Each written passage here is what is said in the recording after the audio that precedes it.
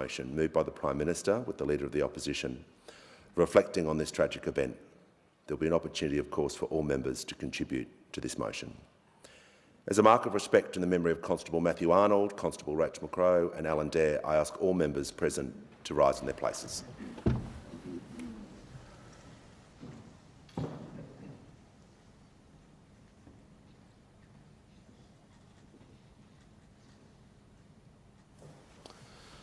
I thank the House. I present the following Auditor General's audit reports for 2023. Number 8, financial statements audits of the financial statements of Australian government entities for the period ended June 30th, 2022. Number 9, performance audit management of cyber security, supply chain risks, Australian Federal Police, Australian Taxation Office, Department of Foreign Affairs. I've received messages from His Excellency the Governor-General notifying assent to several bills. I do not propose to read the titles, which will be recorded in the votes and proceedings. And I give the call to the Deputy Leader of the House. Thank you, Mr Speaker. I move that so much of the standing and sessional orders be suspended as would prevent the arrangement of business for this sitting in the terms as circulated to honourable members in the chamber. I'll give the call to the Deputy Leader. Thank you, Speaker. This motion will provide for the arrangement of business in the House for today's sitting. There will only be 2 items of business for today. The first, the Energy Price Relief Plan Bill, which the Treasurer will introduce immediately after the passing of this motion, if it passes. And secondly, as the Speaker has foreshadowed, a condolence motion relating to the brutal murders on Monday of Queensland Police Constables Rachel McCrow and Matthew Arnold, as well as Mr Alan Dare. The proposed motion allows for debate on the Energy Price Relief Plan Bill until midday today, which is the latest we can pass the bill in order for it to be before the Senate when the Senate begins sitting at 1 p.m, as it is scheduled to do. I want to thank members of the House who have engaged so constructively with the government, both in relation to the substantive legislation that we are here to debate, but also the procedural arrangements that are contained in this motion to facilitate passage of the bill and provide the Australian community with the price relief that it so desperately needs. The arrangements in relation to the bill will be as follows. The Treasurer will introduce the bill. The second reading debate will continue immediately after the introduction of the bill. The Treasurer and the first opposition speaker will be given 10 minutes to speak. All other speakers will be given 5 minutes to allow for as many speakers as we can get through in the allotted time.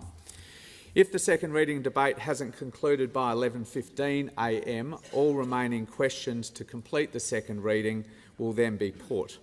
And if the second reading is agreed to, we will move immediately to consideration in detail, with amendments being moved and dealt with as follows: 1 block for the government, 1 block for the opposition and 1 block per crossbench member. The question will be put on each set of amendments, each block of amendments, after 10 minutes of debate on each block. And if consideration in detail has not concluded by 12 midday, all remaining questions to complete the passage of the bill will be put. As I've indicated, we will then move to a motion moved by the Prime Minister relating to the deaths of the young Queensland Police Constables Rachel McCrow and Matthew Arnold, as well as Mr Alan Dare. It's anticipated that that motion will be followed, of course, by the Leader of the Opposition, and other members will then be able to give statements to that motion until 1:30 p.m, at which time the motion will be referred to the Federation Chamber for further statements when we come back next year. When that motion has been dealt with at 1:30, the House will then suspend until the ringing of the bells. The House will remain suspended while the Senate considers the Energy Price Relief Plan Bill. If there are no Senate amendments to the bill, the House will resume after completion of the Senate debate and then immediately adjourn. If the Senate does amend the bill, the House will resume to consider any Senate amendments to the bill, and after that will then adjourn without debate. Now, Mr Speaker, we don't undertake this process lightly. It's not done lightly. It's done against the backdrop of the most serious global energy crisis the world has seen at least since the mid-1970s, an energy crisis driven by a brutal invasion by Russia of Ukraine, and an energy crisis that is playing out in every single economy on the face of the planet. Now, we might, over the course of today or this motion, argue the political toss, but every single member in this House, I think, knows how hard this crisis is hitting our nation, hitting Australian households, hitting Australian manufacturers and hitting other Australian business.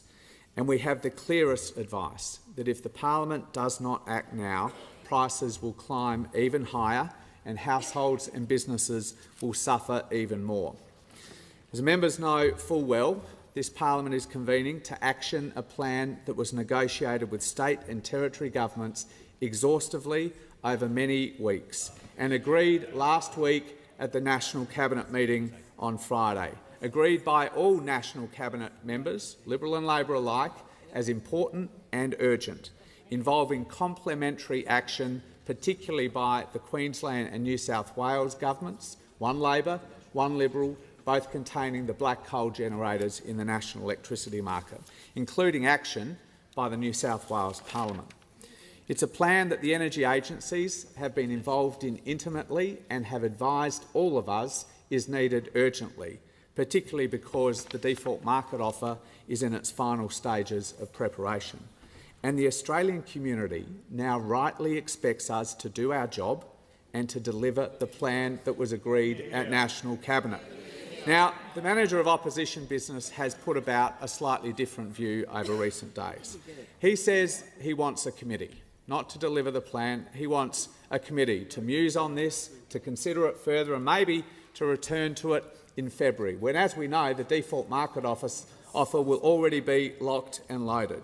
And perhaps we shouldn't be surprised, at least on this side of the House, given the former government failed to land a single energy plan from 22 different attempts. But, Mr Speaker, that will not be our approach. That will not be our approach. This plan has been worked through exhaustively, agreed by all state and territory governments, Labor and Liberal alike, and now it needs to be implemented. We cannot let the nation continue to be held hostage to the coalition's internal divisions on energy policy, which has paralysed the energy transition for a decade. Now, Mr Speaker, recalling Parliament and dealing with a bill in a single day is not usual. We understand that. The Prime Minister and his National Cabinet colleagues have stressed that this extraordinary global energy crisis requires extraordinary, determined and urgent action. But as those opposite know, this procedure might be unusual, but it is far from unique. Far from unique. Last Parliament, 19 different bills were introduced and passed through the Parliament in a single day. 19 different bills in the last Parliament, introduced and passed through both houses of Parliament in a single day. Now, a number of them, admittedly, were related to the COVID response, and we supported that. But you'll remember, those opposite will remember that one of them dealt with that hoary old chestnut favourite of the coalition, the Australian Building and Construction Commission, introduced, passed through both houses of Parliament in a single day. And in the Parliament before that, 4 bills were dealt with, introduced and passed through both houses of Parliament in a single day, as the Prime Minister reminds me, one of them dealing with strawberry contamination. But interestingly, one of those bills in 2019 was also about energy assistance. One of those bills in 2019 was a bill to introduce one-off payments to help concession card holders and pensioners with energy prices, not to deal with a once-in-a-generation global energy crisis, mind you, instead to get something through in time for the former member for Cook to call a general election. Always playing politics, always dealing with these things for partisan advantage instead of the national interest. Well, Mr Speaker, Australia needs this bill passed urgently. The Australian community expects the Parliament to do its job and to implement the Australian government's side of the bargain struck at National Cabinet last week, and this motion will ensure that we do just that. The question is the motion be agreed to, and I give the call to the Manager of Opposition Business. Members on my right, this is interjecting. Well, thank you, Mr Speaker. I move as an amendment to the motion moved by the Minister the following. 1. Omit all words in paragraphs 3, 4, 5, 6, 7, 8, 9, 11, 15 and 17. 2. Insert new paragraph 1A as follows. That as the first priority for the House there be a condolence motion in relation to the deaths of Queensland Police Constables Rachel McCrow and Matthew Arnold and Mr Alan Dare, and add the following words at the start of paragraph 1, quotes, as its second item of business, close quotes. 3. Insert new paragraph 3 as follows, that the question on the second reading of the Treasury Laws Amendment Energy Price Relief Plan Bill 2022 not be put until such time as every other member wishing to speak on the question has spoken for up to 15 minutes as provided for under Standing Order 1. 4. Insert new paragraph 4 as follows, that any question put during the consideration in detail stage of the bill not be put until such time as every other member wishing to speak on an amendment has spoken for up to 5 minutes as provided for under Standing Order 1. 5. Insert new paragraph 5 as follows, that question time be conducted from 2 p.m. to 3:30 p.m. or until such time as 22 questions have been asked and answered, whichever is first. And 6. Insert new paragraph 6 as follows, that after question time or when no further members rise to speak, if earlier, provided that a message from the Senate has not been received in relation to the Treasury Laws Amendment Energy Price Relief Plan Bill 2022, the House suspending until the ringing of the bells. The opposition is moving this amendment for very important reasons. And our first element of this amendment is that as its first priority, this House should be dealing with a condolence motion on the deaths of Queensland Police Constables Rachel McCrow, Matthew Arnold and Mr Alan Dare, that we ought to spend our time on that as our first priority, reflecting the priorities of the Australian people, before we then turn to the other matters that the government has brought before the House. Now, Mr Speaker, there is no other word for it. The government's approach to this bill has been absolutely appalling. It is seeking to treat this parliament as a mere rubber stamp for the executive government. Let's be clear just how bad this process has been. This government came to power with a promise to reduce energy prices by $275. For 6 months, for more than 6 months, it did nothing to give effect to that promise. Indeed, in its own budget, it said that electricity prices would go in the opposite direction, increased by 56%, and gas would go up by 44%. This government did nothing during Parliament's scheduled sitting period, which concluded on December the 1st, more than 6 months after it came to government. It sat on its hands for 6 months. Nothing for 6 months, and now all of a sudden this is urgent. All of a sudden we had the Prime Minister announcing that Parliament would be reconvened to consider this bill, and he said that it was urgent, but of course the details of the bill were not provided. The bill was not provided until 8:45 p.m. last night. We know that reductions or rebates in relation to consumer electricity bills, we know from the Prime Minister's own announcement that details of that will not be finalised until National Cabinet meets in March next year. And of course, we've got the other element involving empowering the minister to make a code, and of course this raises very significant issues to be considered by every member of this House of Representatives. Every one of the 151 members of this House of Representatives is required to turn their mind to this issue. So what process has the government followed to allow members of this House to turn our minds to this issue?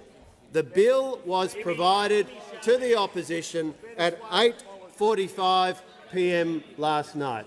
This is an absolutely appalling process. no time to weigh up the complex issues, no time to seek feedback from affected stakeholders, no time to get advice from independent experts. Let's just remind ourselves what the normal process is in this House. The normal process is that a bill is introduced by a minister. There is at least a week allowed before the bill goes to a second reading debate. Very often, on an issue like this, there would be a parliamentary committee, either a Senate committee or a joint committee. And all of that is for very good reason, Mr Speaker. It is to allow time for issues to be examined and considered, for affected stakeholders and citizens to put their view. That is the way that a parliament in a liberal democracy should work. This is not the Russian Duma, Mr Speaker. This is not a rubber stamp on executive government, but that is how it is being treated by this government. And of course, they're also proposing incredibly short time periods. Our amendments to this suspension of standing orders would at least allow for normal times for second reading debate and for consideration in detail, as compared to it being dramatically compressed and guillotined in the process, the appalling process that this government has now proposed. And this takes the treatment of the House of Representatives to a new level as a rubber stamp on the actions of executive government. There are very serious issues that the parliament needs to consider here on the merits of the bill before it. The nature of this unprecedented intervention in a market. What will be the implications for perceptions of sovereign risk for those wishing to invest in Australia? What will be the implications for future investment in the resources sector and across the broader economy? What will be the implications for the supply of gas, and whether these measures will in fact reduce supply, do the exact opposite of what the government is claiming it is aiming to achieve? These are important questions. These are important questions, and the way that the government is asking the parliament to consider these is to produce a bill at 8:45 p.m. last night and ask this House to vote on it by midday today. That is an appalling process.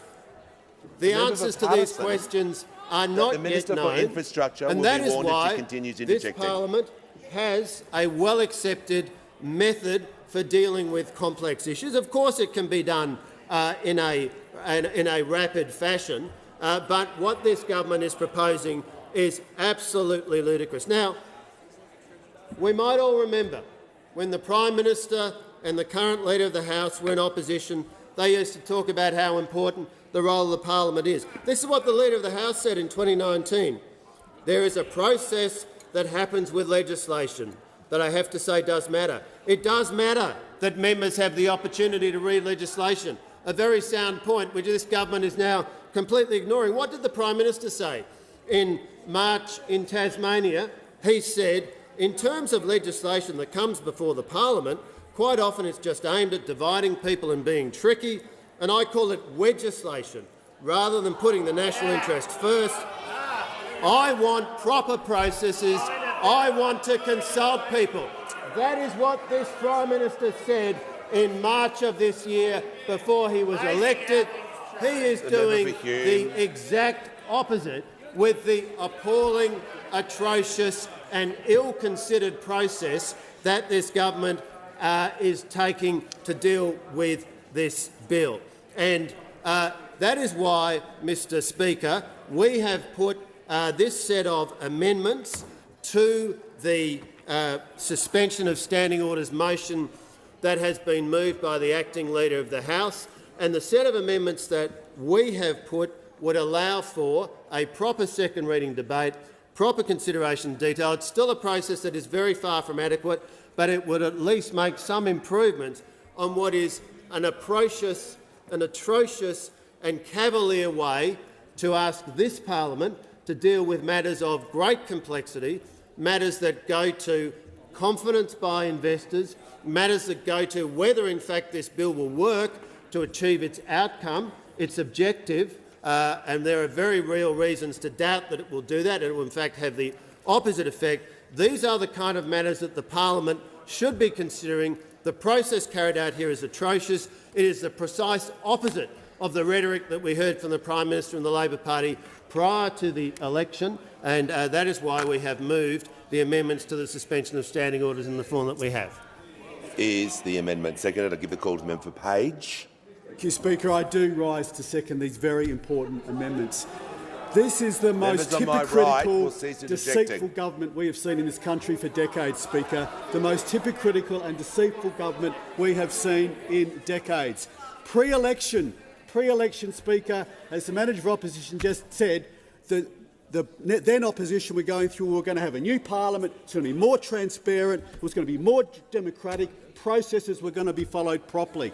And how hypocritical that's been, Speaker, the first thing this new government did when they came into this chamber as the government was change the standing orders to basically gag debate. That was one of the first pieces of legislation that they changed to gag debates with a new standing order, which they have used on multiple occasions.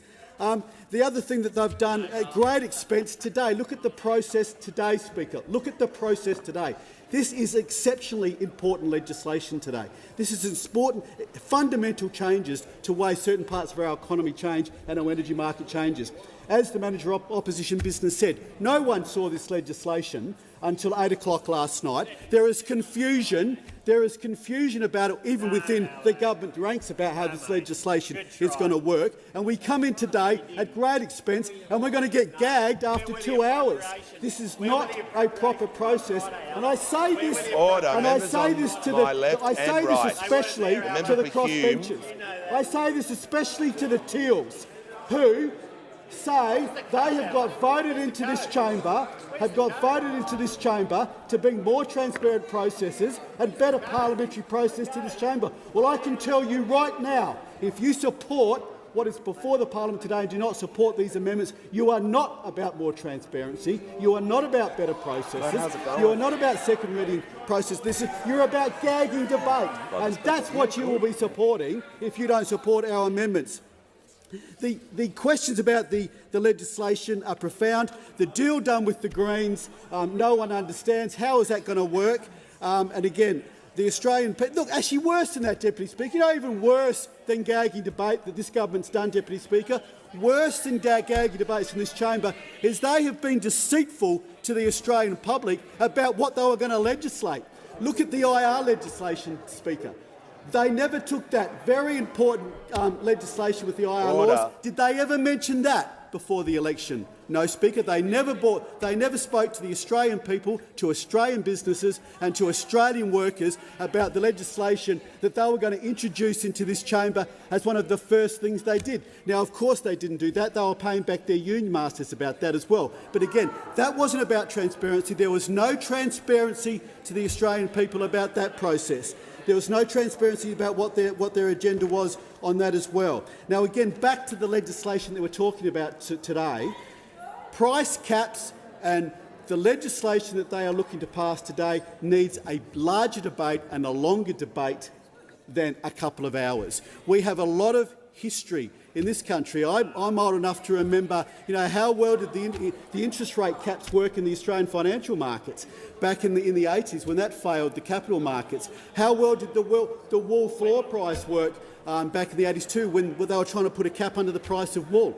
That failed, Speaker, as well. So there is great debate that needs to happen about this, potential market failure that is going to happen about this. This will have great ramifications for the investment into the energy markets in Australia, especially in the gas and coal markets. This has great ramifications potentially for the prices of Australians' energy bills as well. And this side, the best they can give this chamber is 2 hours to debate it. It's a shame on the process of the parliament. And again, I finish by making an appeal to the crossbenchers and the Teals. As I said earlier, you came into this chamber promising greater transparency, better process, and to give this chamber more chance to debate and to have a say in legislation. If you support this bill today and do not support our amendments, you're hypocritical to the reasons that you got voted to this chamber as well, and are basically just kowtowing to this side over here. So I stand strongly to support the amendments as put by the Manager of Opposition Business. Thanks, Speaker. The question now is that the amendment to the motion be disagreed to. I'll give a call to the Leader of the Opposition.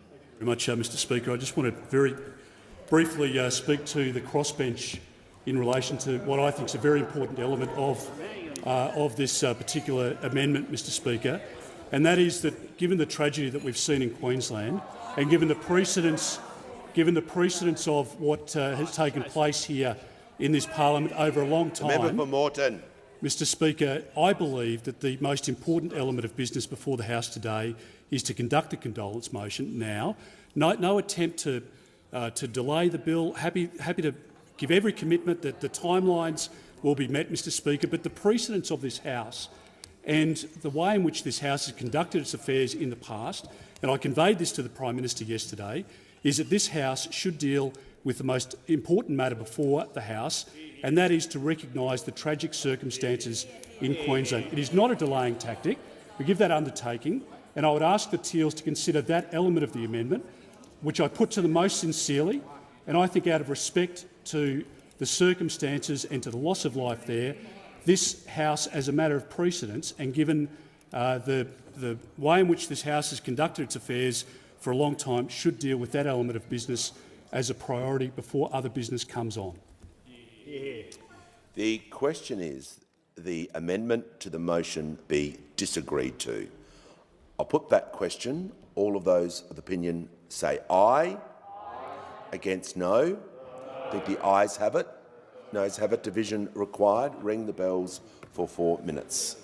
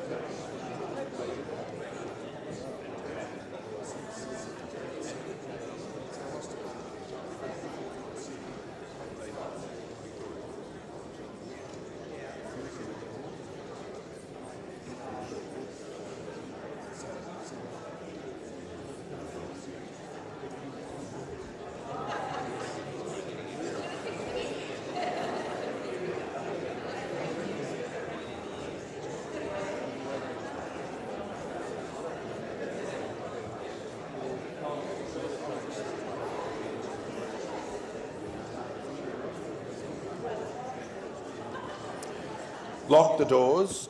The question is that the amendment to the motion be disagreed to. The ayes will pass to the right of the chair and the noes to the left.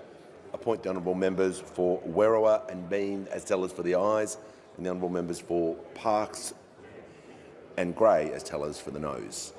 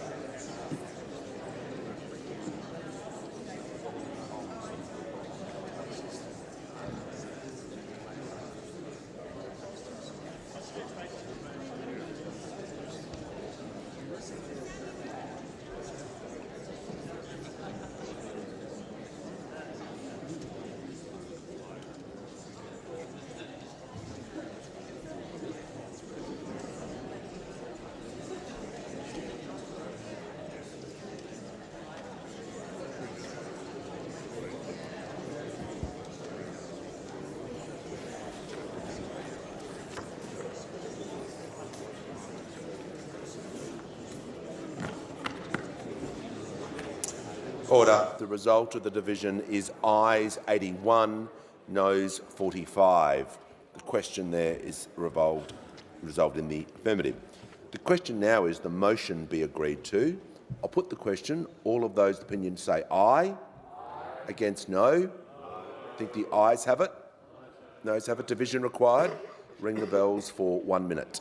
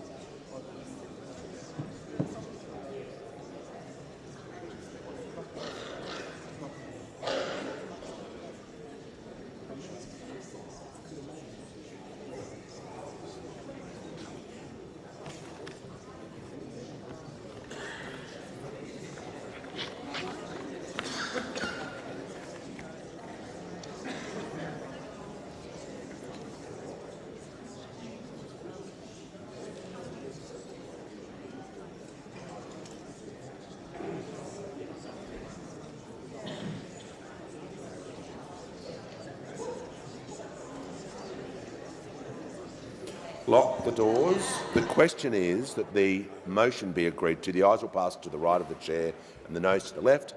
Again, appoint the honourable members for Werriwa and Bean as tellers for the ayes, and the honourable members for Parkes and Gray as tellers for the noes.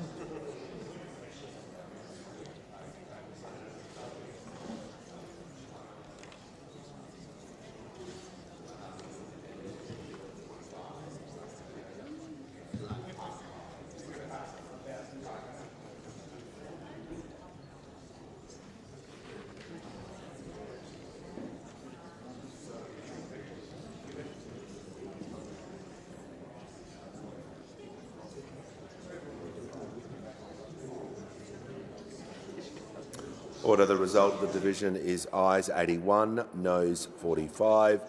The matter is resolved in the affirmative by an absolute majority. And I call the Treasurer. Thank you, Mr Speaker. I present the Treasury Laws Amendment Energy Price Relief Plan Bill 2022 and explanatory memorandum.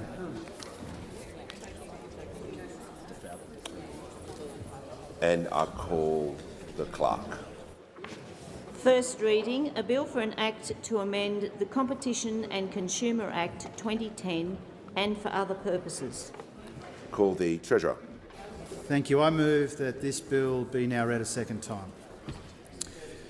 Mr Speaker, this bill and this government recognises that Australian households and businesses are confronting unsustainable, unacceptable energy price rises. We respond today with urgent, targeted, meaningful action to take some of the sting out of these price rises and to provide direct energy bill relief. And in doing so, we reject the fib that a functional and fair gas market must also mean the hollowing out of our manufacturing industries or the destruction of jobs or the sacrifice of living standards. It cannot mean that. We will not let it mean that. The government respects the important role that the gas industry plays in our economy and the role it's playing in our transition to net zero. We support a strong industry that delivers returns on investment and an economic dividend to the Australian people because it is an Australian resource. Gas companies have the right to make a profit and we want them to. They have a job to do, but we have a job to do as well. It's our job to find a reasonable and balanced common-sense solution to these extraordinary events, to defend our national economic interests and to protect the welfare of the Australian people. Mr Speaker, Australians are paying a hefty price for more than 9 months of aggression, Russian aggression in Ukraine, and for 9 preceding years of energy policy chaos here at home. And the costs are very clear. Electricity prices are rising by 20% this year, something the previous government knew about but kept hidden from the people. Without intervention, next financial year, retail gas prices are expected to increase by a further 20% and electricity prices by a further 36%. And that's why urgent action is needed, including through this legislation. And when we vote today, every member of this place will make a choice to help Australians with rising energy bills or to make it even harder for them, to save Australian jobs or to surrender them, to support Australian manufacturing or to send it to the wall. Today in this place, Mr Speaker, the opposition will be voting for higher energy prices and for no assistance for households and small businesses. The Albanese government has made a different choice. We choose to protect households and small businesses. We choose to defend our local industries and we choose to save local jobs. And that's why we must pass this bill and pass it today. The bill contains 2 schedules. One directly addresses gas prices.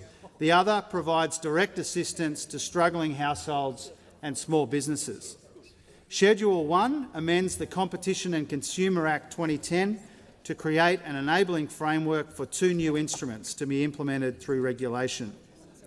The first will enable me to make an emergency order for a 12-month price cap on new contract sales of gas by producers sourced from developed fields in the East Coast wholesale market. This is designed to provide short-term relief from the current energy crisis. The legislation contains a sunset clause so that the power to make these orders ends 12 months after the commencement of any order made, or if no order is made, 12 months after the commencement of the bill. Now, through this instrument, the government intends to implement a temporary price cap of $12 per gigajoule. The ACCC has identified this price based on the costs of production and the reasonable return on capital, and it is still a high domestic price by historical standards. In 2021, the ACCC found that there were 289 domestic offers made by producers and retailers, with 96% of offers below $12 per gigajoule and the average price $9.20 per gigajoule in 2021. The bill also includes measures to detect, deter and address any non-compliance with the price cap. For transactions that fall under the scope of the emergency price order, prices above the cap will be subject to enforcement action. The price cap will be reviewed in mid-2023 to ensure it is having the intended effect and to consider whether adjustments are needed. The second instrument allows for a mandatory gas market code to be prescribed to address systemic issues in the market. The purpose is to ensure that a fair and transparent process applies in the negotiation of gas contracts. A code can prescribe matters including negotiations between suppliers and buyers, as well as addressing and resolving disputes. Through this instrument, the government will introduce a mandatory code of conduct for the wholesale gas market, as we said we would. The code will be an enhanced version of the existing voluntary code, and it will be based on the advice of the ACCC. This includes strengthening requirements for transparency and reporting, pricing, negotiation timeframes and dispute resolution. The code will include a longer-term reasonable pricing provision, again on the advice of the ACCC. And this is based on the clear expectation that the price of Australian gas for Australian consumers should have a connection to the cost of producing it, allowing for a reasonable return on capital, rather than being solely subject to the wartime whims of the international market.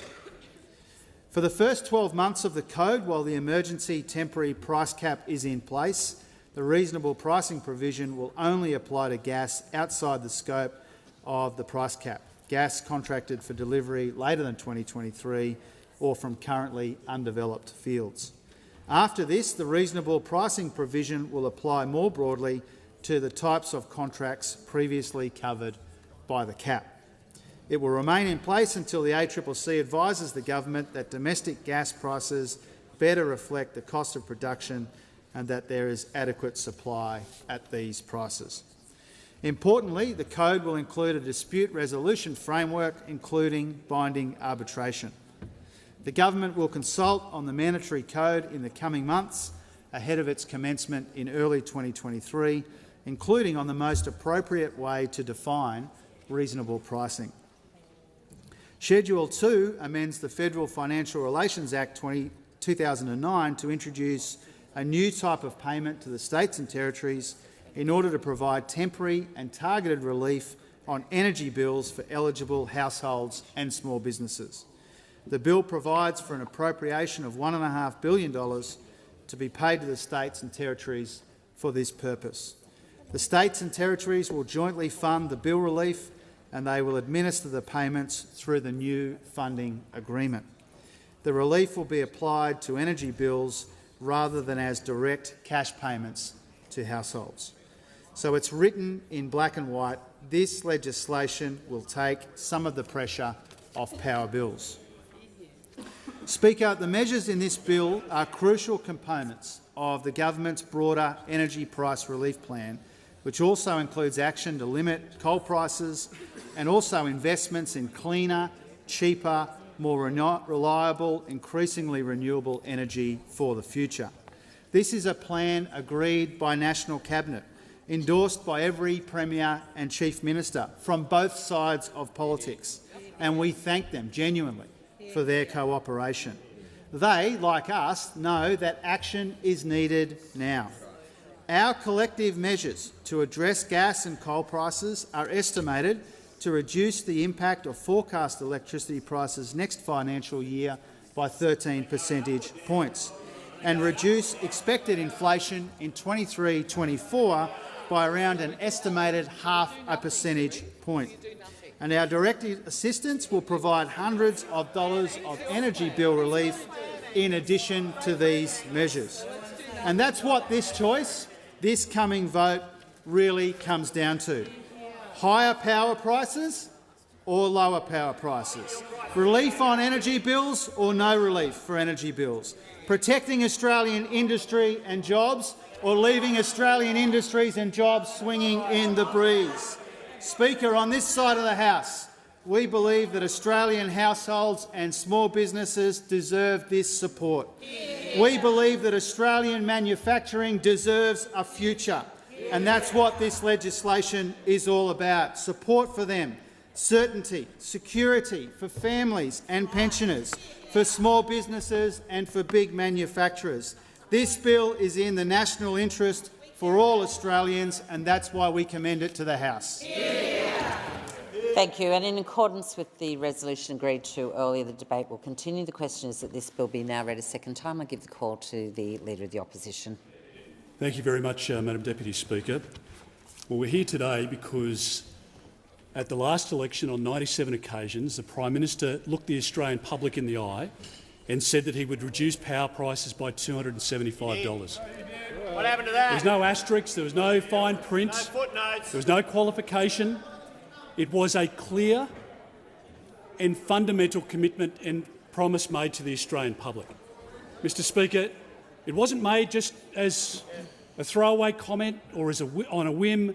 It was made deliberately to mislead the Australian people. Yep, that's the reality, Mr Speaker. You know, James, and the problem is that the Prime Minister, since the election, has not mentioned that figure on one occasion. Not on one occasion. So Australians who voted for this Prime Minister at the last election did so believing that he was going to honour his word. They did so because they knew the pressures that existed in their own household budgets.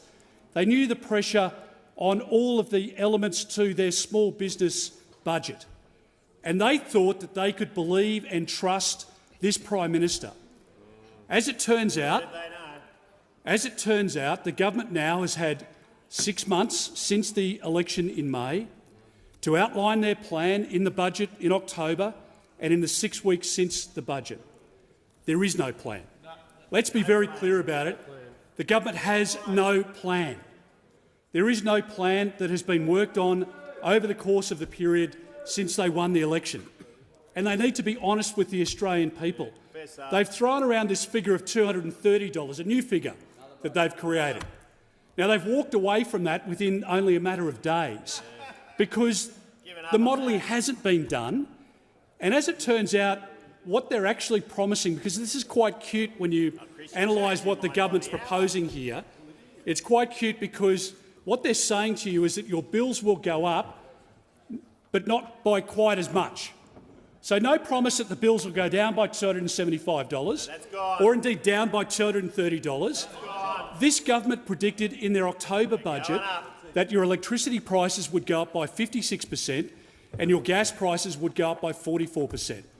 Now, as it turns out, they're going to deliver that and more, and more. And it's not as a result of what's happened tragically in Ukraine.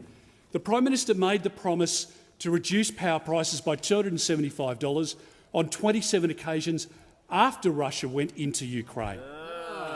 After they went into Ukraine, Mr Speaker. So the opposition at the time, the now government, was fully aware of the prevailing conditions. They can't say they were blindsided by the war in Ukraine and the broader turmoil in Europe. They can't say that they weren't aware of the predictions around energy and economic policy in broader Europe and in North America and in Asia. The Prime Minister knew exactly what he was saying, but he had no intention on delivering on it. What he was after was your vote. And what happened was he got your vote and now he's left you and your family behind. Now that, Mr Speaker, is something that people can reconcile and they can deal with over the course of the next 2.5 years. But what happens, Mr Speaker, what happens now is that the government has flown every kite over the course of the last couple of weeks. They've spoken about increasing taxes, the super profits tax, weighing into the market, imposing other draconian measures. They quickly cobbled together because they had a deadline of last Friday when the premiers and chief ministers were coming together. They had to thrust something before the chief ministers and the premiers. They're essentially putting this plane together on the runway. There was no forethought and consideration given that could put any faith into the model that they were proposing. The Prime Minister said, as has been pointed out in this debate already, that he wanted a new parliament, a new approach to this parliament. In fact, Mr Speaker, he was very clear in his own language on the 25th of March this year when he said, and I quote, "In terms of legislation that comes before the parliament, quite often it's just aimed at dividing people and being tricky. I call it legislation.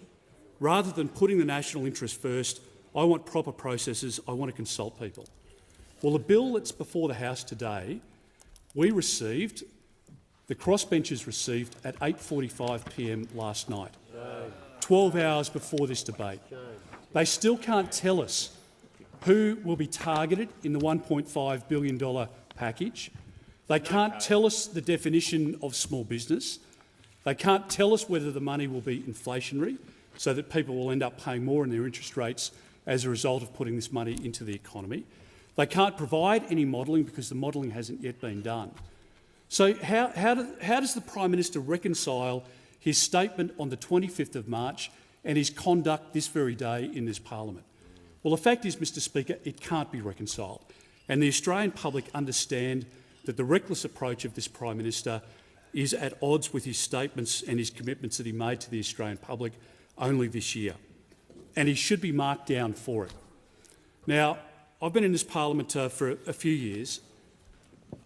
It's obvious I wasn't here during the Whitlam period in the 1970s. I was only born in 1970. I might look much older, but I wasn't here during the Whitlam period. But I've read a lot about the Whitlam period. The uncertainty, the dysfunction, the difficult approach to legislation, the lack of consultation, the intervention in markets, and we know how that ended. But I was here, Mr Speaker, during the Rudd-Gillard-Rudd years. And that is seared in my memory, and it's seared in the memory of many Australians. And I can tell you that what we're seeing play out here smacks of the Rudd-Gillard-Rudd years of dysfunction. Now, it was difficult to take the title of the worst minister during the Rudd-Gillard-Rudd years. This was a contested space. I've got to say, this was a contested space. It was a contested space, Mr Speaker, because there was a great deal of dysfunction, not just from Kevin Rudd and Julia Gillard, not just from the then Deputy Prime Minister Anthony Albanese, but many ministers. But do we have a winner? None worse, Mr Speaker, than this man over here, the member for McMahon, the Shadow Energy Minister. He presided over Fuel Watch, Grocery Watch. He was the Shadow Assistant Treasurer. And, Mr Speaker, he is taking this government and our country down a dead end. Mr Speaker, I'm just going to interrupt you. You continue to call me Mr Speaker, and I've given it a long reign. You need to use my correct title, and when you're referring to other members That is a very valid point, Madam Deputy Speaker, and I'm sorry I haven't addressed you with the correct title. But, Madam Deputy Speaker, the reality is that the title taken as the worst minister in the Rudd-Gillard years, it's a badge of honour to him. I understand that. I understand that because he has completely zero self-awareness. But the fact is, Mr Speaker, that there is a broader issue taking place here. An intervention into the markets has already seen companies withdraw effort. If we restrict supply of gas into the market, then we are going to see prices increase. That's what this government is sowing the seeds of. They don't realise it yet. They're excited about their win. They've got the support of the Greens. And when the Labor Party and the Greens come together on economic policy, you know that trouble is on the horizon, Mr Speaker. You know that power prices under this government will continue to go up and up. You know, Mr Speaker, that the uncertainty that they are creating in the marketplace will mean a reduction in investment. You know that, Mr Speaker. Now, we're in favour of renewables. We want to firm up those renewables, and we don't want the lights to go out. We don't want there to be a lack of, Mr Speaker, we don't want there to be a lack of stability. Leader of the Opposition, Madam Deputy Speaker, we don't want there to be a lack of of energy in the system that drives manufacturers offshore. We don't want that. We don't want that, Madam Deputy Speaker. We don't. But I can tell you that this government is taking our country down that path. If you switch off the old system before the new system is ready, you're going to have a situation as has been experienced in California and in Germany and elsewhere, long before the Ukraine was a reality. And, Mr Speaker, we have to recognise that this is a half-baked policy by the government. And, Mr Speaker, I move the amendments in my name in relation to this bill, that all words be omitted with a view to substituting the following words: that the House declines to give the bill a second reading, notes the Prime Minister's failure to deliver on his promise to reduce electricity prices by $275, notes the Prime Minister has instead delivered the most expensive average wholesale electricity prices on record, with electricity prices set to rise. I give the call to the Prime Minister. As tabled in my name. I understand that the amendment has been circulated, and I give the call to the member for the to the Prime Minister. Is there a seconder for your amendment, Leader of the Opposition? Yeah, I second the motion. Reserve my right to speak. Thanks to the member of Bradfield. Prime Minister. I want to thank members and senators for returning to Parliament today to vote on our plan for energy price relief for Australian industry and business, for Australian manufacturing, for Australian jobs and for Australian families. This legislation is important and it is urgent, because after a wasted decade of denial and delay, after a wasted decade of neglecting the national energy grid and attacking renewables, after a wasted decade that cost Australian jobs, robbed us of investment, damaged our international reputation and left us vulnerable to global shocks, after this wasted decade, there is not a day to waste when it comes to securing more affordable and reliable energy for Australia. And last Friday at the National Cabinet, every Premier and Chief Minister signed up to the 4 key measures in this relief plan, including the New South Wales Premier, Dominic Perrottet, and Premier Rockliff of Tasmania. And I thank all of the Premiers for their support. The 4 key measures are: 1, a temporary cap on the price of uncontracted gas at $12 a gigajoule for 12 months. Secondly, a 12-month price ceiling on domestic coal of $125 per tonne in New South Wales and Queensland, which Premier Perrottet, when I spoke to him last night, indicated that New South Wales will be recalled their parliament next week to legislate. 3, $1.5 billion in targeted bill relief for businesses and households most in need, delivered through measures to reduce bills in order to put downward pressure on inflation. And 4, long-term action to secure our energy future, including the new capacity investment scheme and the continuing rollout of projects under our Rewiring the Nation Fund. Mr Speaker, this plan is a combination of immediate action but also future reform. It recognises the challenge of here and now as a result of Russia's illegal invasion of Ukraine. We need to act now, though, to deal with this crisis, to keep Australians in work, to support families, but also to look to the medium term to make sure we do secure our energy future. And that's what we'll be doing, making sure that the cheapest and cleanest form of new energy, renewables, are able to power into the grid through the projects that we announced and will continue to announce around rewiring the nation. Together with the National Reconstruction Fund, this is about also making sure that we can make things here again, advance manufacturing. Mr Speaker, apparently those opposite want us to have acted quicker but also want us to be slower at the same time. Having had 22 policies in government but not landing one of them, they now want us to have no policy also. They were addicted to power, but they were hopeless on energy. They rushed around passing legislation about strawberries that were never used in a day, but did nothing to help people with their power bills. The only time they acted with urgency was to cover up the 20% increase in power prices and to keep it a secret until after the election. And now they're seeking to stand in the way of this urgent action because they imagine that somehow it serves their political agenda. Well, the choice for this parliament today is very clear. You can vote for this plan and vote for lower power prices, or vote against it and vote for higher prices. You can vote for this plan and stand up for jobs, for industry and for households, or vote against it and stand with them, with companies banking record profits and sending them offshore. That's the choice. Vote for this plan and be part of the solution, or vote against it and be part of the problem. The opposition will be held to account for their decision. We know where we stand.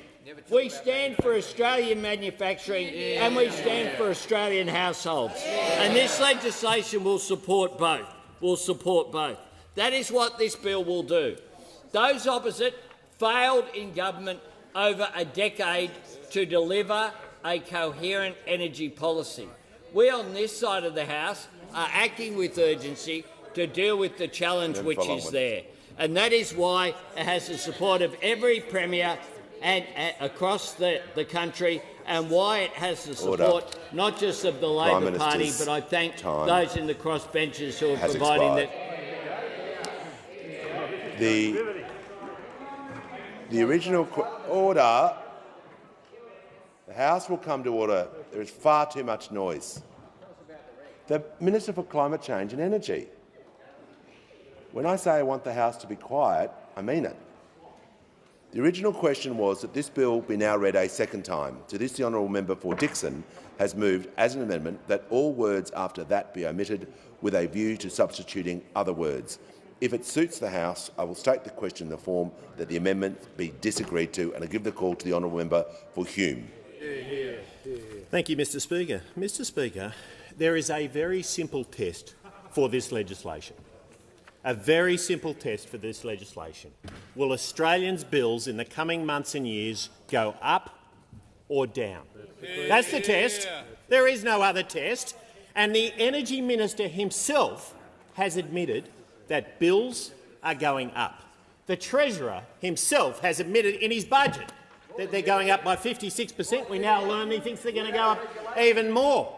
And the Prime Minister himself, having committed 96 times before the election that he was 97 times. I stand corrected. I'll take that interjection. 97 times, Deputy Speaker, before the election, that the $275 decrease in electricity prices was going to happen. Having said that, all those times, he hasn't said it since being elected. Not once, Deputy Speaker, not once. Those opposite are going to fail their own test. Now, this legislation fails every test of good government and good policy. It's been a shambolic process with shambolic legislation and will deliver shambolic outcomes. It defies the basic laws of economics, Deputy Speaker. Now, the process itself, as I said, has been shambolic. After promising not to waste a day in office, that's what they promised. Over 6 months, they've been floating a thought bubble on a daily basis. There's a new thought bubble even came out in the last 2 days from the Prime Minister, which he had to pull back from, running around the press gallery, making sure that he was corrected on what he had said himself. This is poorly thought through, with no consultation, and sadly, Deputy Speaker, we only received the legislation at 8:45 p.m. last night. Now, this is a diabolical intervention in the gas market. It's one of the largest and most significant government interventions we've seen in a market in decades. We've seen it in other countries like Venezuela and elsewhere in this sort of time frame, but not here, Deputy Speaker, not here. And they present the bill at 9:45 p.m. the night before, expecting the Parliament to support it the very next day. The hypocrisy is astounding, but I do think it's important that this place hear what the Leader of the House had to say in 2019 when he was Manager of Opposition Business about how this place should work. There is a process that happens with legislation that I have to say does matter. It does matter. It does matter that members have the opportunity to read legislation. That came from those opposite, Deputy Speaker. That's what they said. The Prime Minister had a lot to say about this sort of thing before the election as well, because on the 25th of March on Tasmania Talks, the Prime Minister said, "I want proper processes. I want to consult people."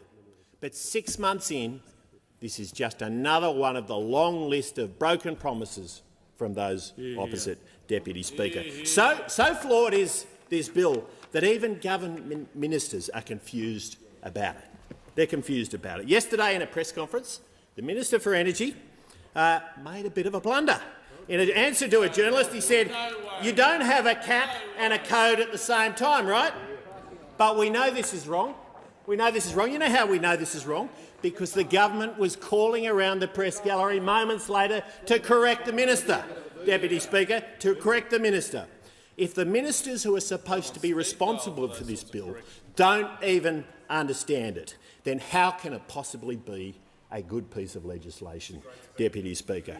Now, the government's legislation will give unprecedented powers to control the Australian energy sector. The great confidence we have in the Treasurer that he is going to be able to deliver the gas at a price that all Australians afford, because he will be the Hugo Chavez of this government delivering the gas for the Australian people, but it extends well beyond the 12-month price cap. It extends well beyond that.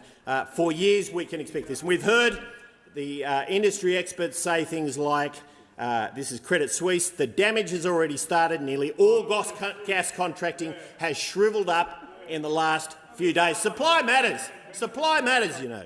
And energy analyst Mark Samter, very highly respected, said, "This is the single worst piece of energy policy I have seen anywhere in 20 years looking at global energy markets." That's about this policy from this minister, Deputy Speaker.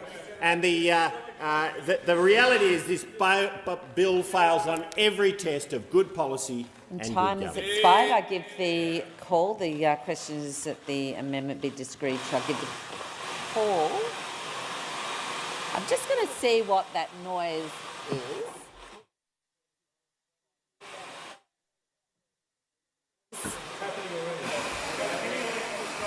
Minister, we might just take a moment so you...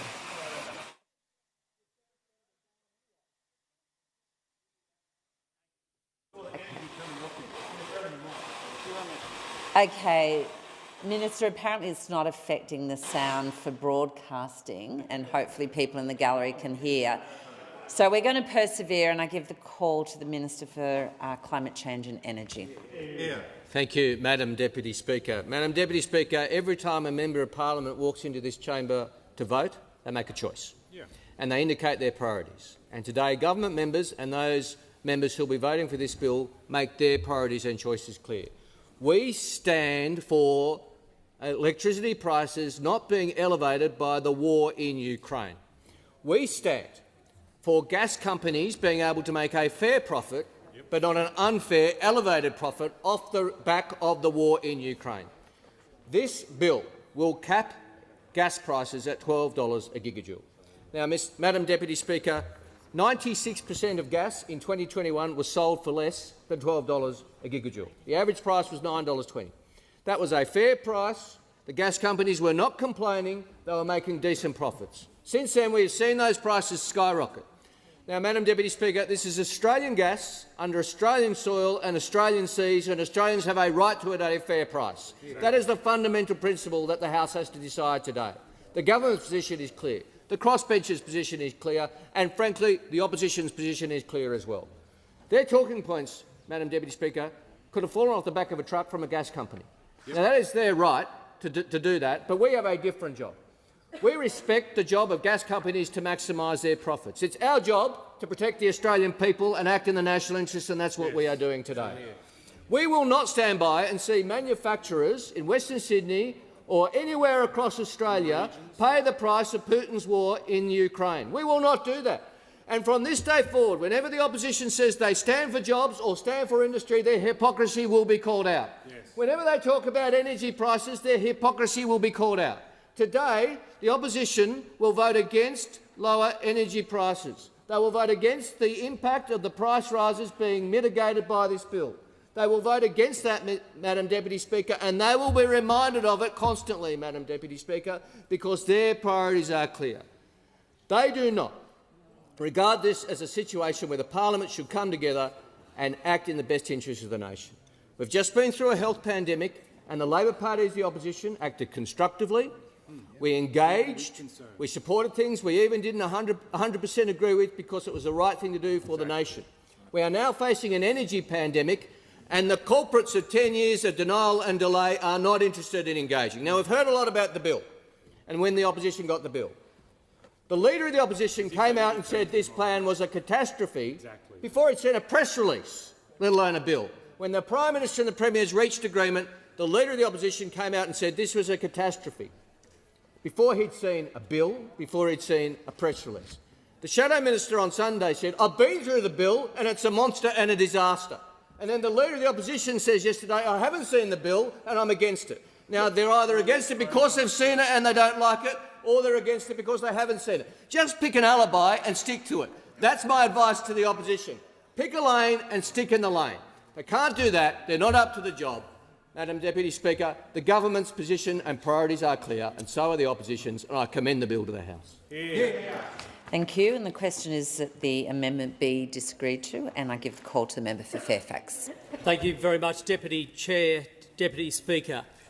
It was about this time last year in December, in the lead-up to Christmas, when we had the now Prime Minister and now Minister do the big reveal to the Australian people about Labor's energy policy in government.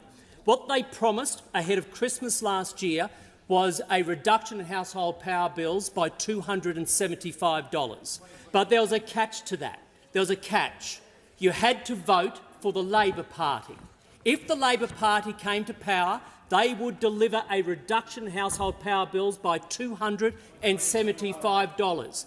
And it's no surprise, therefore, that here we are 1 year later in the lead-up to Christmas. Again, it's December, and they have a big grand announcement. Yes, they're going to reduce your power bills again. The difference is, Deputy Speaker, the Australian people now know that this government is inept and is incapable of delivering on its promise of lower power bills. The opposition will absolutely disassociate itself from Labor's energy plan that it seeks to enshrine in law today. We will only stand by the households of Australia and the businesses of Australia. We have done that in government, we've done that in opposition. What the government seeks to do today in this plan is to put in law a justification for increasing household power bills. By their own numbers, Deputy Speaker, the plan behind this legislation will increase power bills by up to $700 by next financial year for Australian households. So be very clear about this. Behind all of their sales messaging, the numbers they themselves produce say that this plan will increase Australian household power bills by up to $700. That's the substance of what they propose. Now, add that to the promise of $275 reduction, you have nearly a $1,000 difference between what the Australian people expected from this Labor government and what, in fact, they are delivering. Australian households will be nearly $1,000 worse off because of this government and their legislation today. Now, they know very well that on this side of the House, the coalition, if we stick to facts, prices came down. In the last term of government alone, household prices came down 8%, for businesses 10%, for industry 12%. And what's happening under the Labor Party, this inept party that pretends the invasion of Ukraine only happened under their watch, prices are going up. And what's their plan moving forward? Does any Labor Party MP really believe power prices are coming down? I'm looking now at the Minister. Minister, are power prices coming down? Can't hear you, Minister. You know the truth. Your plan is going to see household power bills go up by $8 nearly $800, at least $700 by next financial year. This is your plan. We disassociate ourselves.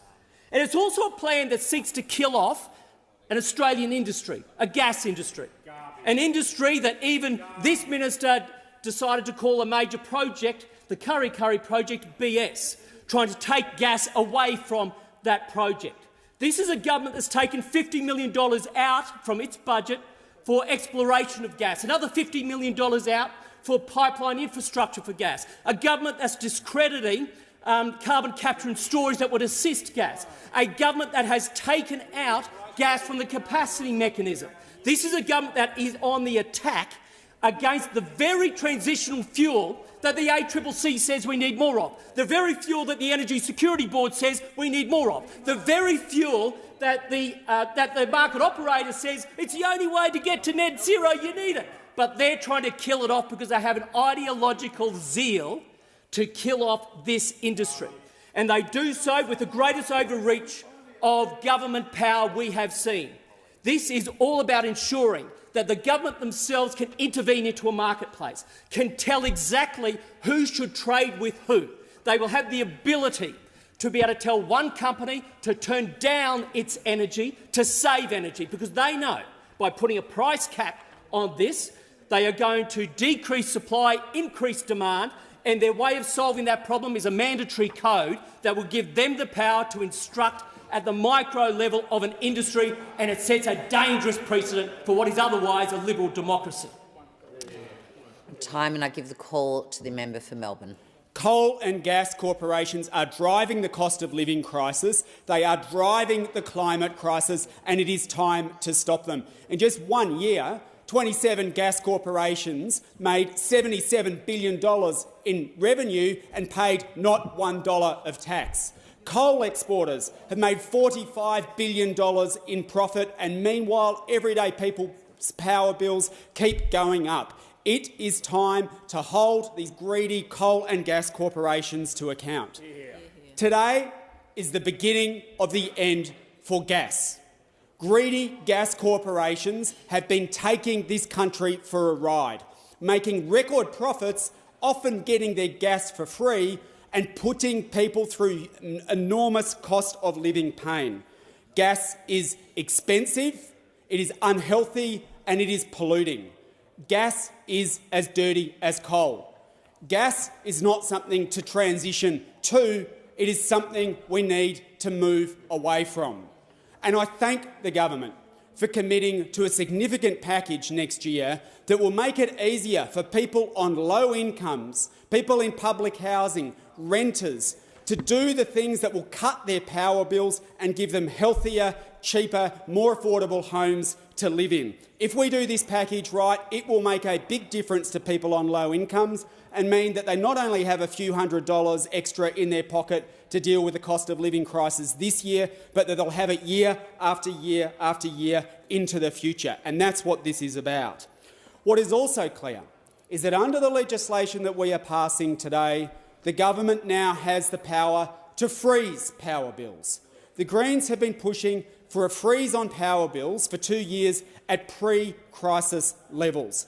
This legislation will give the government the power to freeze power bills. It is not good enough to watch forecasts that power bills might go up by 47% over the next couple of years. We know now that we can stop it. Government can step in and stop those price rises. If we're going to be giving compensation to ensure that people's power bills don't go up, which we support and we're the first ones out there calling for, let's freeze power bills at pre-crisis levels and put a windfall tax on those greedy coal and gas corporations to pay for it. It is crystal clear from now on that power prices do not need to rise by $1. We can use the powers in this bill to make sure that happens. And that's why I move that the following amendment to the second reading amendment moved by the Leader of the Opposition. I move that all words after the House be omitted with a view to substituting the following words: agrees to give the bill a second reading, and 1, notes that this legislation gives the government the power to stop power bills rising at all and to freeze electricity bills at pre-crisis levels. 2 calls on the government to immediately use those powers and address the urgent cost of living crisis by freezing electricity bills. 3 does not consider it acceptable that electricity bills are set to rise by over 20% while coal and gas corporations keep getting subsidies and don't pay their fair share of tax. And 4 considers that any price rise from here on in is squarely the government's responsibility. And is there a seconder for the amendment? The Speaker, and reserve my speaking rights. Thank you, Member for Griffith.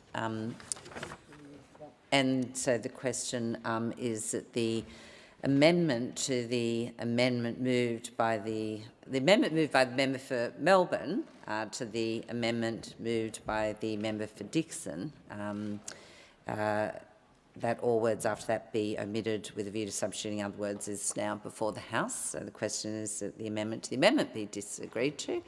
And I give the call to the Manager of Opposition Business. Well, thank you, Deputy Speaker. Deputy Speaker, this bill is a con. What Australians were promised 97 times was that they would have lower power bills. $275 lower was what they were promised. But what the government has now brought forward after more than 6 months of dithering and delay is a bill that does not deliver on its promise.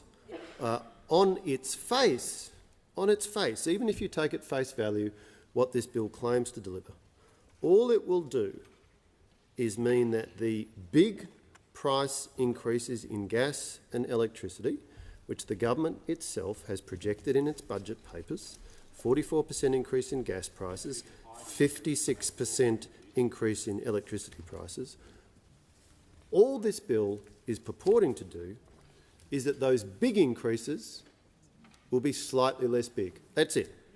That's it. That's it. They promised.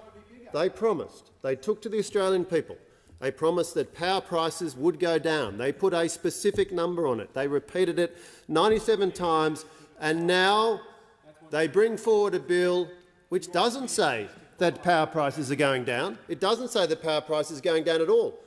On its face, if you take it at face value, all it does is says that the very big increases in power prices, which this government has projected in its budget, might be slightly less big. They promised $275 down, and now they say, great news, Australian people, great news. It's not going down, it's going up. But celebrate, rejoice, because it's going up by slightly less than the unbelievably big increase it would have gone up by otherwise, according to our own budget papers. That is the great plan from this government. But of course, embedded within this is a price cap mechanism which would win the Jim Cairns Award for Best Economic Policy. Jim Cairns, Treasurer in the Whitlam government. This is Whitlamite economics, Deputy Speaker. It will harm investment. It will constrain supply. It will mean, over time, therefore, higher prices and lower supply. That is the great risk of what is being done here. Even if we take the government at face value, even if we assume that they genuinely want to deliver an outcome, the big problem here is that the policy tool they are using, the policy mechanism they are using, is one that will have the opposite impact of what it is they want to achieve. Because these measures, which will deter investment, which will raise concerns about sovereign risk, will mean, in the future, lower supply and therefore higher prices. The economics of this are very, very clear, Deputy Speaker. And, of course, concerns about this are only compounded by the truly appalling process that has been used with a bill that in its final form was released to the opposition at 8:45 last night, being rammed through this House, and a vote to be called on at midday. This is entirely at odds with good public policy making. I saw the Minister for Industry trying to draw an analogy with the News Media Bargaining Code, a very successful piece of policy delivered by the previous government. But let me remind the House what exactly happened, the process we went through. We commissioned a detailed report from the ACCC, the Digital Platforms Review. We accepted the recommendations at the end of 2020. We announced at the end of 2019. We announced in 2020 it would be a mandatory code. We released a detailed exposure draft in the second half of 2020. There was a parliamentary committee over the summer of 2020 and 2021, and only after that detailed and good process, legislation introduced 9th of December 2020, and we only had the parliamentary debate in February 2021 after going through a proper process, an exposure draft, a bill introduced, a parliamentary committee. That is the way that a responsible government deals with significant interventions in the market. It is precisely the opposite of what this ramshackle mess of a government is doing today. Thank you. And so the question is that the amendment be disagreed to, and I give the call to the member for Clark. Thank you, Deputy Speaker. Deputy Speaker, I support the government's energy package, and in fact I go so far as to applaud the government for standing up to the petulant, greedy and selfish coal and oil companies that want business as usual. But, Deputy Speaker, I regret to say there is one glaring omission in the government's energy package, and that is some sort of windfall tax or super profits tax to do something about the outrageous profits being posted by the oil, gas and some oil companies on account of the war in Ukraine. Because that's right, Deputy Speaker, these companies, including Australian companies, are shamelessly profiteering off a war in Ukraine at the expense of Australian consumers. And let's not forget who owns the oil, the gas and the coal. It's Australians own that resource. It's our resource. It's not the private property of BHP or Woodside or Shell or Santos or Exxon. It's our property. And sure, we want these companies to make a reasonable return on investment, but we cannot continue to accept them gouging and profiteering off the misery of the Ukrainian people. To give you a sense of the scale of this, Deputy Speaker, Santos's global 2022 half-year results show an underlying profit of $1.267 billion, up 300%. And Australia's Santos stated last week that third-quarter revenue jumped over 88% to a record high with a reported revenue of $2.2 billion. Moreover, it said its average realised LNG price rose 61.8% from the previous quarter. Shell has adjusted global earnings of $9.5 billion in the third quarter, more than double from the same period last year. Woodside's production for the third quarter increased 131% to 51.2 million barrels. And due to higher gas prices, its revenue jumped 272% to 9.3 billion Australian dollars. Exxon has experienced its highest global quarterly refining since 2008, and earnings jumped from $17.9 billion in the second quarter to $19.7 billion in the third quarter. And BHP's June financial report states that BHP delivered strong operational performance and disciplined cost control to, and this is quoting BHP, to realise record underlying earnings of US $40.6 billion and a record free cash flow of US $24.3 billion.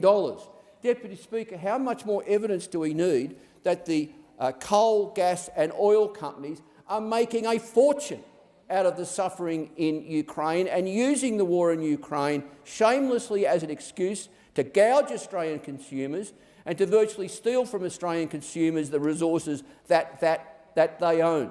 Deputy Speaker, I call again on the government to introduce a windfall tax or a super profit tax, call it what you want, but a tax on companies in this country that earn a super return on their investment, and to use that increased revenue to pay back to the community, to pay to disadvantaged people, people on low incomes, the very people in my community who are turning off their heaters, are not cooking on their gas cooktop, are turning all their lights out at 7 o'clock at night.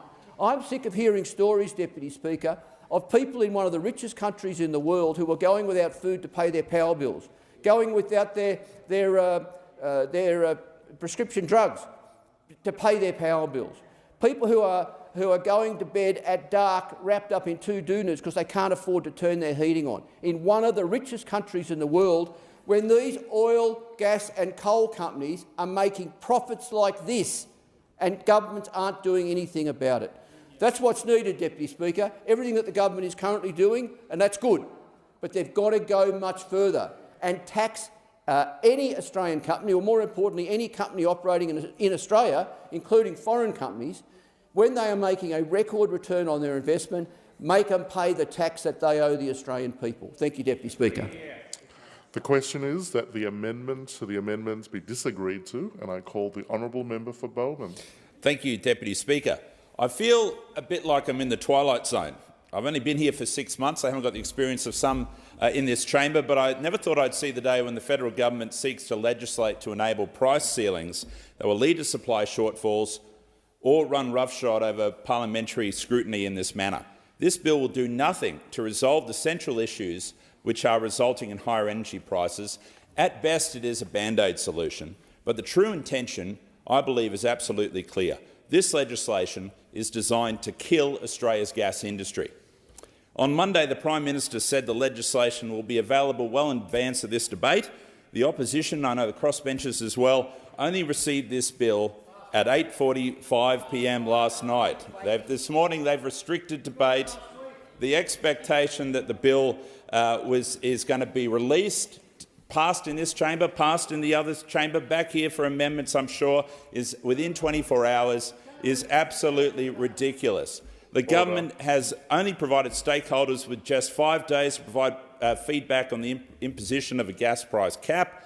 There's no real consultation that's taken place on this bill. This bill is dripping with constitutional concerns, and I can absolutely predict that the High Court will be taking a very close look at this rush legislation before too long. The government's decision to recall Parliament, of course, is a very costly exercise, and if they had their act together, we could have definitely dealt with this matter last week when we had to return to the address and reply because we'd run out of things to do in this chamber. This is an absolutely cynical move from the government to staple the relief measures to one of the most radical market interventions in Australia's economic history. The Coalition supports targeted and temporary cost of living relief. We want the bill split to stop this reckless intervention going forward while allowing struggling Australians to get the support that they need. We've been here every sitting day since the election, calling on the government to account on their solemn promise to reduce household energy bills by $275. This wasn't a fleeting promise. This wasn't something the Prime Minister just said in error when under the pump in a press conference. This was a promise made 97 times prior to the election. But then after the election, we get the truth. In the October budget, Labor predicted that after 2 years of their policies, electricity prices will go up by 56% and gas up by 44%. Having now seen their policy, their approach to this issue, I think these predictions will be woefully underdone. The provisions in this bill reach far beyond a 12-month price cap. The government's legislation will give it unprecedented powers to control the Australian energy sector. It delegates power to the Treasurer to make broad-ranging regulations to control pricing, contracting and purchasing activities in the gas market. Any economic student could tell you what the impacts of price ceilings are. It is one of the most fundamental principles of economics. Every school of economic thought holds that price controls affect supply. Price floors lead to a surplus, price caps lead to shortages. Only the Albanese government could come up with a solution to gas shortages that makes the shortage worse. Therein lies the inherent public policy challenge here. The government doesn't understand the problem, so how can we expect them to develop a solution? They've had 6 months. They promised it, they said it was coming, and so was Christmas. Hence the rushed, panicked 11th-hour response that we are seeing from the government today. The gas industry is of critical importance to the people in my electorate. Queensland has a strong gas industry and employs many people within the electorate of Bowman. This industry is already reviewing their current or future investment in gas projects. The headlines over the last week from different gas companies outlining what their expected response to these changes are is quite staggering. And MST marquee analyst Mark Samter described this move as the single worst piece of energy policy I've seen anywhere in the world in almost 20 years looking at global energy markets. At a time When the government should be supporting new supply, they are doing the exact opposite. They are cutting funding to develop new gas basins and upgrade critical infrastructure that will get the gas to where it is needed.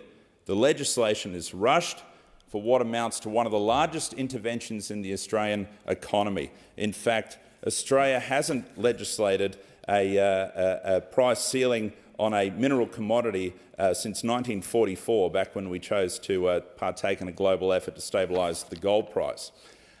Mark my words, Deputy Speaker, this will lead to a gas supply crisis in Australia, and those who've introduced this legislation and those that vote for it will be held responsible.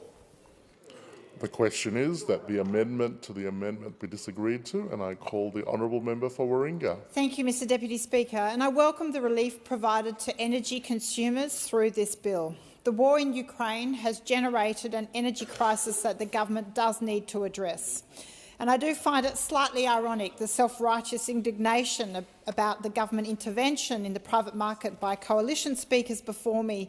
It is something to behold, because the war in Ukraine commenced before the election and no step was taken by the previous government to ensure some kind of insurance against volatile energy prices. But also during the last parliament, there was no hesitation to intervene in the market with policies such as the big stick legislation to threaten energy producers if they switch clear energy. So, I think what's really important to remember also is we have an energy crisis that is also the result of 10 years of failure to accelerate a transition to renewable energy.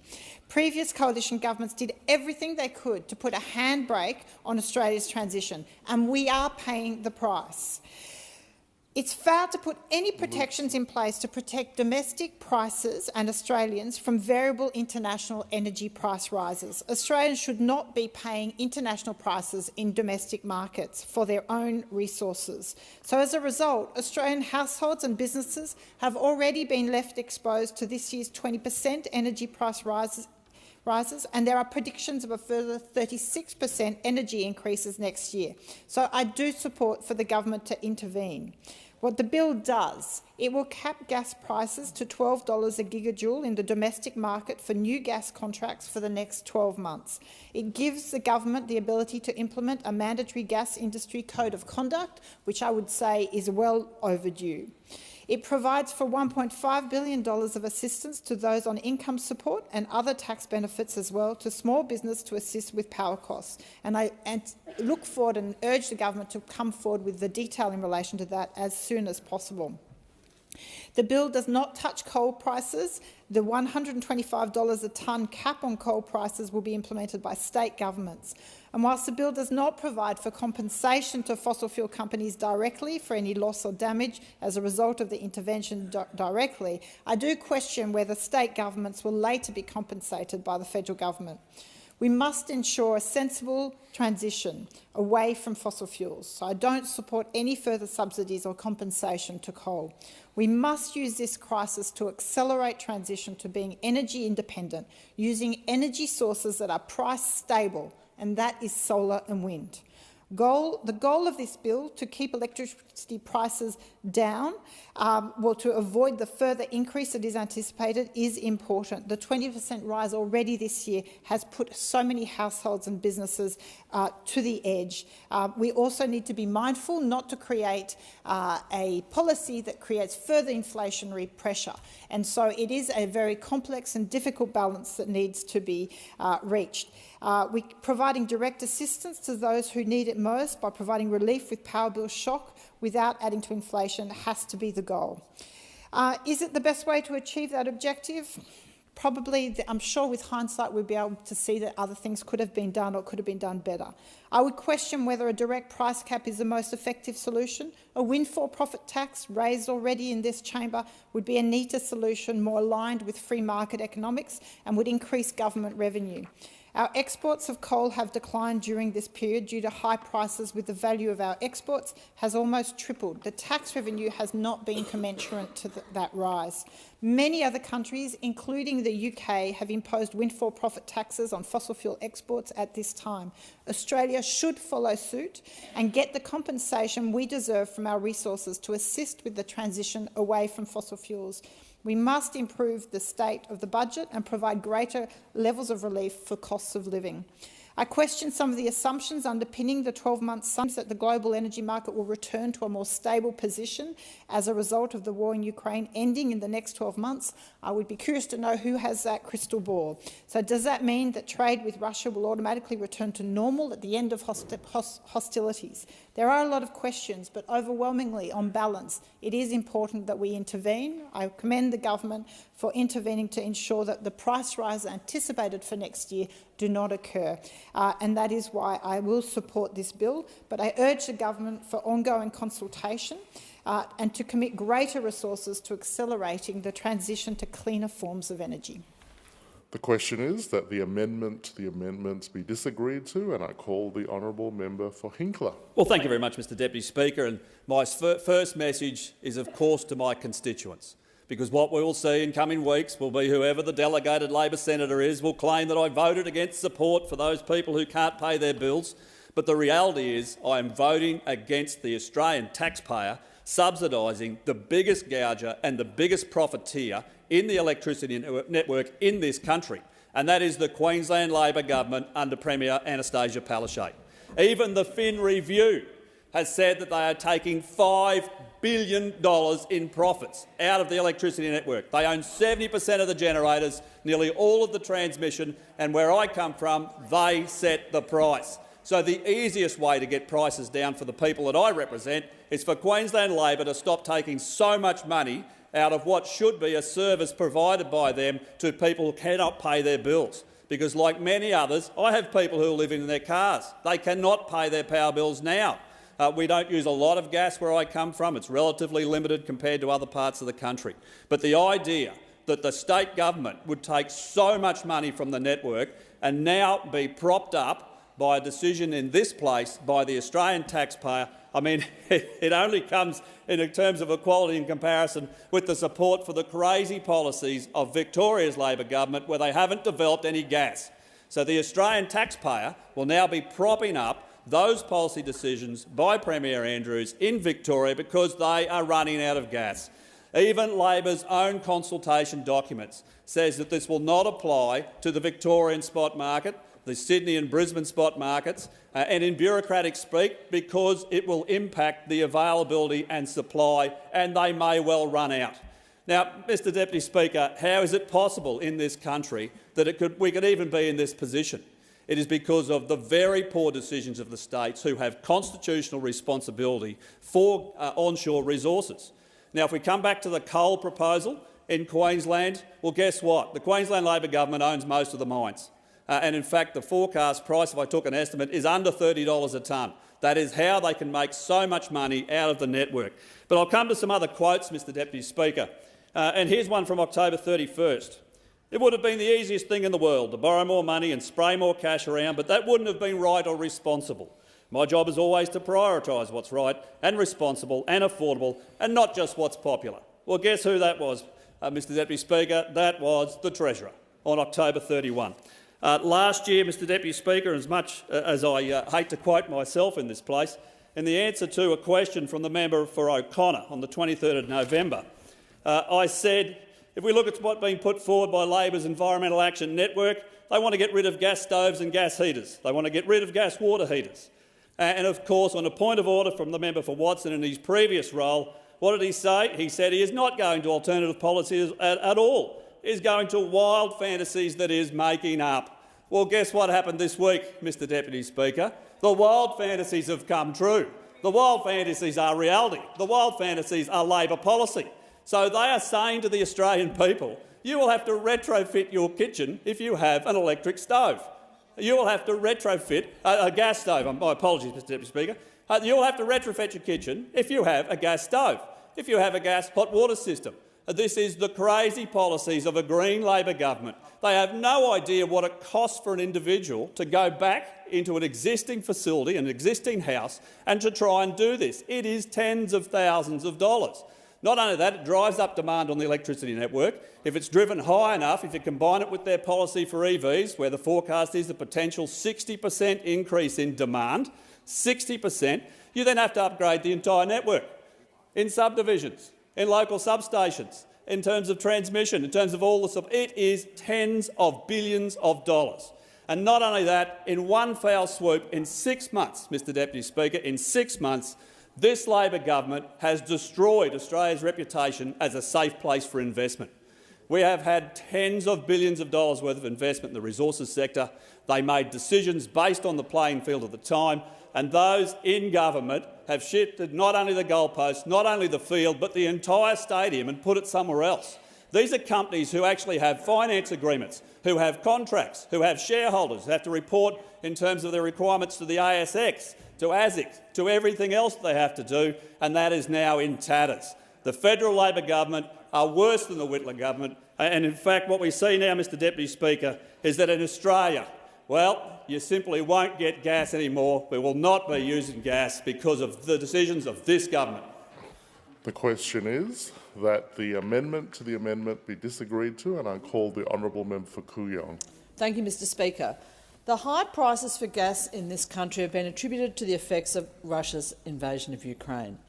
The government proposes a temporary price cap on uncontracted gas on the wholesale market from the currently operational fields. We know that this is a really small part of our total gas market. The government is also proposing a much-needed mandatory code of conduct in relation to the market. The reality is that Australians are struggling with record electricity prices despite the fact that this country is swimming in gas. We have no shortage of gas.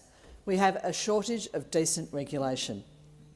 Since 2006, the West Australian domestic gas reservation policy has delivered gas for $5 to $7 a gigajoule. We from the eastern states are being suckered. We allow more than 70% of our East Coast gas to be exported, then we pay inflated prices for the residua. Since 2015, the ACCC has repeatedly, in report after report, documented the high level of market concentration through direct interests, joint ventures and exclusivity arrangements. We're the world's third biggest exporter of fossil fuels, but our small businesses are going to the wall. Separate to this bill, the government hasn't ruled out compensation to coal producers over the proposed capping of coal prices at $125 a tonne. This on top of the $11 billion a year that we already spend to support fossil fuel companies. This bill will take $1.5 billion of our taxpayers' money and give it to other taxpayers to help them pay their crippling electricity bills. We're still propping up fossil fuel producers at taxpayers' expense rather than imposing export caps or higher taxes on export revenues to compensate the domestic users. In this bill, we're committing to pay up to $12 a gigajoule for gas, despite 90% of our contracts for gas being less than that in 2021. The industry was happy to sell at $9.20 per gigajoule just over a year ago. The price of extraction and production of gas has not increased in that period. We would pay less for our gas if we had an appropriate reservation system for our domestic demands. We should be taxing what are effectively war profits by gas exporters, not Australians already struggling with inflation and cost of living pressures. Let's not forget that through this legislation we will still be paying too much for our own gas, and our taxes will be going to help other taxpayers and probably to prop up the coal industry as well. This is an imperfect intervention. We still need to have the courage and the vision to take control of our own future. This bill is only a very small step in the right direction. We are still paying too much for gas. We do not have clarity and transparency on the basis for this gas cap pricing, and so I move the amendment circulated in my name in the interest of greater transparency around this very important issue. The question is that the amendment to the amendment be disagreed to. Is there a seconder for the amendment? Deputy Speaker, the member for Goldstein. The question is that the amendment to the amendment be disagreed to, and I call the honourable member for Petrie. Yeah. Thanks, Deputy Speaker. Well, as the member for Petrie, do I think that this bill by the Albanese Labor government will lower gas prices or electricity prices for the people of Petrie? Not a hope in hell. Not a hope in hell. There is no way that this will lower prices for those people struggling with the increased inflation and increased cost of living since the Albanese Labor government came to power. We've seen prices go through the roof. We've seen 8 interest rate rises, with mortgages absolutely doubling, in some cases tripling. So people are struggling, and this government here and this Prime Minister have come in at the last moment and just recalled the parliament, which won't help people at all. The fact that we're here today, so this bill can be rushed through with barely any oversight or any chance for the opposition to actually read the bill, is a disgrace. It's a little bit like a child that comes in with an assignment the night before it's due to their parents, trying to sticky tape something together to submit the next day. This is not good legislation. And not to mention it's costing over $1 million to recall the parliament for this one day, or actually it's not even one day, it's less than 3 hours, between 9 and 12 before they do it. The Treasurer opposite delivered a budget in October. We were down here just 2 weeks ago with 151 members in this House and 76 senators. They could have done that then. They could have done something in the budget. But no, they recall the parliament at a cost of over $1 million and allow less than 3 hours debate. So no, I have no faith at all that what this government doing, the Albanese government is doing, will help the people of Petrie. No faith whatsoever.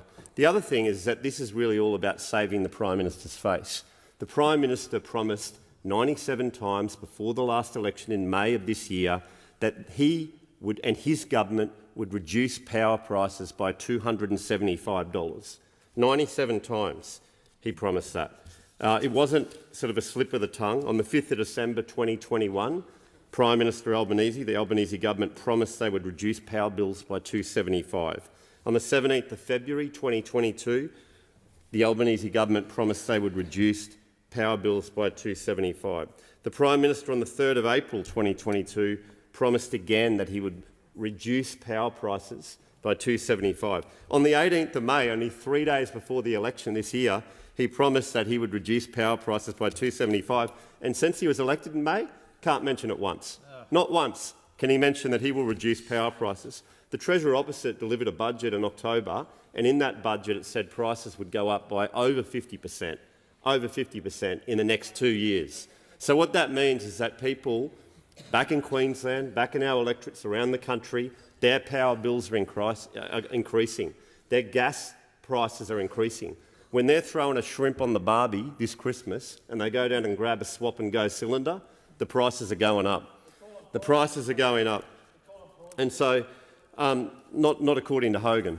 It was throw another shrimp on the barbie. But thanks, Treasurer. It'd be nice if you could just lower power prices and do something about it in the budget rather than recall Parliament at a cost of over $1 million. But anyway, Mr Deputy Speaker, this is a big issue because what it shows is that the Prime Minister can't be trusted. This is a broken election promise, and the Albanese government cannot be trusted, and the people of Queensland need to know that.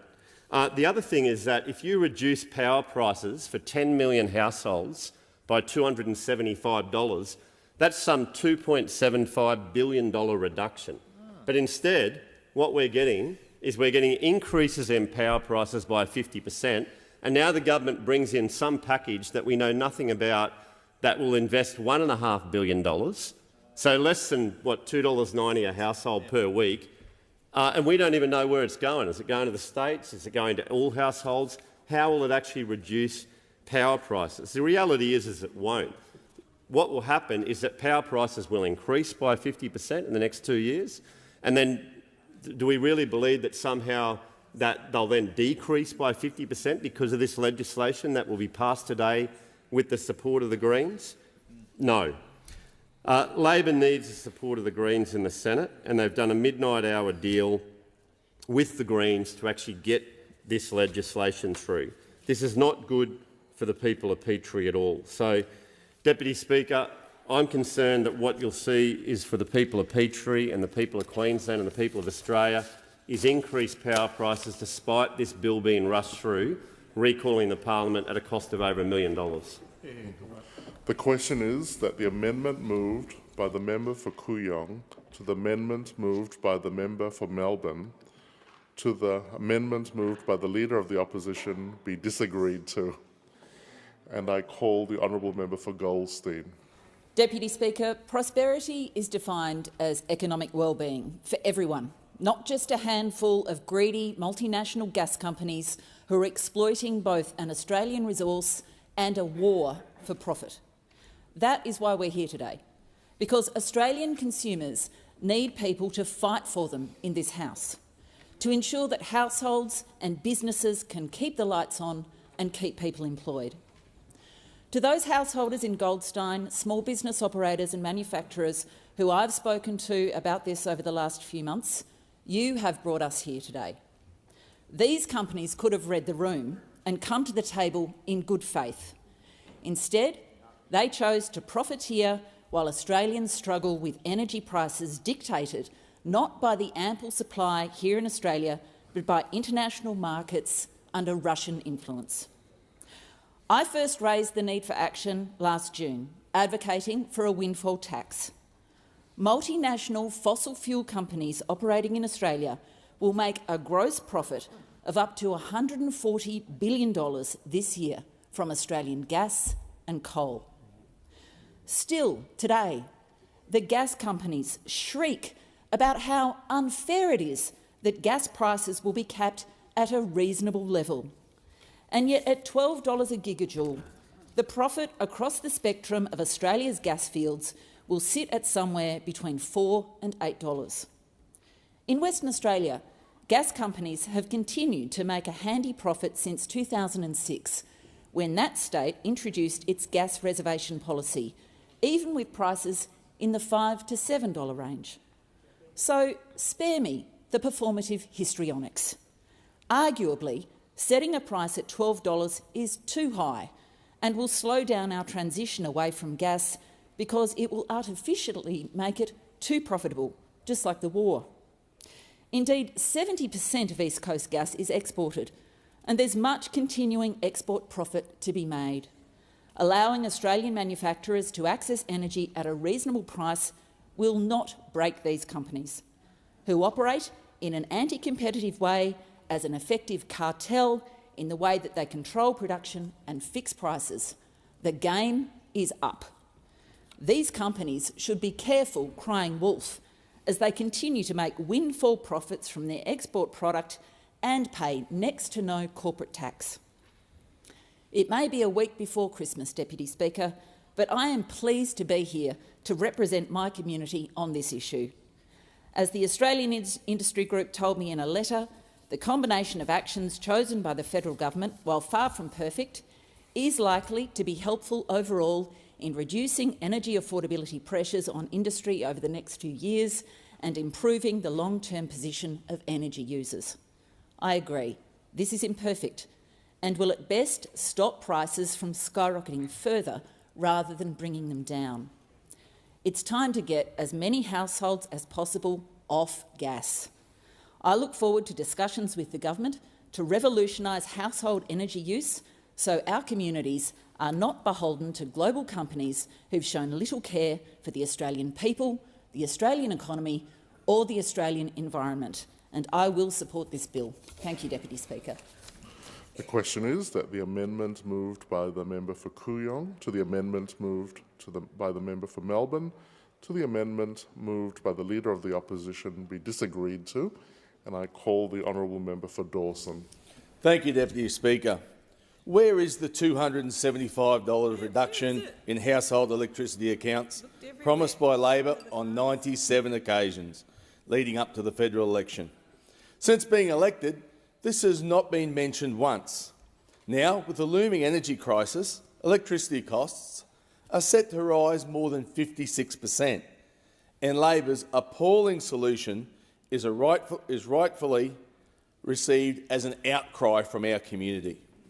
This is why some have labelled their set of measures as a rhetoric of declaration of war on the coal and gas industry.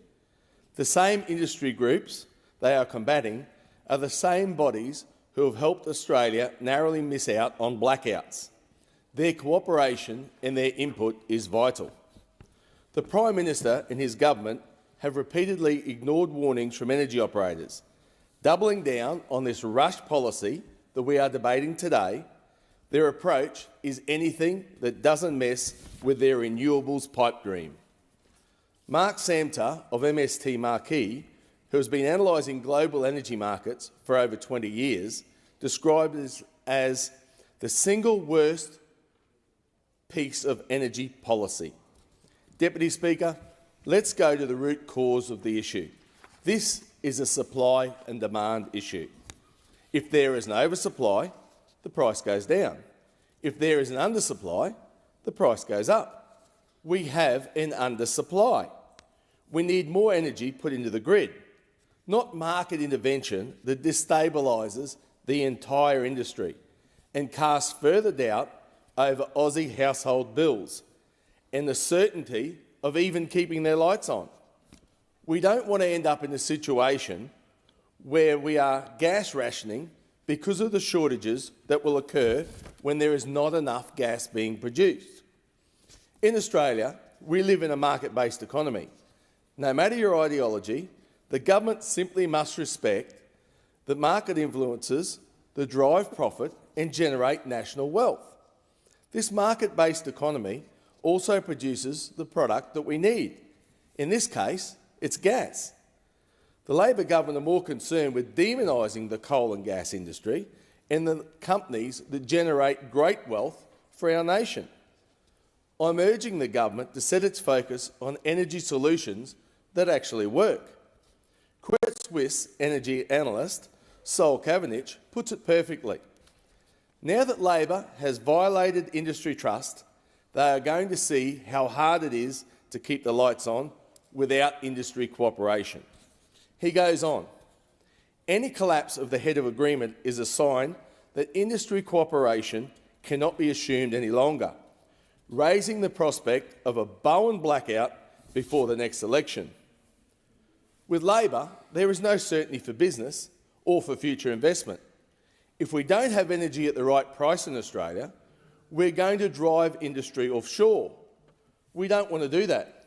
It's not right for the Australian people. The risk to Australia is enormous. If manufacturing industries decide to move offshore because it's easier to do business, or if companies decide not to invest in Australia, then we will have a situation where we lose jobs and people will lose their income. That's not something that can easily be undone, if you can be undone at all. But the economic uncertainty continues. Already, energy shares are declining. People are not willing to put their money behind the government's decision. Our major producers are forced into a position where they have to reinsure their investors that it's still a good idea to invest. Since the Prime Minister announced that he would introduce price caps, nearly all gas investment has dried up. Investors have withdrawn their funding on new developments. Without these new developments, the country will be left without long-term supply. Deputy Speaker, the Labor government are messing around with free enterprise by imposing price controls. We should heed the lessons of history. Price controls have been enforced numerous times and have only proved to be detrimental to the economy. Australians deserve a long-term plan, not a panic reaction that is laced with nice-sounding words, but beneath the surface lies very dark consequences. Labor is about to get a major lesson in how free markets work, and unfortunately, Australians will be the collateral damage paying the price for their ignorance. Order. The member's time has expired. The original question was that this bill be now read a second time. To this, the honourable member for Dixon moved as an amendment that all words after that be omitted with a view to substituting other words. The honourable member for Melbourne moved as an amendment to that amendment that all words after the House be omitted with a view to substituting other words. The honourable member for Kooyong has now moved a further amendment. The question now is that the amendment moved by the honourable member for Kooyong be disagreed to, and I call the honourable member for Indi. Thank you, Mr Deputy Speaker. Power bills make up a big proportion of household budgets in Indi. Our weekly income, our weekly median income is just $736, almost $70 less than the Australian average. That's why I welcome a cap on gas prices at $12 a gigajoule for 12 months. I welcome this bill. But make no mistake, this is still a very high price to pay for gas, arguably too high. But we know without this intervention, gas prices will continue to increase. And it's not just households, Mr Deputy Speaker. Local manufacturing is particularly hard hit by these costs. Vitasoy has operated for 21 years in Wodonga and recently experienced massive sales increases. It employs well over 100 people. To meet this demand, it expanded that workforce. But the high gas prices have caused serious concern for this important manufacturer, and they tell me a cap on gas prices is a positive for Australian manufacturers like them. This bill also establishes a mandatory code of conduct, which may set a reasonable pricing framework for gas, and I strongly support this. I look forward to seeing the detail once the consultation is complete. Importantly, today we're legislating appropriations for $1.5 billion of targeted relief for households receiving Commonwealth social service payments and some small businesses. And this will be very welcome to many of my constituents. I'm very encouraged by the government agreeing to develop a package for the next budget that will assist households and businesses move towards electrification, with the focus on low-income households through no-interest loans. For some time, I have been calling exactly for this policy.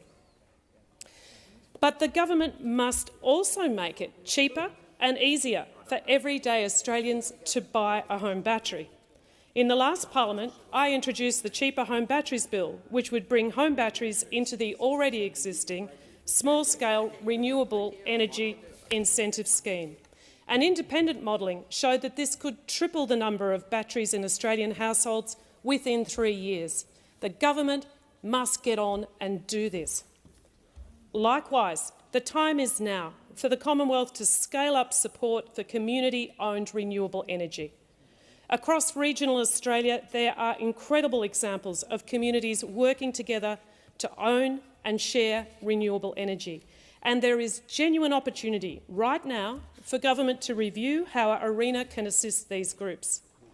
I welcomed the conversation I had with the Minister for Climate Change and Energy about exactly this not long after the election, and I remind him of that now. Let's scale up community energy. I support this bill today, but we all know that this is a temporary measure in a time of crisis. The recently announced capacity investment scheme is encouraging because the real work now is the rapid scaling up of renewable generation, storage and distribution. In doing that, we must maximise the opportunity for investment that creates new skills and new jobs, especially in regional Australia, where most of this energy generation will occur. I commend this bill to the House. The question is that the amendment moved by the honourable member for Kooyong be disagreed to, and I call the honourable member for Herbert. Thank you, Deputy Speaker. The people of Townsville, in my electorate of Herbert, are doing it tough, with the cost of living pressures that have continued to rise. I support targeted, appropriate cost of living relief, but this policy and this bit of legislation has everything mashed in together. 6 months into this new government's first term, the lack of action on issues that affect the money in people's bank accounts, the grocery shop, their fuel bill, their power bill, is having an impact on their everyday life.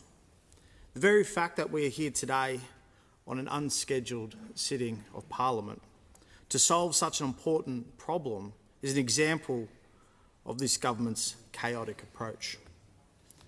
Weeks and weeks of Parliament sittings since the election, days when we ran out of things to debate, and suddenly we're back here at a whim to sort out a problem that has been developing for months. I don't have any problem with travelling to Canberra to debate important issues. It's what we're elected to do. And as it's been said this morning, the opposition absolutely supports targeted and temporary cost of living relief. We always have. But it's this chaotic, knee-jerk, thought bubble approach that needs to stop. Because as we see with this unprecedented market intervention, this is going to be long-term pain for the people of Australia. Power prices to increase. The Australian Energy Regulator released its State of the Energy Market report for 2022 in September this year, 3 months ago now. And the report noted wholesale electricity prices across much of the NEM remain relatively low and rose rapidly to record highs in all regions in May, June and July 2022. We've seen this government be asleep at the wheel. This issue is not a new one, and this solution that we're debating today is rushed and not considered, as we've seen the legislation only be provided to the opposition at 8:45 last night. But they had already had support from the Greens without seeing the legislation, sight unseen support from the Greens, because that's their coalition, the Labor and the Greens government. As the Reserve Bank Governor, Secretary of Treasury, energy market experts and others have made clear, the answer to Labor's energy crisis is more supply. Getting more gas into Australia's domestic market will reduce electricity prices and inflation. Instead, we have a situation where we're talking about not just short-term price caps, which will give long-term powers to control the Australian energy sector. The government says the bill aims to create an overreaching framework to enable the government to regulate the gas market. It delegates powers to the executive, including public servants, to apparently enable regulation of most aspects of the gas market. For example, wholesale and retail activities, domestic sales and exports, and both prices and the amount, timing and location of gas to be supplied and other contract terms. These powers would be relied upon to introduce a yet-to-be-developed mandatory gas industry code of conduct. This is a move that has been labelled reckless, free market intervention and destructive legislation, with stakeholders saying the only thing this policy will achieve, if implemented, is less Australian gas production in 2023 and beyond. That sounds a lot like less supply to the market, not more. And the criticism doesn't stop there. Another expert has stated, we're concerned that the interventions... It being 11:15, debate is interrupted in accordance with the resolution agreed to today. The original question was that this bill be now read a second time, to which the honourable member for Dixon moved as an amendment that all words after that be omitted with a view to substituting other words. Subsequent amendments have been moved by honourable members. So the immediate question is that the amendment moved by the honourable member for Kooyong be disagreed to. I'll put that question. All of those of the opinion say aye. Against no. I think the ayes have it. The question now is that the amendment moved by the honourable member for Melbourne be disagreed to.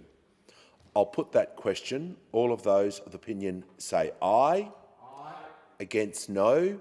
I think the ayes have it. Noes have it. Division required. Ring the bells for 4 minutes.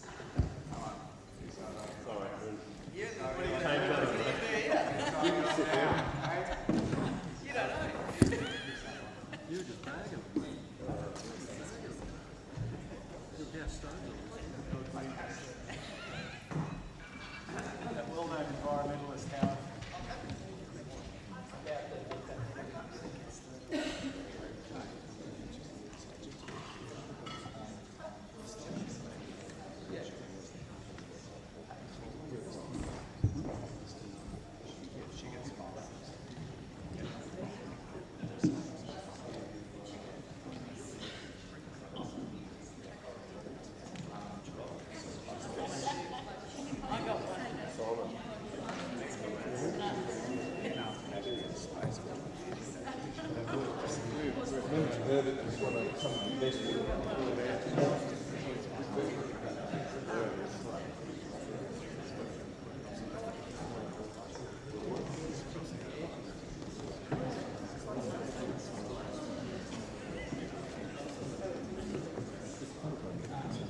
to the valley.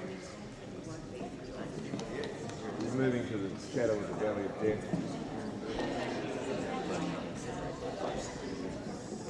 Yeah, we're on the other side. Yeah. You're supposed to.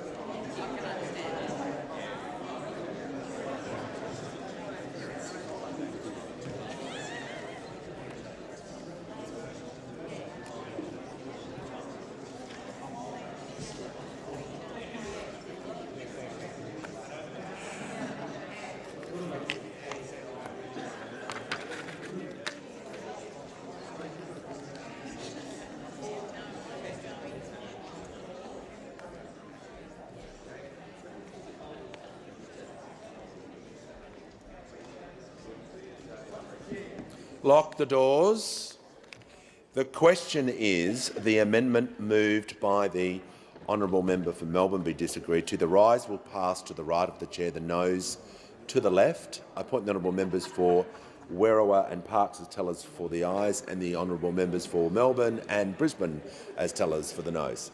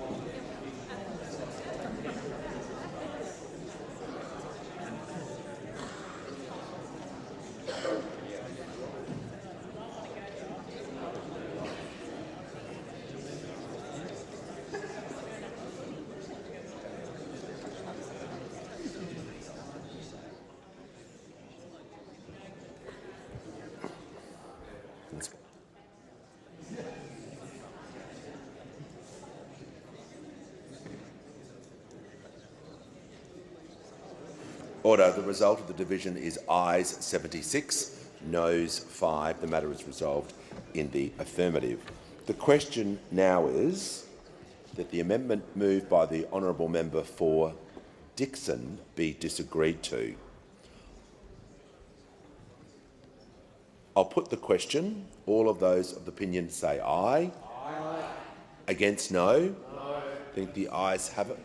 Noes have it. Division required. Ring the bells for 1 minute.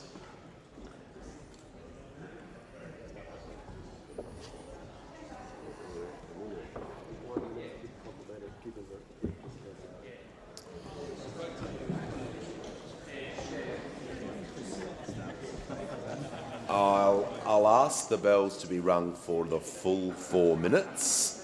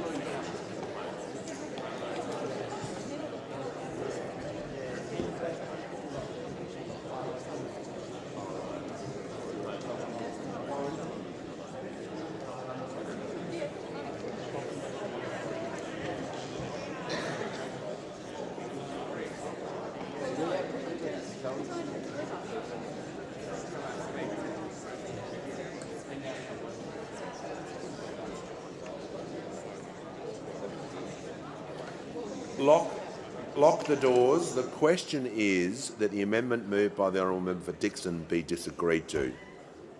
The ayes will pass to the right of the chair and the noes to the left. I appoint the honourable members for Werriwa and Bean as tellers for the ayes, and the honourable member for Grey and Parkes as tellers for the noes.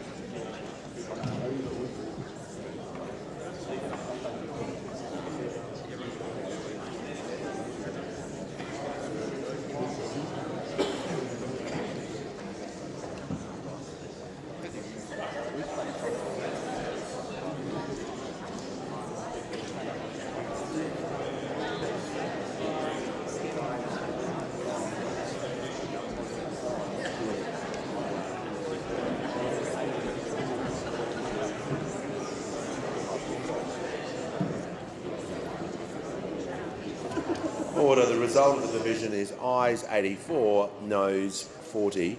The question is resolved in the affirmative. The question now is that this bill be now read a second time. I'll put the question. All of those of opinion say aye. Against no. I think the ayes have it. Noes have it. Division required. Ring the bells for 1 minute.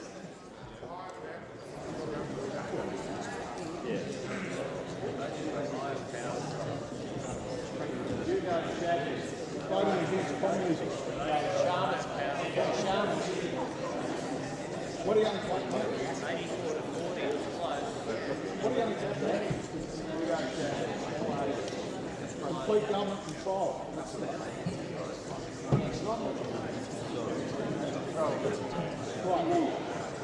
Supposed to be democracy.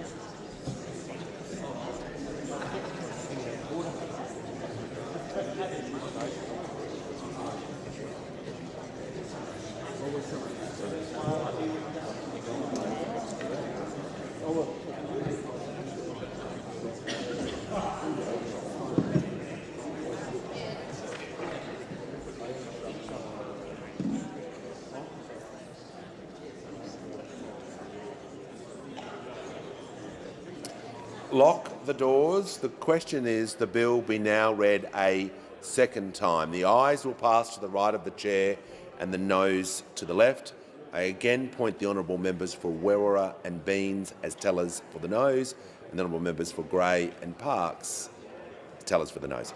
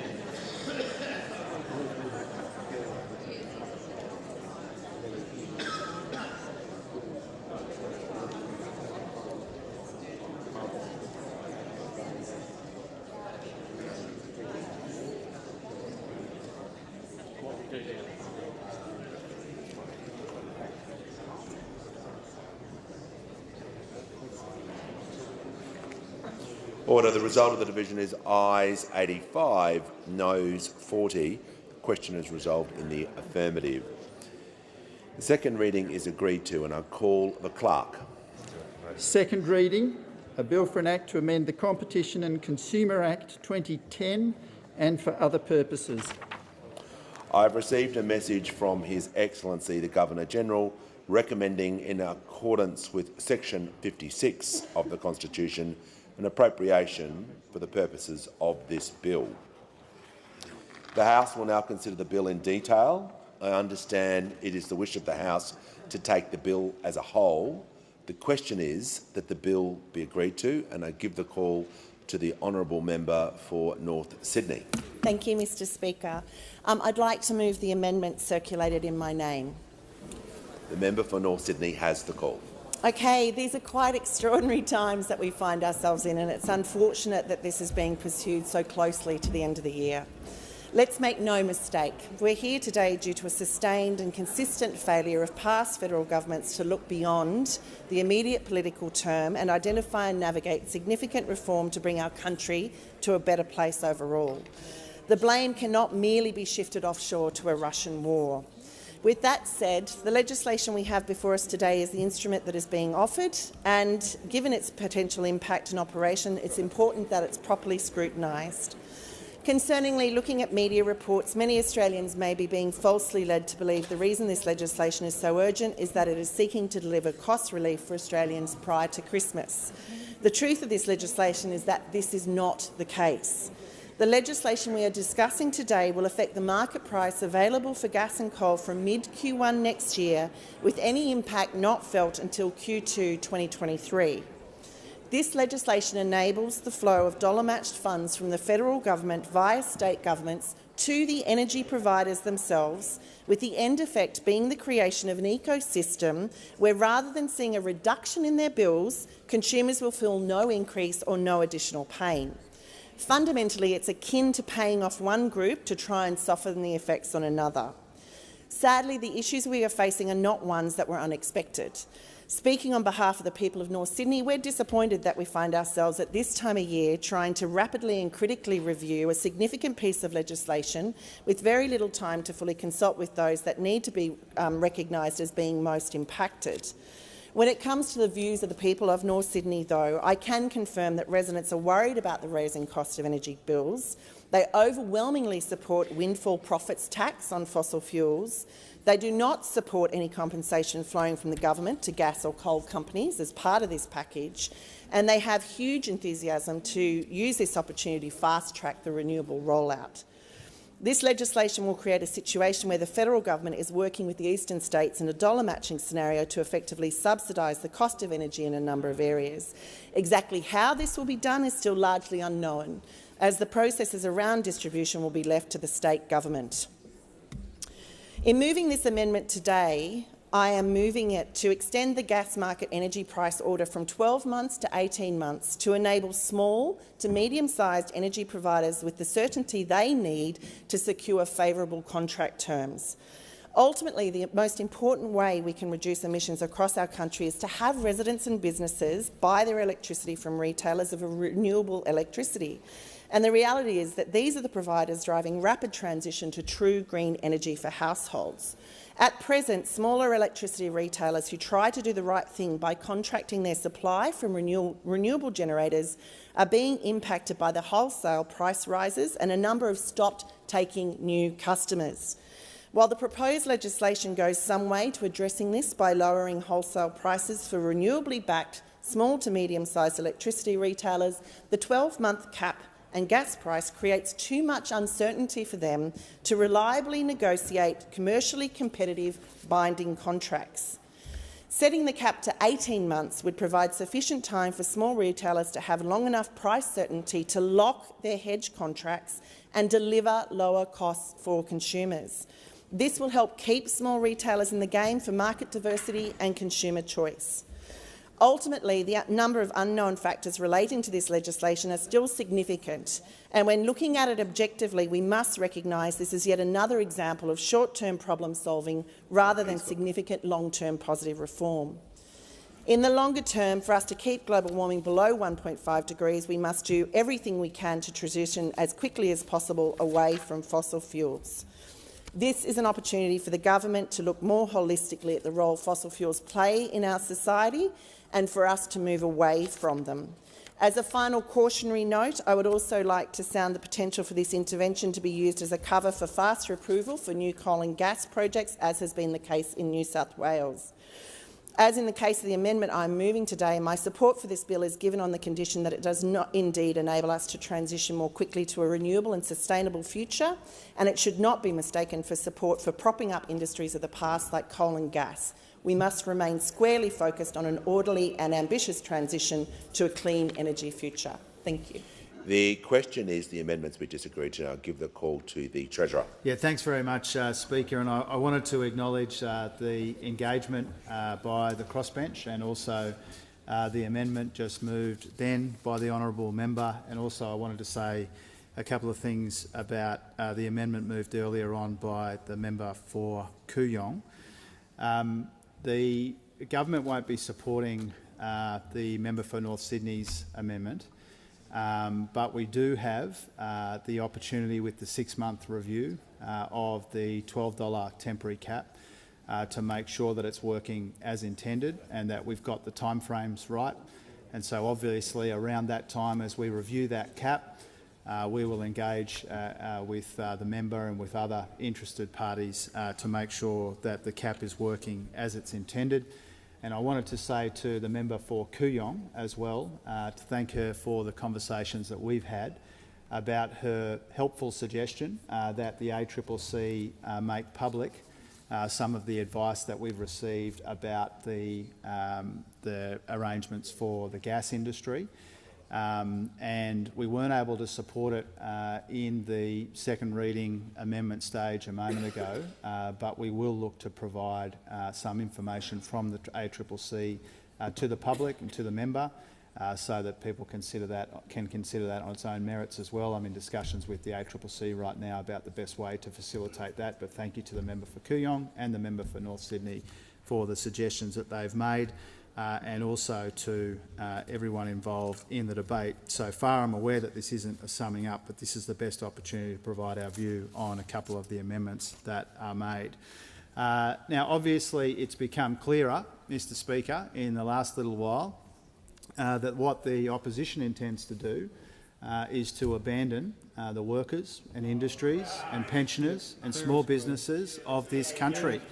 And shortly, when the bells ring, those opposite will be voting for higher energy prices and for no household assistance for Australian families, pensioners and small businesses. And the position that we've heard put by those opposite is riddled with ridiculous contradiction after ridiculous contradiction. At the same time, simultaneously, Speaker, those opposite have said that we should have moved quicker on this, but that we're moving too fast and it needs to go off to a committee. They've said that they oppose it because they didn't have time to read it, and then at the same time they're saying that they oppose it because they've read it. They come up one after another and say prices are too high, but they refuse to do anything about it, Mr Speaker. And so one ridiculous contradiction after another. One ridiculous contradiction after the other. And that is for just one reason, Mr Speaker. All of these excuses, all of these alibis are all about covering up for a decade of policy failure that continues today, that has the member for Hume's fingerprints all over it. And the decade of failure that we've seen from those opposite has left us more vulnerable to these kinds of shocks that we're seeing in the international energy markets. So with their vote, Mr Speaker, and with their failures over a decade in government, they have left Australians and Australian industries more vulnerable.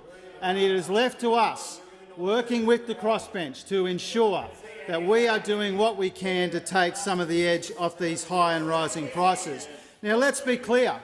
The Australian people expect us to act in their interests here, and they are watching. And they will know who stood up for them in this place today, and they will know who sold them out. And they will know who sold them out. A reminder to members who are interjecting, Mr. Speaker. Members the on my Hansard left records will the cease names. interjecting. The Hansard records the member for names, and they Hasler will know will who cease stood up for interjecting. Australians and their industries and who didn't in this place today, Mr. Speaker. Now, we know that this is a complex issue, and some of the issues in the energy markets have been building for some time, and they've been exacerbated by a war in Europe. Everyone knows that, and the solutions are complex as well, if we're frank about it. But the proposition for this parliament is very simple today, and the clock is ticking on those opposite. We can support energy bill relief, or you can oppose it. We can protect our manufacturing industry, or you can destroy it. We can save Australian jobs, or you can surrender Australian jobs with your vote today. We stand for families and pensioners, for Australian industries and for Australian jobs. Let's get this to the Senate and let's get this done. The time for this debate has concluded. The question is the amendments be disagreed to. I'll put the question. All of those opinions say aye. Against no. The ayes have it. Noes have it. Division required. You just voted for an 18-month price cap. Well done. Order. Order. No. Is it order? There is far too much noise in the chamber. The Treasurer will cease interjecting. The member for Deakin will cease interjecting. Is a division required? There not being two voices, no division is required. The question now is that the bill be agreed to, and I give the call to the member for Hume.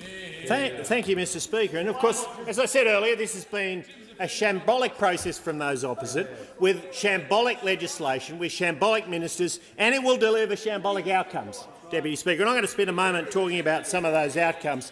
Now, Hugo Chalmers over there is going to have complete control. The member for Hume will refer to members by their correct title. Of all the people who knows that, he knows that is the rule in this place. Yes, it's an absolutely important rule, and it should be applied consistently. I agree. Mr. Speaker. So the Treasurer over there will be given autocratic powers under this legislation. And of course, right at the heart of that is an aggressive price cap. But the bad news for the Treasurer is history, application and the theory all tell us that aggressive price caps are bad for consumers and make customers worse off. Now, Mr. Speaker, let me take those opposite through both the theory, the application and the history on exactly this issue. And I went right back to microeconomics from the 1980s here. It was Sydney University textbook, which I will point out that the Minister for Energy was there, educated, perhaps with this textbook, Jack Hirschleifer, back in the 1990s, as was ostensibly at least, the Prime Minister, Jack Hirschleifer, the Prime Minister.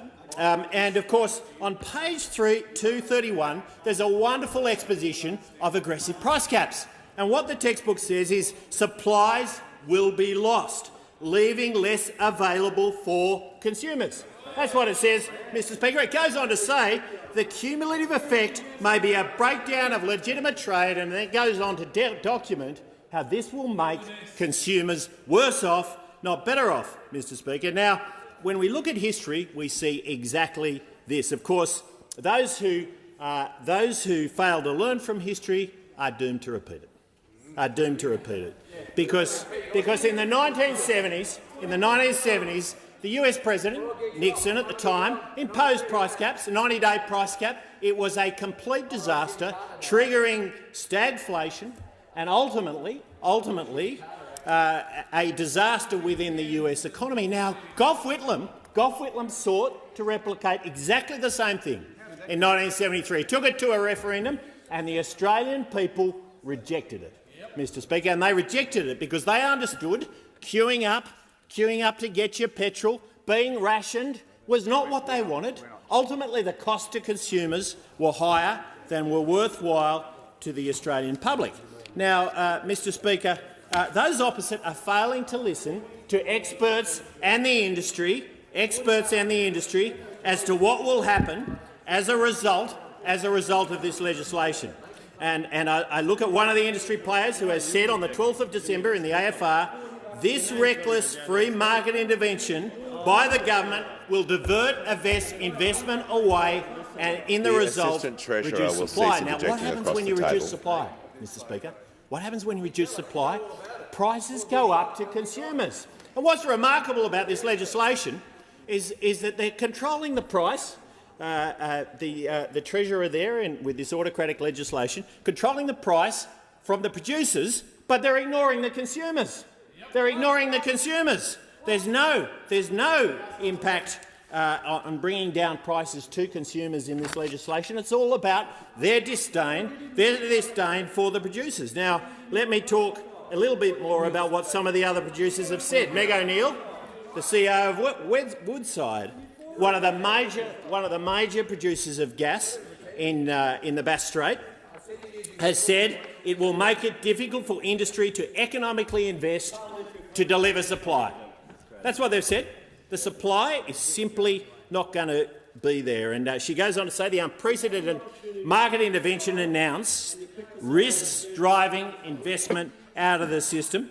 And we've heard Credit Suisse say in recent days the damage has already started. Nearly all gas contracting has shrivelled up in the last few days, Mr Speaker. So my question to the minister is: the media release stated that the average Australian family would be $230 worse off next year if we do not take action. What modelling was undertaken by the Treasury to provide this figure? Will the government commit to tabling that modelling? The question is the amendments be disagreed to, and give the call to the honourable member for Wentworth. I rise in support of this bill. I rise in support of this because I think families and businesses in this country are hurting, and on the basis they're hurting because of a war overseas, and that has driven a fossil fuel price crisis.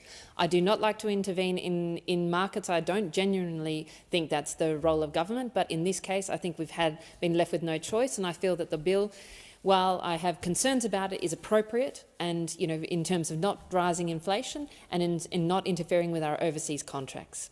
I support what the Greens have put forward to make sure that we invest in household electrification and moving our families in Australia off fossil fuels. My question really is about what we're going to do in terms of the long term. Because Australia is currently running a capital account deficit. This is something that hasn't really happened for 50 years. And this is a time where we need an unprecedented investment in capital. And we need to find a long-term way in managing our resources and our energy markets so that companies have the certainty to invest, that our communities are protected from price spikes in the future, driven by external circumstances such as wars, and also that our community benefits from increased prices when they happen and they're unexpected. So this is the question that I think is the long-term question in front of the Parliament, and that is a question I put to the Treasurer. Thank you. The question is the amendments be that the questions of the bill be agreed to. I'll give a call to the member for Fairfax. Thank you, Mr Speaker. And in light of the lack of detail and advance notice of this bill, there are any number of questions that need to be answered. I'll start with this one, if I may. In situations where gas demand is forecast to exceed available supply, who decides who gets $12 gas and who goes without? Which minister or department will be responsible for making that decision, and on what basis will it be made? And further, will gas power generation be prioritised, or will the lights be allowed to go out? Another question goes to confusion caused by the government between the various documents associated with the bills. The consultation paper on the Treasury website says the Western Australian gas market will be excluded from the price cap. Which section of the primary legislation excludes Western Australia from that price cap? Further on this issue, how can Western Australia be excluded from the price cap under section 53ZG of the primary legislation. Further, how does section 53ZZ clause 2 not directly conflict with section 53ZG of the primary legislation? Further, does the bill or an instrument made under it prohibit a gas user from buying gas on a long-term contract and subsequently exporting it? Does the bill or an instrument made under it prohibit a gas user from buying gas on a long-term contract and subsequently reselling it in the spot market? The media release for the Prime Minister of 9 December stated, I quote, "The Commonwealth Government will partner with states and territories to deliver targeted and temporary relief on power bills to eligible Australian households and small businesses that are customers of electricity retailers." My question is, what is the mechanism for this? Also, will a small business with a turnover of $50 million benefit from energy price relief under this bill? Will a small business with 25 staff benefit from energy price relief under this bill? How many small businesses in Queensland will benefit from energy price relief from this bill? Will a small manufacturing business in Queensland, employing 15 staff with an annual energy consumption of 102 megawatt hours, benefit from energy price relief from this bill? All of these questions you would expect the Minister to be able to answer, and I shall close early to give him the opportunity to do so. There you go. The question now is, this bill be now agreed to, and give the call to the order. Members on my left. The question is the bill be agreed to, and give the call to the honourable member for Ryan. Thank you, Speaker. This week our phones and emails have been running really hot in our Ryan electorate office, with people truly distressed about huge cost of living pressures. Steep rises in energy bills are a significant challenge. People are absolutely desperate for relief. People are in real pain. So let's be crystal clear about where the problem lies and who's been causing this pain. As so many other speakers have said today, coal and gas corporations have been driving up these prices, profiteering off war and making exorbitant profits from the suffering of everyday Australians. And the government's been talking about handing out compensation for what is in reality, to them, a very modest price cap. And I call this out as nothing other than using our tax dollars for charity for big corporations, and that's ridiculous cruelty. These coal and gas corporations made $152 billion this year in exports. They don't need to be rewarded the extra cash. Everyday Australians do. And the people of Ryan are calling on the government to be sensible and responsive about this and to look after people rather than the interests of their mates in the fossil fuel industry. So here's what the people of Ryan think we should do instead. We should institute a windfall tax on the excessive profits of coal and gas corporations. We should be using that money to cap people's power bills and at the level they were before the war in Ukraine. We should be bringing energy retail back into public ownership so that there aren't energy retailers making these huge markups, selling on energy they don't even produce, our energy. We should be expediting the transition to a clean energy economy so this doesn't ever happen again. And on a broader level, the fact that the government is finally capping prices on domestic coal and gas shows just how possible it is for the government to actually take more control over an essential service like energy. So this year's actually put a big question mark around the way we run energy as a market-based system meant to deliver maximum profits, even to government corporations, rather than run it based on delivering people's needs. Concluded. The question is that the bill be agreed to. I'll put the question. All of those with opinion say aye. Against no. I think the ayes have it. Noes have it. Division required. Ring the bells for 4 minutes.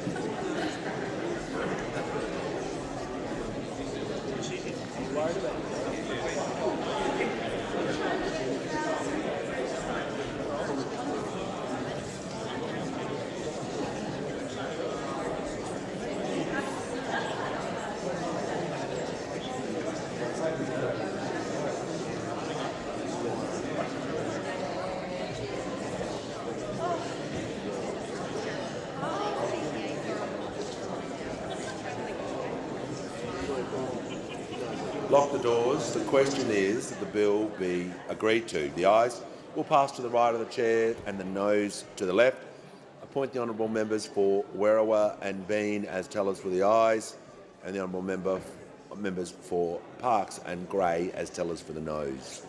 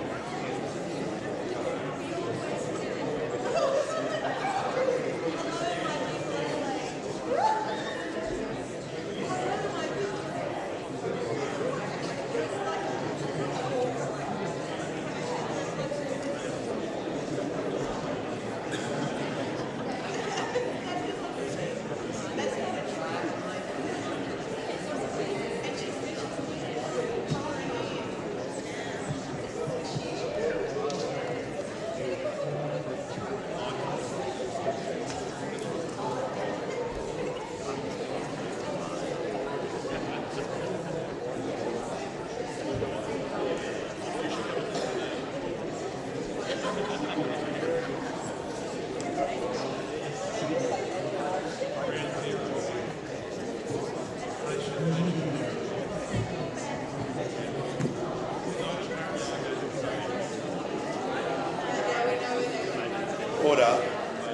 The result of the division is ayes 85, noes 41. This bill has been agreed to. The question now is that this bill be now read a third time. I'll put the question. All of those of opinion say aye. Against no. I think the ayes have it. This bill has now been agreed to. And I call the clerk. Third reading, a bill for an act to amend the Competition and Consumer Act 2010 and for other purposes. And I give the call to the Deputy Leader of the House. Thank you, Speaker. Speaker, I move that leave of absence be given to every member of the House of Representatives from the determination of this sitting of the House to the date of its next sitting. I'll put the question. All of those with opinion say aye. Against no. I think the ayes have it. Give the call to the Deputy Leader of the House. Thank you, Mr Speaker. This motion takes account of the very long speaking lists that have emerged on the motion of condolence that the Prime Minister is about to move. I understand I'm moving this motion with the support of the opposition. So I move that so much of the standing and sessional orders be suspended as would prevent the resolution agreed to today being varied as follows. Paragraph 12, omit 1:30 p.m. and substitute 3 p.m. I'll put the question, and the question is that the motion be agreed to. All of those opinion say aye. Against no. I think the ayes have it. And I call the Prime Minister.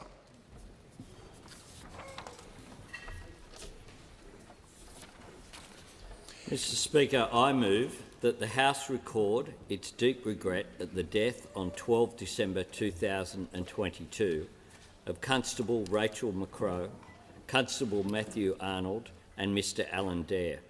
Place on record its acknowledgement of their bravery and sacrifice in the line of duty and tender our sympathy to their families in their bereavement.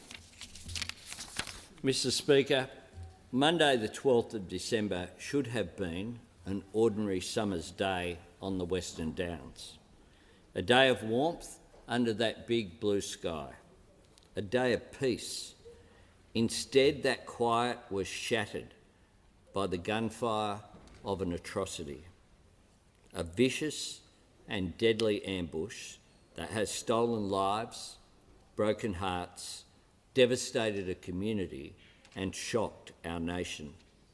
On Monday afternoon, 4 Queensland police officers from the Tara Police Station, all still just in their 20s, young people serving their community, a rich and full life ahead of them, were sent out on what was supposed to be a routine check.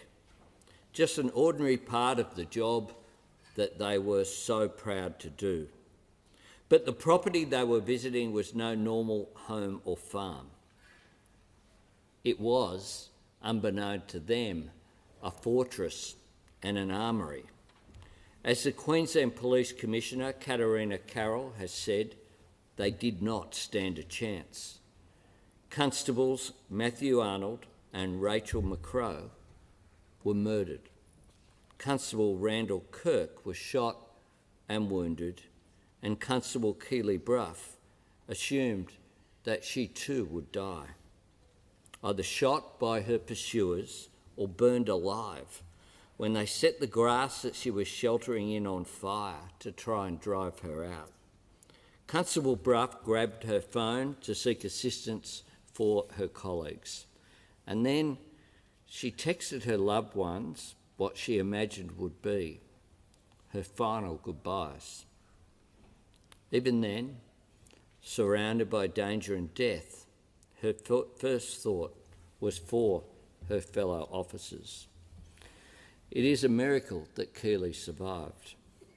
Tragically, Alan Dare did not. A neighbour who came to the property's front gate, driven by that great Australian instinct to help. An innocent Australian who paid for his kindness and concern with his life. Mr. Speaker, police officers in regional Australia are servants of the community and they're part of its fabric. I've been speaking with the Mayor, Paul McVeigh, and also I had discussions with the local MP, the Leader of the Nationals, David Littleproud, about the nature of their communities. Over 200 Tara residents gathered at their police station to observe a minute's silence for Matthew and Rachel.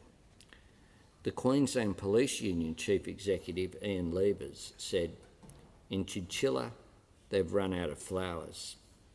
They are such a close-knit and caring communities, and the loss of these lives has fallen hard on a great many people.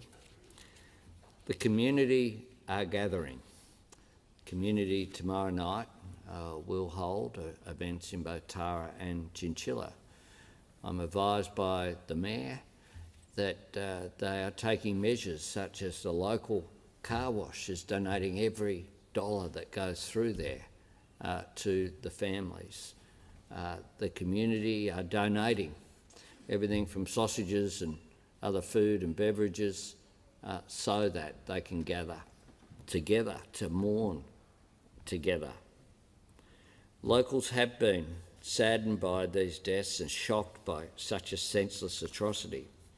An act of violence and bloodshed so sudden, so cruel, so alien to the community and country they know, and so far beyond rational comprehension.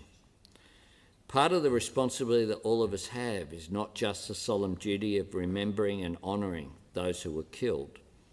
It is examining what drove their killers and finding a way to draw that poison out of our nation. Our nation mourns with all those who loved Matthew Arnold, Rachel McCrow and Alan Dare. We know that for their families this Christmas there will be a place at the table not taken, an empty space of grief and loss that the years will never be able to fill. To those families we say again today, Australia mourns with you. And we mourn also with the bigger community and the larger family to which all police officers, past and present, belong, including, I want to note, the Leader of the Opposition who served as a Queensland police officer. Because we understand that every death in the line of duty strikes at the hearts of all those who serve and casts a shadow over all those who wait for their loved ones to come home from work. Mr. Speaker, it is true that every police officer knows the risks that they face in their life of duty. They are all too aware of the dangers, and yet they do their job each and every day regardless. They do it for us, for our communities, for our nation. That is courage. It is public service at the highest level.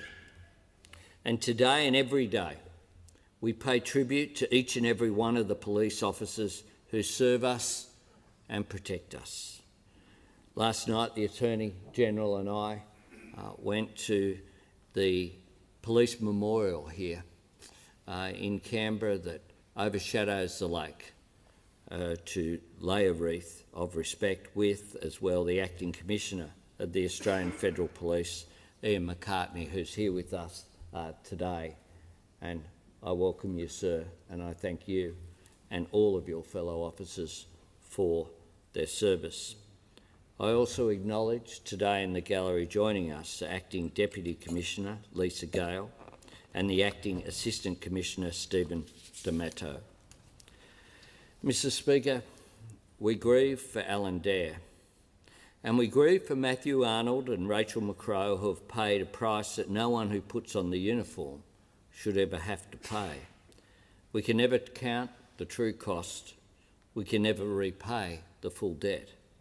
All we can offer is the humble thanks of a grateful nation and the heartfelt condolences of the Australian people. With honour they served. May they rest in peace. And I give the call to the Honourable Leader of the Opposition. Thank you very much, Mr Speaker. I join with the Prime Minister in his fine words and acknowledge in the gallery today, representing the police family, Acting Commissioner Ian McCartney, Acting Deputy Commissioner Lisa Gale and Acting Assistant Commissioner Stephen Demetto. In the aftermath of a tragedy, we reflect on what we've lost and what we've learned.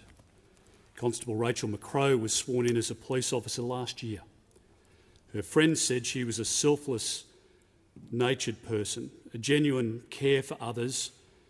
She was a person that always went above and beyond and took pride in her job.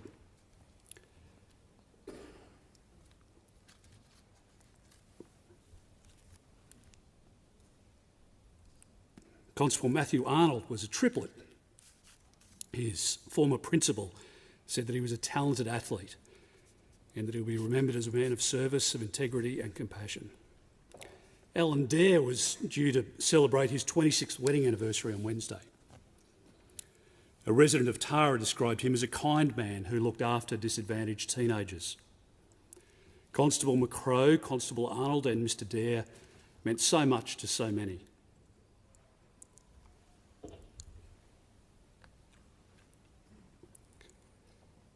And for those many, of course, there will be much pain and sadness now and enduring. For those of us who didn't know Constable McCrow or Constable Arnold and Mr Dare, we'll continue to hear about their lives and their deeds in many tributes. Our nation clearly has lost three wonderful Australians. Three people who embodied compassion, commitment,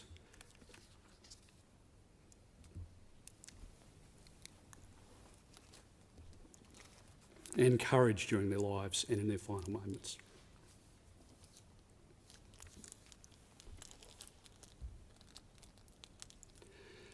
Certainly those qualities that we will remember and which we will revere. It's those qualities which will continue to inspire confidence in us to confront evil wherever it lurks. Mr Speaker, I want to also acknowledge and pay tribute to Constable Randall Kirk and Constable Keely Brough. As the Prime Minister pointed out, and others have said, their bravery, their composure and their quick thinking in extreme has helped save their own lives as well as others in calling for backup. And we certainly wish Constable Kirk a speedy recovery from his wounds. Mr Speaker, at the National Police Memorial here in Canberra there is a walkway, and engraved into that walkway are the words of loved ones, fellow officers and community members in memory of those they lost.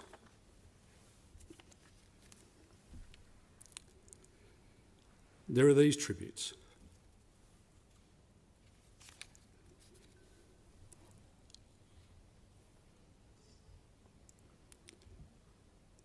She had special qualities of reliability,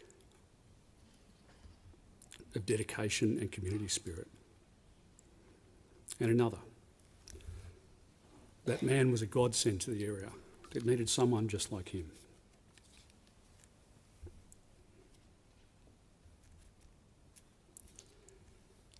And whilst those words speak to specific individuals,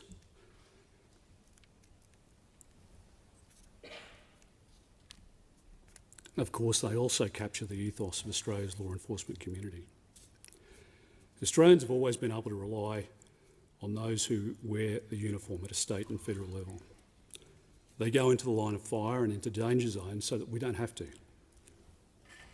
And I hope that the virtues displayed by Constables McCrow, Arnold, Kirk and Brough continue to inspire the next generation of young police officers.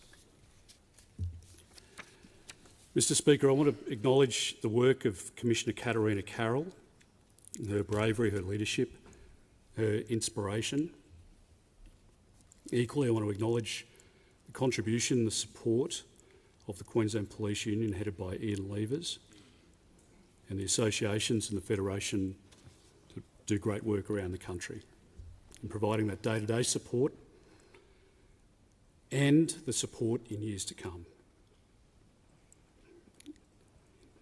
The depravity of this incident is what has struck hardest. On September the 29th, many of us went to police memorials around the country for the commemoration day to mark those who had lost their lives in the service of their state or the Commonwealth. And every one of them a tragedy. But in this instance, what has hit hardest across the country is the execution style and the complete disregard for the human beings that these officers were. The premeditated nature of the attack, the callous lack of heeding the pleas that would have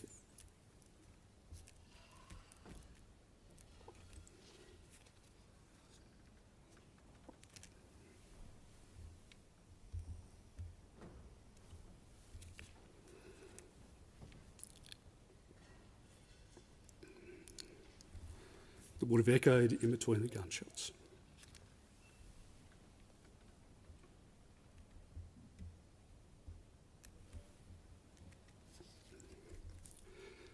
Mr. Speaker, I want to acknowledge the work of all of those who attended the scene, the forensics officers, special emergency response team officers, those included in the many police officers who will be scarred from this experience. By chance, as I returned from Toowoomba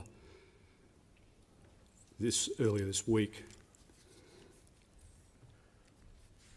we came onto a highway to return from Toowoomba back to Brisbane, and the motorcade was there.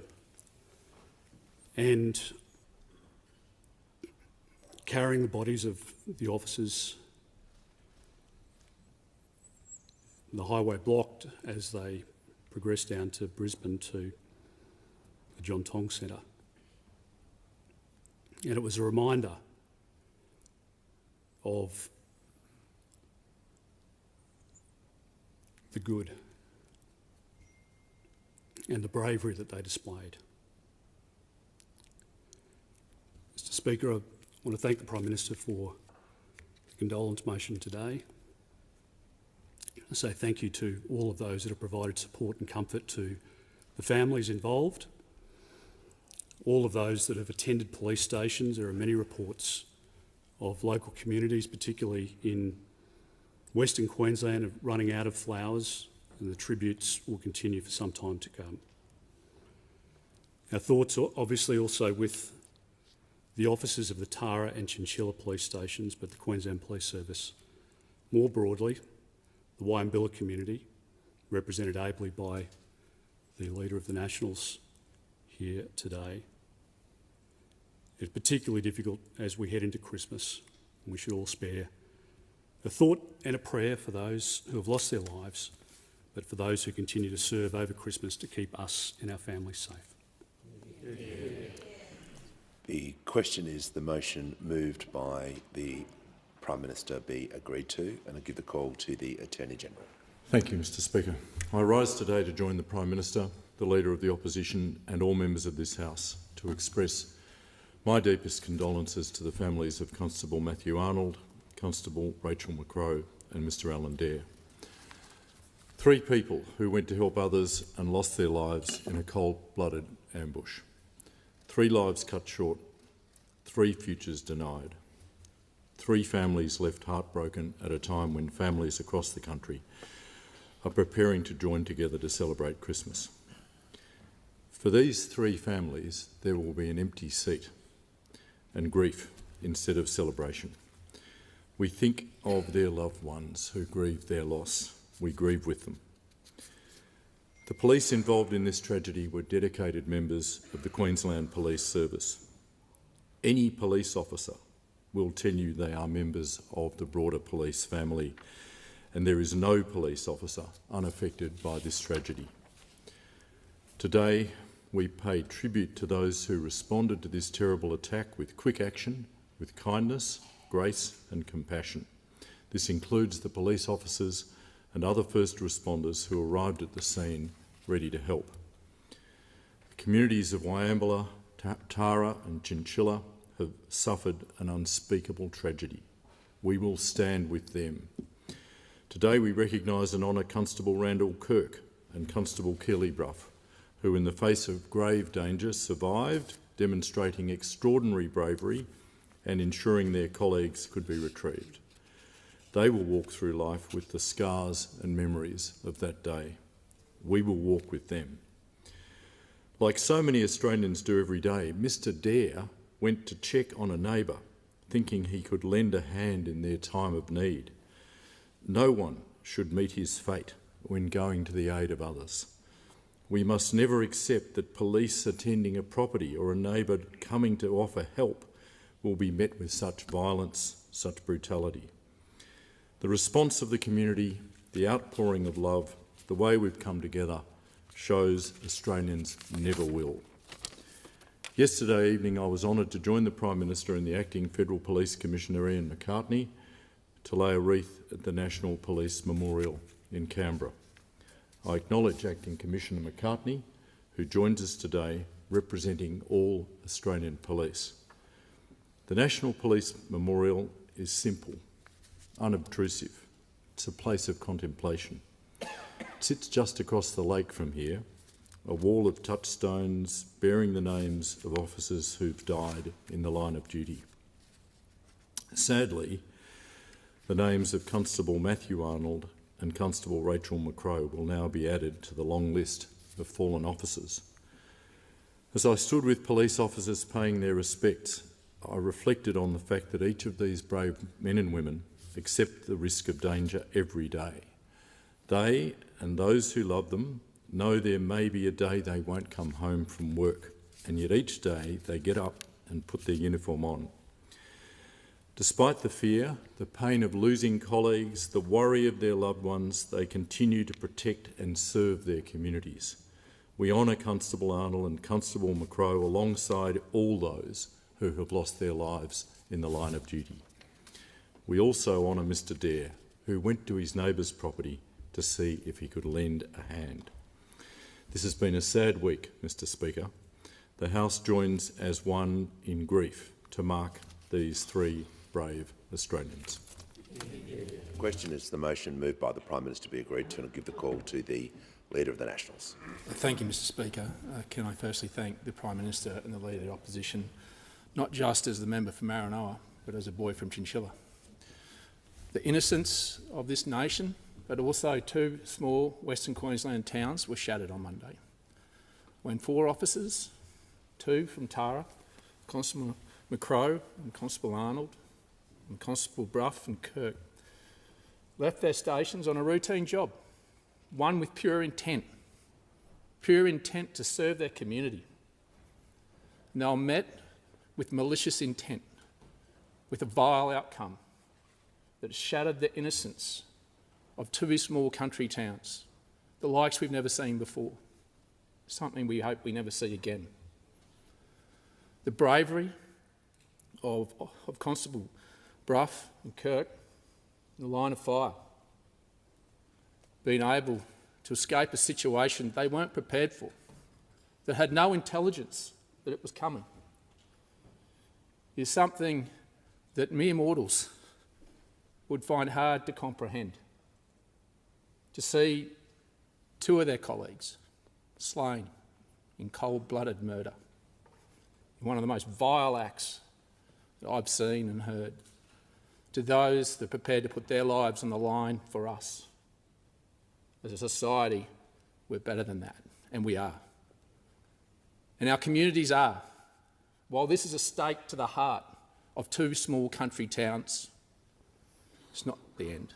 In fact, it's only solidified the strength, solidified our reverence for those that serve our community. Because once you become a country copper, you become part of the community. There is a sense of protection of our police in the bush. because in our hour of need, we know that they are there to protect us, isolated from much of the rest of the world. And so they are one of us. And to have this happen in these communities, where the reverence of those that serve us is the most exalted position, above politicians, above mayors, is something that has torn our community and rocked our community to the core. But I'm proud of the fact that our community wraps our arms around those that continue to serve us, but also Alan Dare's family.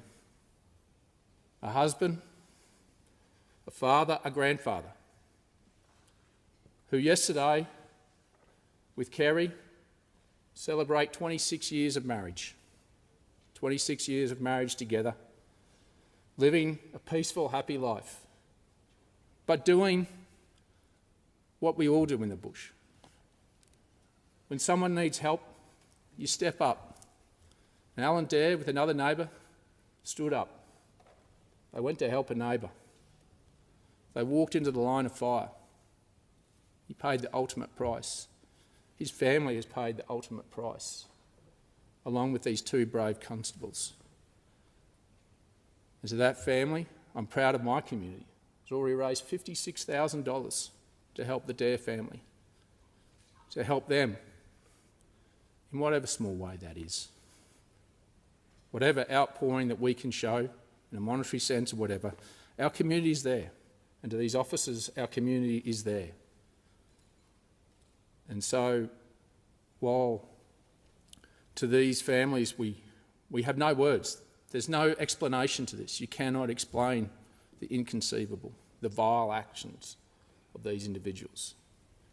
What we have to take strength from and believe in, that as a community and as a country, that their legacy, their honour, is what we, as custodians of this great democracy in this great country and of our great communities, will come together and solidify around the loss, the huge loss that these families now face.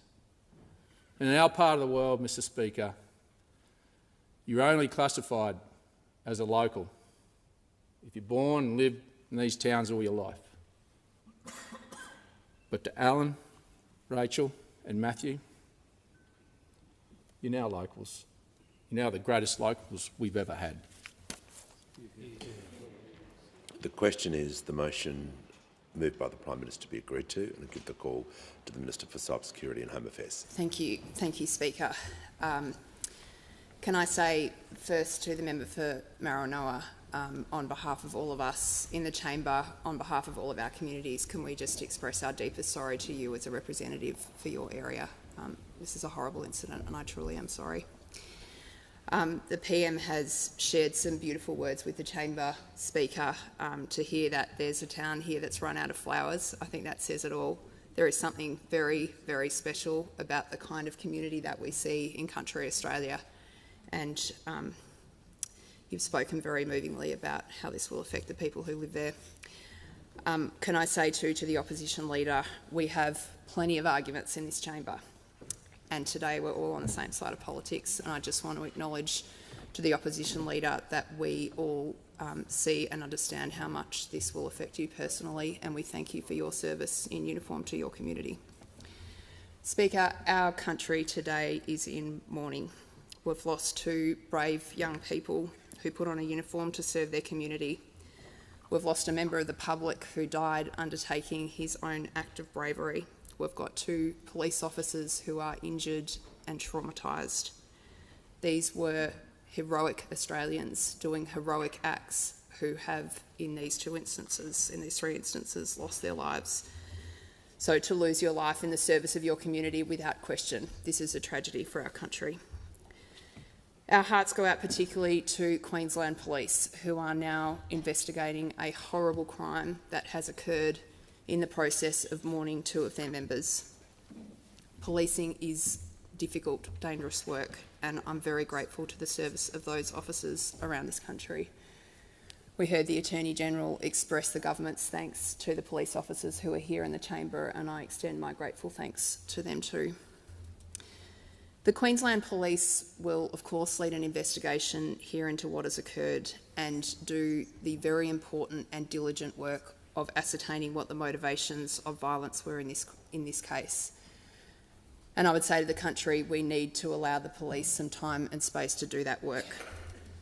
Australians should know that their security agencies are actively considering the implications of this matter for the national security of our country, the implications of online radicalisation, of misinformation and violent extremism. There is a lot of media reporting and speculation about what has motivated these three people to perform the despicable acts of violence that they did. A lot of what comes out in the immediate aftermath of a tragedy is incorrect, and we need to pause a little bit here before we get into the discussion about what's happened. It's really important that we let law enforcement and national security agencies do their job. Once the picture does start to clarify, it is likely that radicalisation will form a part of it. Radicalisation is not new, but it is absolutely clear from events here and around the world that conspiracy theories, disinformation and misinformation, problems as old as time, are being turbocharged by technology into terrible acts of violence. They are presenting a new kind of threat to our national security. There will be deep and very important policy questions for us here as a parliament to think about how our country prevents and deals with acts of violent extremism. But today is not the day for those discussions. Today is a day for grieving. And again, I express my deepest sympathies for all of those who are affected by this horrible act of violence. If I can say briefly too, in my role as a local member, just how much I'm thinking of the police officers who protect the community that I live in and love in Hotham. The work you do is so important to our community, and we are thinking of all of you who are protecting us during this difficult period ahead and through into Christmas. Thank you, Speaker. I thank the member for the Minister for Home Affairs. The question is the motion moved by the Prime Minister be agreed to, and I call the member for Fisher. Thanks, Mr Deputy Speaker, and I rise in support of this motion led by the Prime Minister and the Leader of the Opposition. It is times like this when we come together as a parliament, and I want to particularly acknowledge the heartfelt speech of all of those that have given to this contribution, but particularly that of the Leader of the Opposition. As a past-serving police officer, you know better than just about anybody else in this place, but I also acknowledge other members who have served wearing the uniforms in this place. We acknowledge the deaths of Constable Rachel McCrow here today, aged 29, and Constable Matthew Arnold, aged 26. No person should go to work and not come home,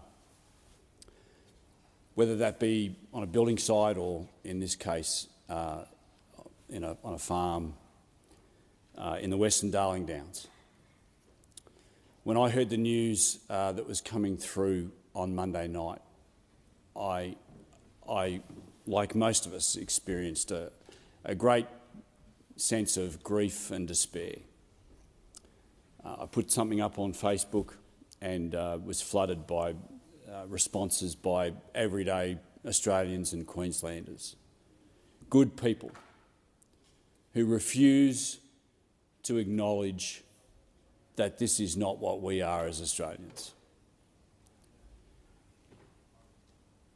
Members of the Queensland Police Service, 17,000 members, form a community of 66,000 police officers around this country who go to work every day to serve their communities, to serve us. They know that like members of the military, that one day they may be called upon to make the ultimate sacrifice, but of course none of them would ever expect to do that. But they do it, they join up, they do it to protect us as citizens. And as we remember Constable Rachel McCrow and Matthew Arnold, and obviously also Alan Dare today, as we remember them, We remember their sacrifice, we remember the sense of service that they gave and that their colleagues continue to give. We remember their other colleagues, Constable Keely Bruff and Randall Kirk, who was wounded. The sort of unspeakable grief that those survivors will be living with for the rest of their lives, we'll never understand. Nor will we understand the grief that the scenes of crime officers, the CERT officers, the other officers that came and retrieved the deceased. We'll never understand that. These men and women in uniform run to the sound of trouble when most of us would run away. I want to acknowledge Commissioner Katarina Carroll. I want to acknowledge the work that's been done by Ian Levers, who is a great Queenslander and a great contributor and representative of his colleagues in QPS. I want to just say to Australians and Queenslanders and members in this place who've served in this uniform, if you have an interaction with police, whether it be today, tomorrow, next week, please acknowledge them for the service that they have performed and continue to perform. Acknowledge them, thank them for their service. We thank our military and our veterans, as we should, but we very rarely thank our emergency service workers. Our emergency service workers sadly see so much carnage, whether it be on the roads or in domestic violence, or worse in this case. And we need, as a community, as an Australian community, to throw our arms around them and let them know, as the Australian community, that we love them, we care for them, we thank them for their service, and we will help support them in any way we can, whether that's in Tara or Chinchilla or Maroochydore, Alexandra, Headland, doesn't matter where it is in Australia. Go up to a member of the QPS or police service today, or an AMBO or a firing, and say thank you for your service. Thank you for putting your life on the line every single day of your working life so that we can have better lives as Australians. Thanks, Speaker. Thank the member for Fisher. The question is that the motion moved by the Prime Minister be agreed to, and I call the member for Blair. Thank you, Mr Speaker. Most Australians from a young age are familiar with the police. From Adopt a Cop in our schools to Anzac Day services and parades, Neighbourhood Watch, Crime Stoppers, they see their local police officers in their clubs and associations, at their fetes, festivals and faith-based groups. They are respected. They are not a force but a service, and with honour they serve. Australians in regional areas are used to young constables being transferred to their communities. They are embraced by them. The local community becomes their community. Tara is like so many country Queensland towns, with services remote and even more remote areas like Williambilla. For all Australians, but even more so for regional Queenslanders, decentralisation means the bonds of friendship and feeling are more intense. The recent events are shocking, incomprehensible, a monstrosity of barbarity beyond any form of sane understanding. 4 young police officers doing what they were expected to do, what they were trained to do, follow up a missing persons report. To be ambushed and executed in cold blood is beyond words. This was senseless slaughter.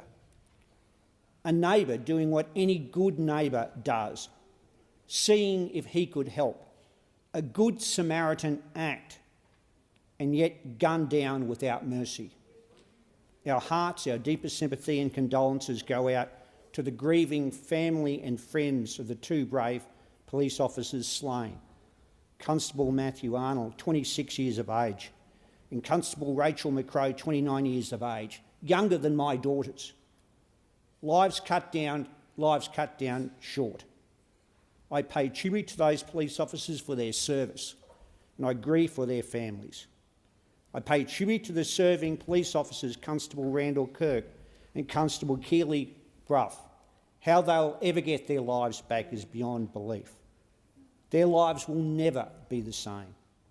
I pay tribute to Alan Dare, whose neighbourly instinct led him to try and help, and who tragically was murdered. I pay tribute to these specially trained tactical police officers who showed immense courage and yet terminated the lives of the murderous trio. They risked their lives, and the bullet holes on the armoured police vehicle shows that under tremendous hail of bullets, they retrieved the bodies of their comrades slain. Bridges in Brisbane Central are coloured in blue and white of the Queensland Police Service. The sight of those colours on the uniform of an officer of the Queensland Police during cyclones and bushfires and floods are always comforting to Queenslanders, particularly regional Queenslanders. Flowers and tributes from Tara to Brisbane and around Australia have been laid at police stations and elsewhere.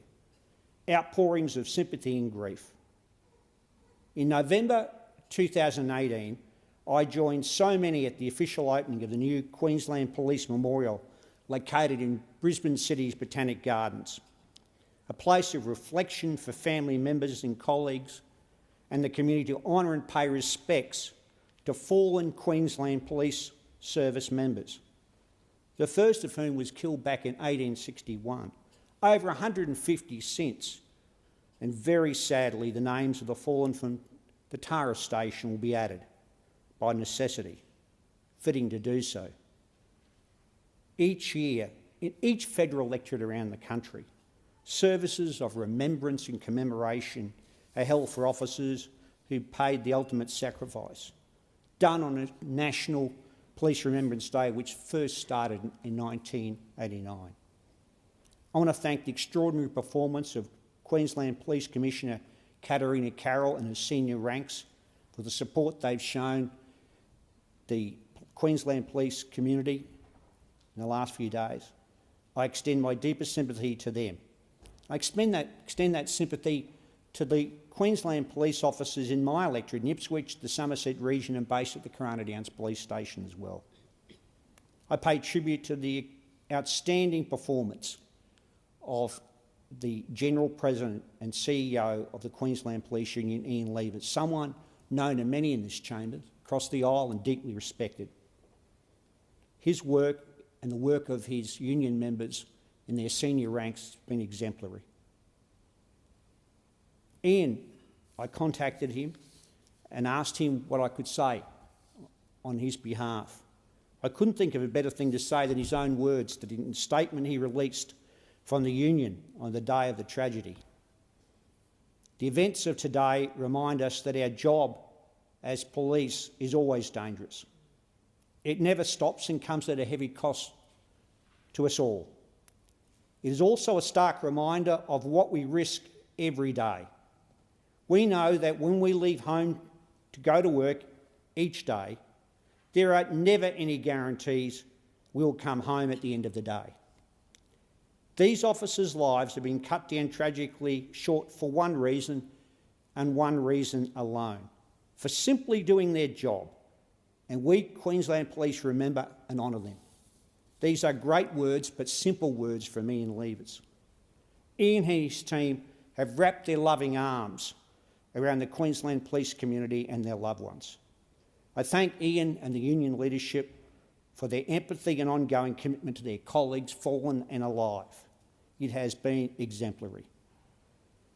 The union has a memorial fund, and Ian's asked me to let the public know that that memorial fund's been set up that people can donate funds, and all the funds will go to and assist the families of Matthew and Rachel. And I would encourage the public to do so. There's an old saying in St John's Gospel which states that greater love has known than this, that someone should lay down their life for their friends. The words are ancient, but their relevance is contemporary. These police officers have given their lives in the service of their community, their state and their country. They paid a price they should never have had to pay. The least we can do is follow their example and support their colleagues, support their family and their friends.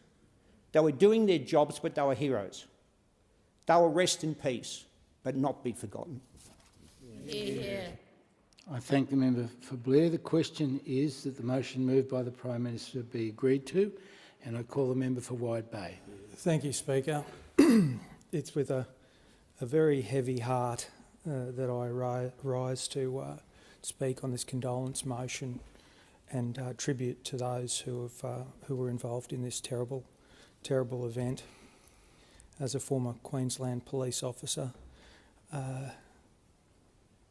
it truly is a tragedy.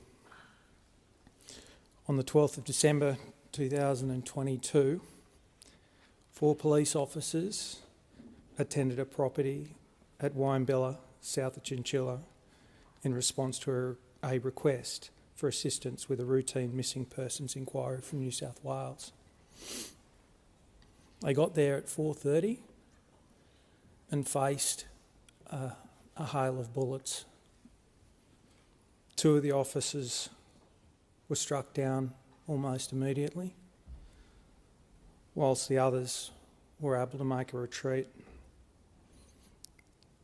Constable Matthew Arnold and Constable Rachel McCrow were both murdered in what appears to be a calculated ambush. Constable Randall Kirk, who was shot in the leg and managed to retreat, and Constable Keely Bruff, who took cover in nearby bush. I'll just say, in relation to Constable Bruff, what you must have gone through in those hours before backup arrived would have been horrific, and you acted with the highest degree of bravery, and I pay tribute to your actions.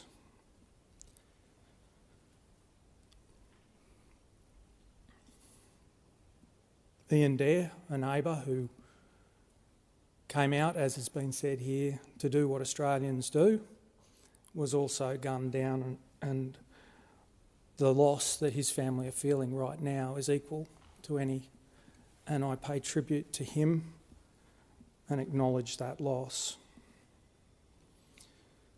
Speaker, the police are the public and the public are the police. The police being only members of the public who are paid to give full-time attention to duties which are incumbent on every citizen in the interests of community welfare and existence. They're the words of Sir Robert Peel, the father of modern-day policing, and they're as relevant in 2022 as they were in the early 1800s when he said them. As a former country cop, before coming in to this place, they're extremely relevant. You're a part of the community. You keep order, you help people, they rely on you and you rely on them. That's policing in Australia, and I think that is part of why this has struck so deep. Attacks like this, they attack the very fabric of who we are. Yes, there's a tragic, tragic loss of life here. But when citizens turn on each other in this way, it's us turning on us, and it's horrible, and we have to do everything to work out why and make sure it doesn't happen again.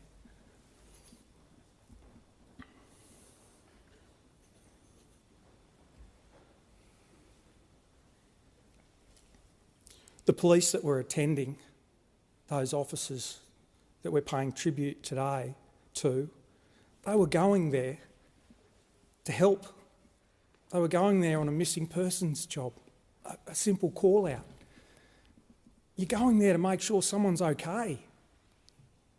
That's what you're going there for, to find them and say, "You all right? Someone's worried about you. There's a call being made to the police." That's what they were going there for, to help. And unfortunately, one of the people that they were going to help had very different intentions. And that's what we've seen play out. As a former policeman, I've received a lot of messages over the past few days from colleagues, members of the community, expressing their grief and horror, anger, sadness. But one thing they've all, without exception, have said is, this just doesn't happen in Australia. This is not Australia. And that is so true. We see this in other parts of the world. Not Australia. I pay tribute also to the bravery of the local police who, after receiving the information that they were heading into a situation where their lives would be put on the line, where they would more than likely be shot at, they went in there and they hoped to rescue Matthew and Rachel, but unfortunately they retrieved them. But they did so under a hail of fire. And to them, I say, you are heroes. That's a word that's bandied about a lot these days, but you truly are heroes. To the special emergency response team that goes there with the very, very real and difficult job of stopping the threat, I commend you for your performance in your duty. It must not be easy to know that when you're called out, there is a strong chance that you are going to have to take the life of another citizen. That's a heavy, heavy job, and they are also unsung heroes a lot of the time, and I pay tribute to them for stopping that threat and containing it. A terrible, terrible job to have to do, but they did it. I also pay tribute to Ian and his team at the police union. They're there in the good times and they're there in the bad times. And I know from my experience as a cop, I relied on the Queensland Police Union for their support, and they're doing that now, and I commend that. I commend them. A total of 6 people were killed on that day.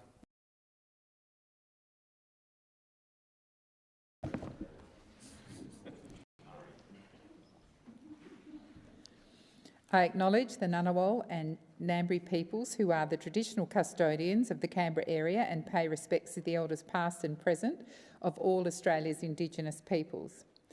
Senators, I invite you, as I read the prayer, to pray or reflect in your own way on your responsibilities to the people of Australia and to future generations.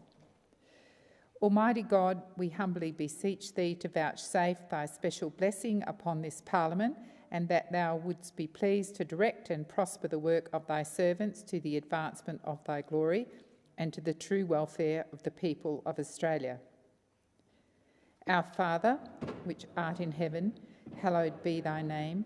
Thy kingdom come, thy will be done in earth as it is in heaven. Give us this day our daily bread, and forgive us our trespasses as we forgive them that trespass against us. And lead us not into temptation, but deliver us from evil. For thine is the kingdom and the power and the glory forever and ever. Amen.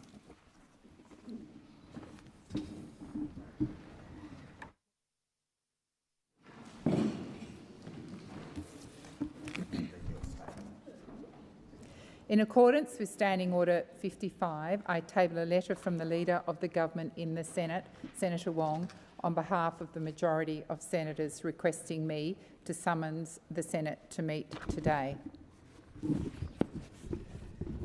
In light of the recent tragedy in Queensland, I wish to make a statement at the first opportunity of our meeting in the Senate today. On Monday, 2 police officers reported to duty and they never came home.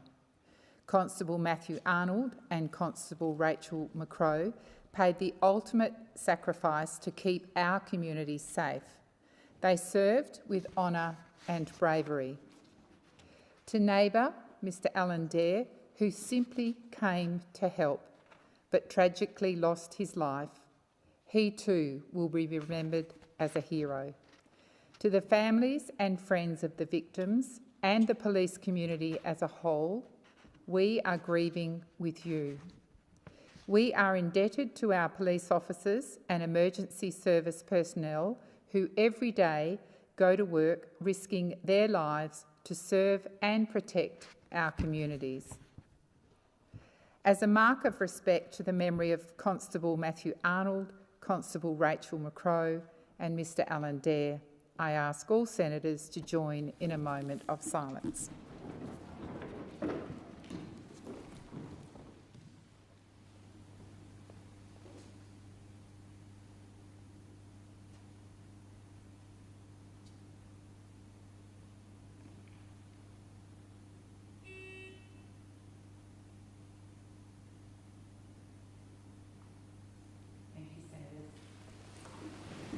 Senator Gallagher. Oh, beg your pardon. Sorry, Senator Gallagher. I'll do leave of absence first. Senator Urquhart. Thank you. I seek leave to move a motion relating to leave of absence for senators. Is leave granted? Leave is granted. Senator I move that leave of absence be granted to the following senators for today: Senators Wong and Farrell on account of ministerial business, and Senators Brown, Green and Sheldon for personal reasons. Thank you. Senator Askew. Move a motion relating to leave of absence. Is leave granted? Leave is granted. Thank you, Senator Askew. I move that leave of absence be granted to the following senators: Senators Birmingham and Chandler for the 15th of December for parliamentary delegations, and Senators Molan, Payne, Hughes, Hume, Patterson, Bragg and O'Sullivan for the 15th of December for personal reasons. Thank you, Senator Askew. Senator McKim. Thank you, President. I seek leave to move a motion relating to leave of absence. Is leave granted? Leave is granted. Senator McKim. Thanks, President. I move that leave of absence be granted to Senators Steele, John, Rice, Wish-Wilson, Thorpe and Barbara Pocock for 15 December for personal reasons. Thank you, Senator McKim. Senator Roberts. Thank you, President. I seek leave to move a motion relating to leave of absence. Is leave granted? Leave is granted. Senator Roberts. I move that leave of absence be granted to Senator Hanson for the 15th of December for personal reasons. I'll now put the question on all of those motions about leave of absence. So the question is that those motions be agreed to. Those of that opinion say aye. Against, I believe the ayes have it. Senator Gallagher. Thank you, President. I just seek to update the chamber that in the absence of Senator Wong today, who is absent on parliamentary business and ministerial business, that I am the acting leader of the government in the Senate. Thank you. Senator Cash. Thank you, and I advise the Senate that Senator Birmingham will also be absent from the Senate today due to shadow ministerial business overseas, and in his absence I will be the acting leader of the opposition in the Senate. Thank you, Senator Cash. Minister Gallagher. Thank you, President. I seek leave to move a motion relating to the hours of meeting and routine of business for today. Is leave granted? No. Leave is not being granted. Senator Gallagher. Thank you. Pursuant to contingent notice standing in the name of Senator Wong, I move that so much of the standing orders be suspended as would prevent me from moving a motion to provide for the consideration of the motion, to provide that a motion relating to the hours of meeting and routine of business may be moved immediately and determined without amendment or debate. Although may be moved immediately. Yes. Thank you. And I would like to begin by thanking the Senate for coming back and having this urgent sitting of the Senate so soon after we adjourned for the year. It is important that the Senate consider the bills that are being passed by the House of Representatives today, and that we deal with this today. And it is no surprise that those opposite are using a procedural motion to avoid debating these bills today. These bills are about saving jobs. Minister, please resume your seat. Senator Hanson-Young. Point of order. Order. Senator Mackenzie, I've got a senator on her feet with a point of order. Senator Hanson-Young. Point of order, Madam President. Even with the microphone on, I couldn't hear the minister speaking. Thank you, Senator Hanson-Young. It was my intention to call the senators to order. I would ask that this debate be heard in silence. Please continue, Minister. Thank you, President. Because these bills today that are coming before the Senate as urgent bills that must be being dealt with today are about saving Australian industry and business. They're about saving Australian manufacturing. Minister Gallagher, please resume your Australian. seat. I have just asked the minister to sit, and I asked senators that the debate be heard in silence. And the minute the minister was called back to her feet, the interjection started. They are disorderly and disrespectful. Minister. Thank you, President. And they're about supporting cost of living pressures for Australian families, for households, for individuals that are struggling under these increases in the cost of energy. Now, we are here and the government has been working on this and a solution for some of these cost increases for the last couple of months. After a wasted decade, we hear the laughter over there. We hear the laughter. The reason we are here dealing with this is because of an illegal invasion of Ukraine, an illegal invasion of Ukraine and 10 years of dysfunction, denial and the failure of those opposite on energy policy. They are the two reasons we are here. Minister Gallagher, please resume your seat. Order. Order. Thank you. Senator Canavan and Senator Watt, calling out across the chamber is disorderly. We have a minister on her feet. I'm going to ask you again to listen. Please. Thank you, Minister. Thank you, President. Now, I hear those laughing over there, but last Friday the Prime Minister struck an agreement with every state and territory government in Australia, governments of different political persuasions. Senator McGrath. Governments that are responsible for dealing with issues as they arise, who understand the pressure that businesses, industry and households are under and see the urgency behind these reforms that we are bringing forward. Now, they are from all sides of politics. They see it. And here we have this mob over here on the wrong side of history, and we will remember this. Don't you forget, we will remember this.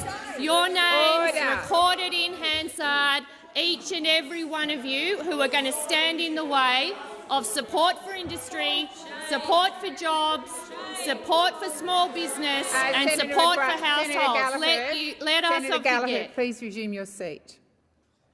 Once again, I've had to call the Senate to order. I would ask that the senator be heard in respectful silence. Senator, please continue. What you're seeing from this government responding through this legislative reform package today is a responsible government that has sat down and worked across the table with industry, with different stakeholders, with state and territory governments to actually provide some urgent solutions with a longer-term reform package, working across the parliament, talking with different senators and members of parliament about the right thing to do to bring forward this package. And you over there don't even want to debate it. You're not even going to give leave for us to bring these bills forward to debate them today. We're going to see this. I can predict over the next few hours we are going to have all the process arguments in the world raised. We're going to have, oh, we didn't get this and we didn't get that. But they will avoid the fact that when they vote in opposition to these bills, they will be voting for higher power prices and for no cost of living relief for households and for business. That is what you will be voting for if you choose to continue on this path today. This is an urgent sitting. This is urgent to deal with this, to avoid the big price increases. 22 failed energy policies. That is your record. And now you're going to try and stop us implementing one here today. That is what you're all about. Opposition refusing to deal with the challenges, Head in the sand. Head in the sand, Senator McGrath. That's where you like it. Avoid the issues. Don't deal with them. Don't support households. Don't support industry. Don't support business. That is the position that you are taking today. Well, over here, we want to work with the parliament. We want to provide solutions. We want to work with Australian businesses, with manufacturers. We want to take the pressure off households. We want to deal with the challenges that we're seeing, the energy crisis that we inherited from you, and you can't hide and avoid this decision today. No matter how hard you try, you are going to vote and you're going to be on the wrong side of history. Thank you, Senator Gallagher. Order. Order. Senator Cash. Well, thank you, Madam President. And colleagues, I hope Senator Gallagher gets the irony of the statement she just made today in the Senate. Given that when opposition, this was one of Senator Gallagher's favourite quotes. The Senate must stand up for itself. Well, I thought that's what you were all doing. That's what you were all doing. It cannot become, colleagues, a patsy for the government. Well, guess why we're here today, people? Literally, those on that side of the chamber and the Australian Greens, a patsy for the government. But it gets better, colleagues, it gets better. The Senate is meant to be here as a check on executive power. Oh, good night. The irony of the motion. The irony of the motion today. This is a role that we are asked to do. But it gets worse because then she talks about, Senator Gallagher, our job descriptions. To fulfil our role in this place, we must stand up for proper process, for proper process. And then she finishes it off with this. We cannot continue to have this chamber used as a rubber stamp for government.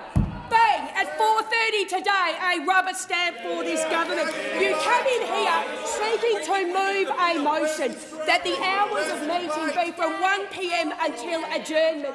And then, colleagues, you read further down, because, till adjournment, I think, well, that's fair enough, we could sit till midnight. And then you get to Part C, Senator Colbeck. If by 4:30 p.m. consideration of the bill has not concluded, well, let me tell you, consideration of this bill will not be concluded, because on this side of the chamber, all of my colleagues would like to speak. Senator Carr wants to speak. Senator Colbeck wants to speak. Senator Henderson wants. And guess what? They can't. They can't because you are gagging debate on this particular bill. You are gagging debate. We need to get into committee stage as soon as possible. Please resume your seat. Once again, the interjections are disorderly. And I would ask that Senator Cash be heard in silence. Please continue, Senator Cash. Thank you very much, Madam President. And I have to say again, in Senator Gallagher's comments, she referred to the Senate being here today to consider the bill. Well, the last time I checked, consideration of a bill meant you don't get it 24 hours beforehand. Not even that. We got it 9 hours beforehand. 9 hours beforehand. One of the greatest interventions in the energy market that this country has ever seen, and there is little to no detail. And we are not even given the courtesy of being able to consider this bill. But, colleagues, it actually gets even more ironic, because Senator Gallagher said we have worked with industry.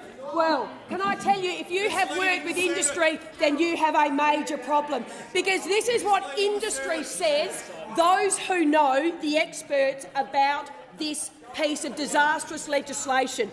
It is the single worst piece of energy policy seen anywhere, colleagues, in the world in almost 20 years. That's what industry says about this bill.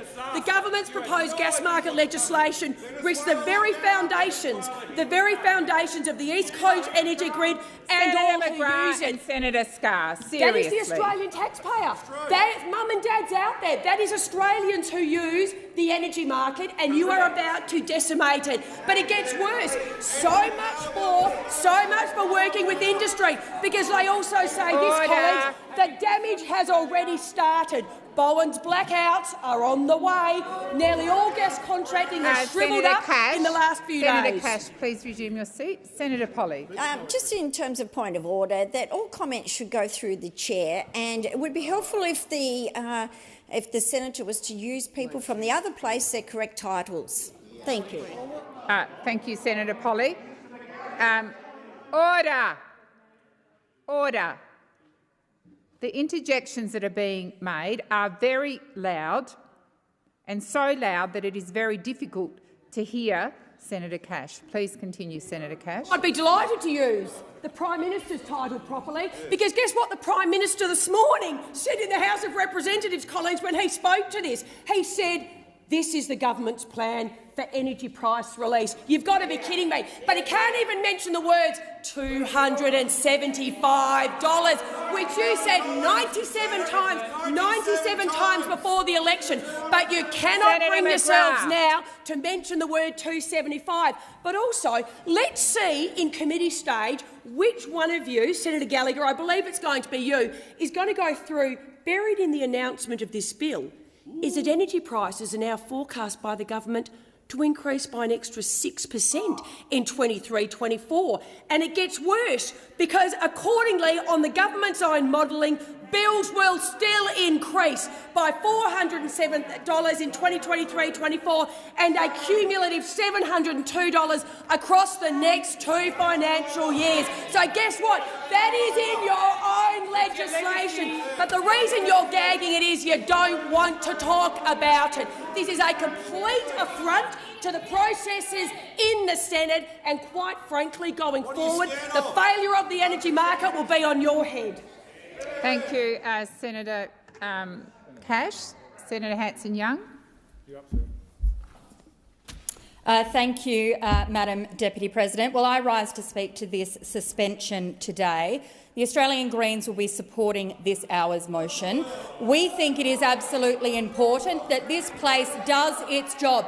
And the sheer hypocrisy of this mob on this side complaining about process, complaining about integrity, complaining, I tell you what, that you have to rock up to work and do something. Because when was it? When was it?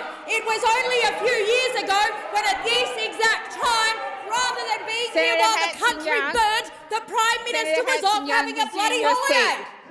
Senator Hanson-Young, resume your seat. Thank you. Senator McKenzie. On a point of order. Order. If it's so important, I'm very, very happy to stay as long as Senator Hanson-Young would like. Senator McKenzie, what's the point of order? Well, to be honest, I didn't really have one. Senator Hanson-Young, I have not called you back to your feet. Order. Senator McGrath, seriously, your interjections particularly have been incredibly disorderly and disrespectful. You have constantly called out when I've called the Senate to order. I can barely hear Senator Hanson-Young, particularly because of the interjection. She has the right to be heard in silence, and that's what I'm asking senators to do. Senator Colbeck, it is not okay to speak out when I'm calling the Senate to order. Senator Hanson-Young, please continue. Thank you, Madam President. Well, only a few years ago, at this exact time, rather than pulling the country together, we of course know the former Prime Minister, Mr Morrison, was off having a holiday instead of working. And here we are, we've been asked today to come back and to pass an important piece of legislation that relieves pressure for everyday Australians. And this mob over here want to complain. They're squawking like seagulls over here. Please resume your seat. Senator Shoebridge. Point of order, President. I really cannot hear Senator Hanson-Young's contribution. And who would, over the opposition, who would have thought a policy vacuum could be so loud? You make your point of order. Who would have thought? I will call senators once again to listen in respectful silence. Senator Hanson-Young. The irony from the opposition over here to squawk like seagulls about process, about integrity, about the honour of the parliament, when the bloke who couldn't hold a hose decided secretly to nominate himself as minister after minister after minister. So let's actually come back to the point of what we are here to do today. We are here to relieve the pressure on everyday Australians because power bills are rising, because cost of living is rising, because the big companies, the big coal and the big gas corporations have been ripping Australians off for years. Greed, greed, greed. And here we are trying to do something about it. We're trying to make sure that everyday Australians can actually start to get an idea of what this government can do to help relieve the pressure, to put in place a plan to bring down power bills and to bring down pollution while we're at it. The big corporations, the big gas and the big coal corporations, they're crying poor. I know why the opposition are squawking like seagulls, because they're doing the mouth work. They're the mouthpieces of the big coal and the big gas companies. And what are we hearing from them? Oh, it's all too hard, it's all too hard. Well, cry me a river. These are the very corporations who have been profiteering off the pain of everyday Australians, profiteering, may I say, off the bloodshed of a war in Ukraine, an illegal war. That is what these companies have been doing. And rather than standing up for everyday people, you've got this mob in here crying poor and squawking. And when are these companies going to be held to account? Because for a decade, the opposition, the Liberal and the National Party, under various leadership, could do nothing to rein them in, nothing to put in place a plan to reduce pollution and to reduce power bills. Everyday people in this country know that the cheapest and the cleanest form of power is renewables, and they want the government to get on and help them, which is why we have worked hard to negotiate to get some outcomes on this bill. It's not perfect. Of course it's not perfect. This is all about negotiation and compromise, and we will keep the government's feet to the fire, because you know what really should be going on? These big corporations should be paying their fair share of tax. There should be a windfall tax on them, because greed, greed, greed, off the back of people's misery is their mode of operandi, and it's time that came to an end. And today we have the nail— Senator Hanson-Young, please resume your seat. Order. Order. Senator McKim, I've got a senator on his feet. Senator Canavan. Just a pointer on relevance, Madam President. This motion is about the Hours of Business today, and I know Senator Hanson-Young is losing her cool here, but she's starting to talk about issues that have nothing to do with the legislation that's before us today or this motion. It's completely irrelevant. Please continue, Senator Hanson-Young. Thank you, Madam President. Well, the biggest shrill for the gas and the coal industry in this place, of course, is Senator Canavan over here. No wonder he's squawking. No wonder he's squawking, because his mates in the coal industry are saying, you've got to stand up for us because we might have to pay less. We might make less money. We might actually be held to account for once. That's what's going on. That is what's going on. There is no bigger supporter for coal and the greed of the coal industry than Senator Canavan. Thank you, Senator Hanson-Young. Senator Mackenzie. Thank you, Madam President, and I too rise to speak against this motion. We all come to this place to represent people, places, causes, and that we are going to be debating today a piece of legislation that will have the most significant impact on our economy over decades to come in recent times, since wartime, and what the government has chosen to do is shut down the proper and rightful role of the Australian Senate in this debate. Yes. Now, we know where the numbers are. That was all pretty clear if you're reading all the newspapers over this week. You know what? You don't need to stress. It's going to pass. The Greens, Labor, Pocock coalition, you're going to get your legislation. But what you should not be doing is restricting the ability of us as a Senate and each of us as individual senators to have our say, to put on the record the views of our constituents, the views of our communities and the views of the wider Australian public. Well, you know, Senator, what? I'll take that interjection, and I'll take that interjection because you know what? Industry doesn't know what to make because you have not consulted with them on how to actually make this legislation.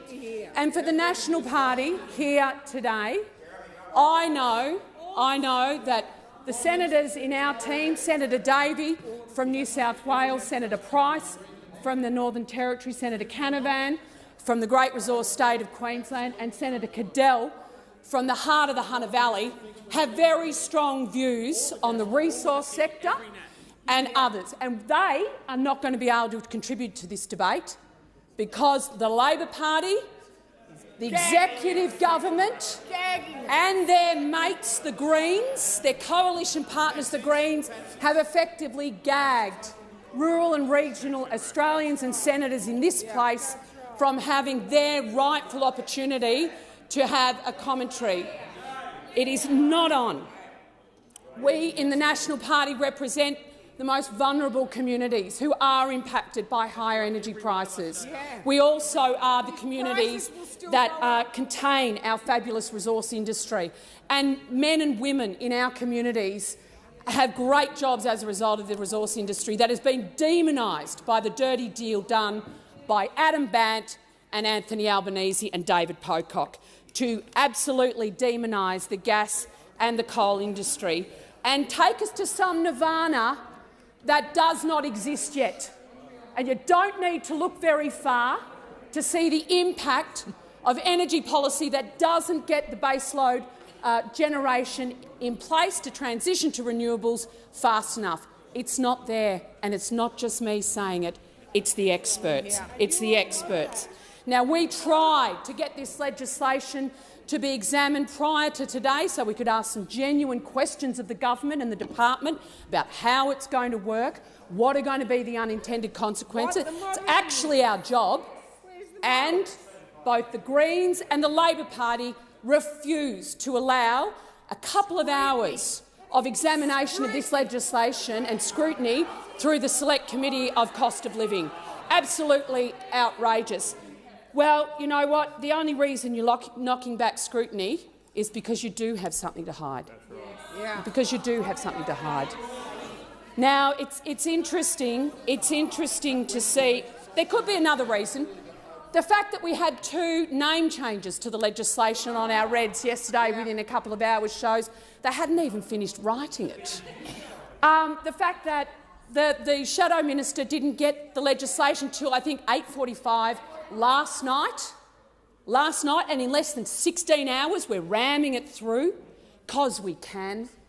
It is absolute disrespect to our parliament. It is a disrespect to the men and women who sent us all here to do our job. You're going to get the outcome you want. This is the thing. You're going to get it passed. The deal's done. What you should have been able to do is not gag senators and the Australian Senate from doing our rightful role. And we are very happy, Senator Hanson-Young, to sit as long as it takes for every senator, and I note your party stacking out the speakers list quite quickly, to have every senator have their say and every question rightfully asked of the minister. Thank you, Senator McKenzie. Senator McAllister. Thank you, President. Well, this parliament has a big job to do today, because the opportunity today is to debate the legislation that will underpin the government's energy price relief plan. And I don't know whether there are I don't know who needs to hear it in this chamber, but we have a serious challenge ahead of us. The illegal invasion of Ukraine has produced a global energy crisis, the like of which we haven't seen for 50 years. Now, it may suit others to ignore that, to pretend, President, that that is not the case. But actually it's a pretty significant global event, and we're not immune to the consequences of those events, and it's for that reason that we've been working in a methodical way through the issues that it presents to Australian households, and particularly for Australian manufacturers who, if any of you had been listening, have been pointing out this problem to us and to you and asking for a response. Now, of course, the Liberals and the Nationals engagement with this issue is entirely disappointing, but entirely predictable, because actually they had 10 years. 10 years to come up with an energy policy, 10 years to grapple with the very significant technological changes and economic changes that were confronting our energy sector. And what did they do with their 10 years? Well, they certainly didn't land an energy policy. They certainly didn't land an energy policy at any point in that period. They did two things. These people have never seen an issue that they weren't willing to politicise, to wield in terms of partisan point-making. There is no issue that they're not willing to use for narrow partisan advantage. And every time over the last decade and every time in this new parliament that the opportunity has presented to act in the national interest, they have chosen not to do so. Exactly. They have chosen petty, narrow electoral interest, whipping up fear, picking fights, instead of solving problems. That's right. Instead of solving problems. And the opportunity is here today to solve some problems, to engage with a debate. We could be debating it now. We could have started some 30 minutes ago. That's right. But we haven't done so. We haven't done so because you have chosen to debate the process instead of to debate the issues. We say let's get on with it. Let's get on with it. Because what's required here is actually a sensible debate about the issues that confront us. What is required here is a sensible debate about the issues that confront us. Now, you can choose to deal yourselves out of that debate. You can choose to proceed in the way that you have so far, by refusing to engage, by denying that issues exist, by hiding the presence of issues from the public, as your minister did prior to the last election, hiding the increase to power prices. It's not this government's approach. This is a government that's actually willing to work with state and territory premiers and chief ministers. Hear, hear. It's a government that's actually been willing to convene meetings of the energy ministers 5 times. 5 times since the election. What did Minister Keane say? Liberal minister from New South Wales. What did the Liberal minister say about that? He observed that it was pretty novel and they achieved more in that first meeting than they had in the previous 4 years. And you know why? It's because the approach taken by this government is one that actually seeks to solve public policy problems rather than to pick fights to occupy media space. And it's a different approach, I accept that. It's a different approach to the one that you all adopted when you were last in government. But it's an approach that is actually designed to operate in the national interest rather than in partisan interest. So you have a choice today, and President, everyone in this chamber has a choice today. You can vote for price relief. You can vote for a set of arrangements. You can vote for a set of arrangements that will achieve an orderly market, or you can obstruct. And all the evidence so far is that you will continue to obstruct. Your time has expired. Senator Roberts. President, One Nation will be opposing the government on this motion, procedural motion, because we believe in the need for security and scrutiny. Energy primacy is fundamental to a modern society. In the last 170 years since the Industrial Revolution really started moving, energy prices did one thing relentlessly: ever decreased real energy prices. That enabled dramatic improvements in standard of living. Since 1996, we have artificially increased in this country energy prices, and that have reversed human progress. Australia has a competitive advantage in wonderful coal and gas. The time for debate on this standing order has expired. So the question is that the motion is moved by Senator Gallagher that we suspend standing orders be agreed to. Those of that opinion say aye. Aye. Against? No. I believe the ayes have it. Division required. Ring the bells for 4 minutes.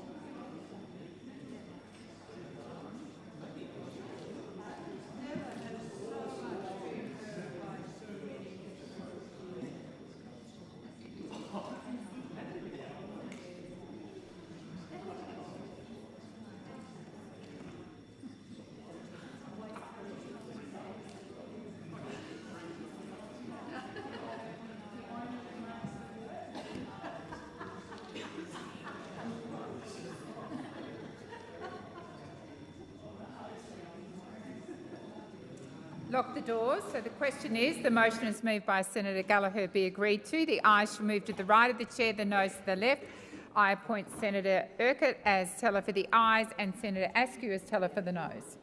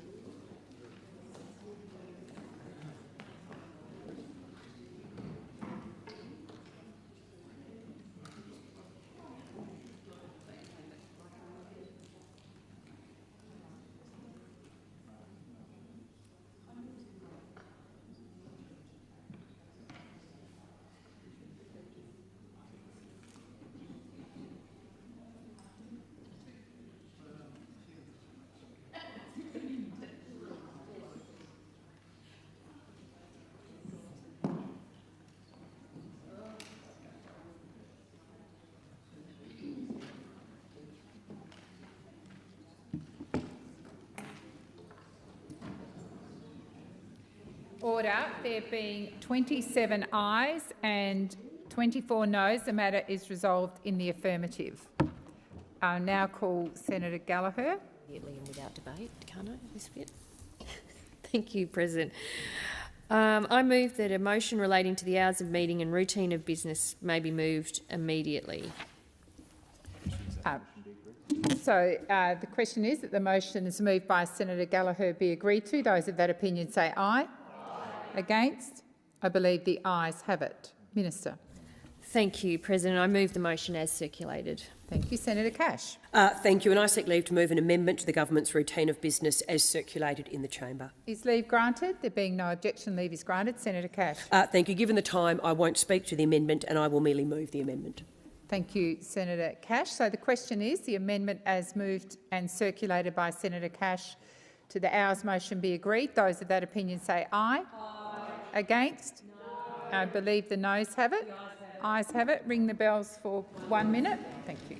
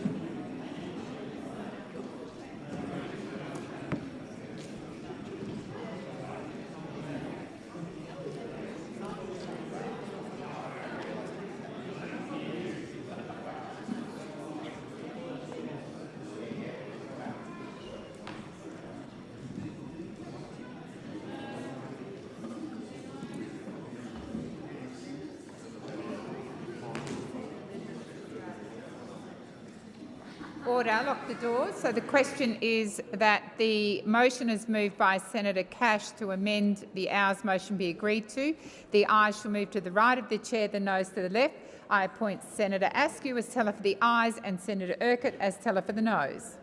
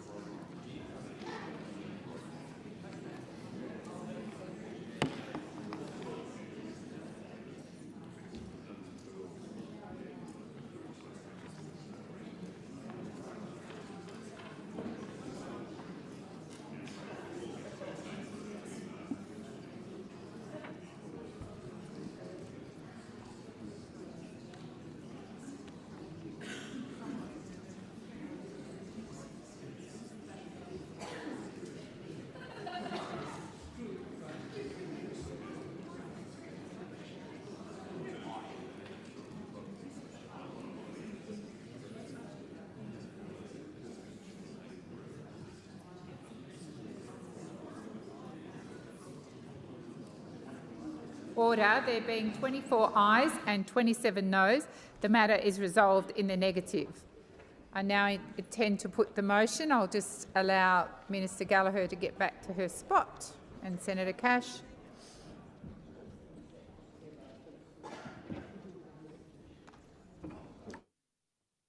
So the question is that the motion as moved by Senator Gallagher be agreed to. Those of that opinion say aye. Aye. Against? No. I believe the ayes have it. Noes have it. Ring the bells for 1 minute.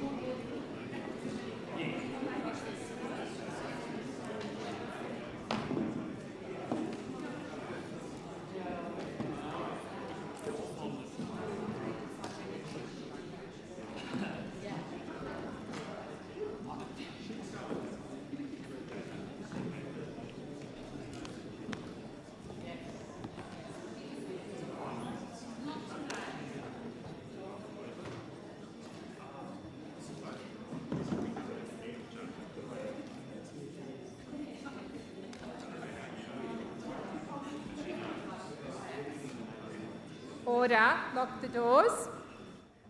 So the question is that the motion is moved by Senator Gallagher be agreed to. The ayes shall move to the right of the chair, the noes to the left.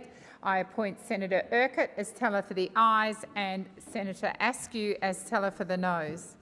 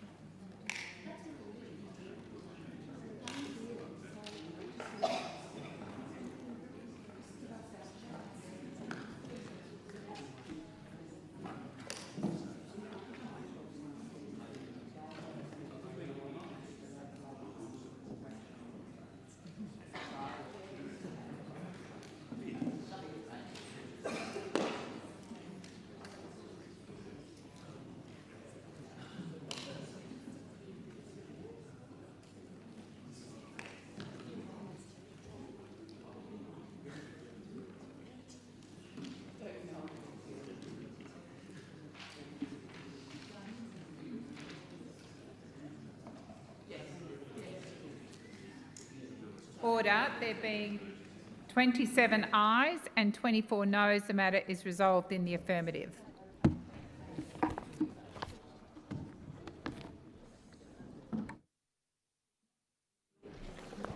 The President has received a message from the House of Representatives forwarding the Treasury Laws Amendment Energy Price Relief Plan Bill 2022 for concurrence. I call the Minister. Thank you, President. I move that this bill may proceed without formalities and be now read a first time. So the question is, the motion is moved by the Minister be agreed to. Those of that opinion say aye. Against? I believe the ayes have it. I call the Clerk. Act to amend the Competition and Consumer Act 2010 and for other purposes. I call the Minister. Thank you, President. I move that this bill be now read a second time and I seek leave to have the second reading speech incorporated in Hansard. Is leave granted? Leave is granted. Thank you, Minister. And I'm calling Senator Duniam. And may I commence by wishing you a happy birthday for today. But look, today is not a day for celebrations. It is not a happy day for Australians. Because I tell you one thing, colleagues, Australians are struggling and we all know it. It's what we intend to do about it that is important. And what we're doing here today in this legislation, which has been rushed together, mixed up in a little room out the back of some ministerial office, is not going to address that issue. Let's consider what we saw in the months leading up to the election. A repetition of a particular number, 275 was the number. And it was repeated, Senator Cash, 97 times in the lead up to the election. That repetition makes me think, Acting Deputy President, it was a pretty important thing for the opposition, then opposition, now government, to have spoken about. Because that number, 275, was a promise that the Labor Party made to the people of Australia in order to get their votes, to win government. In fact, given they won the election, I would see that as a contract between the government and the people of Australia that voted for them on that basis. People rightly believed the Labor Party when they said, "We will reduce your power bills by $275. 97 times, as Senator Cash pointed out earlier on, was that number repeated.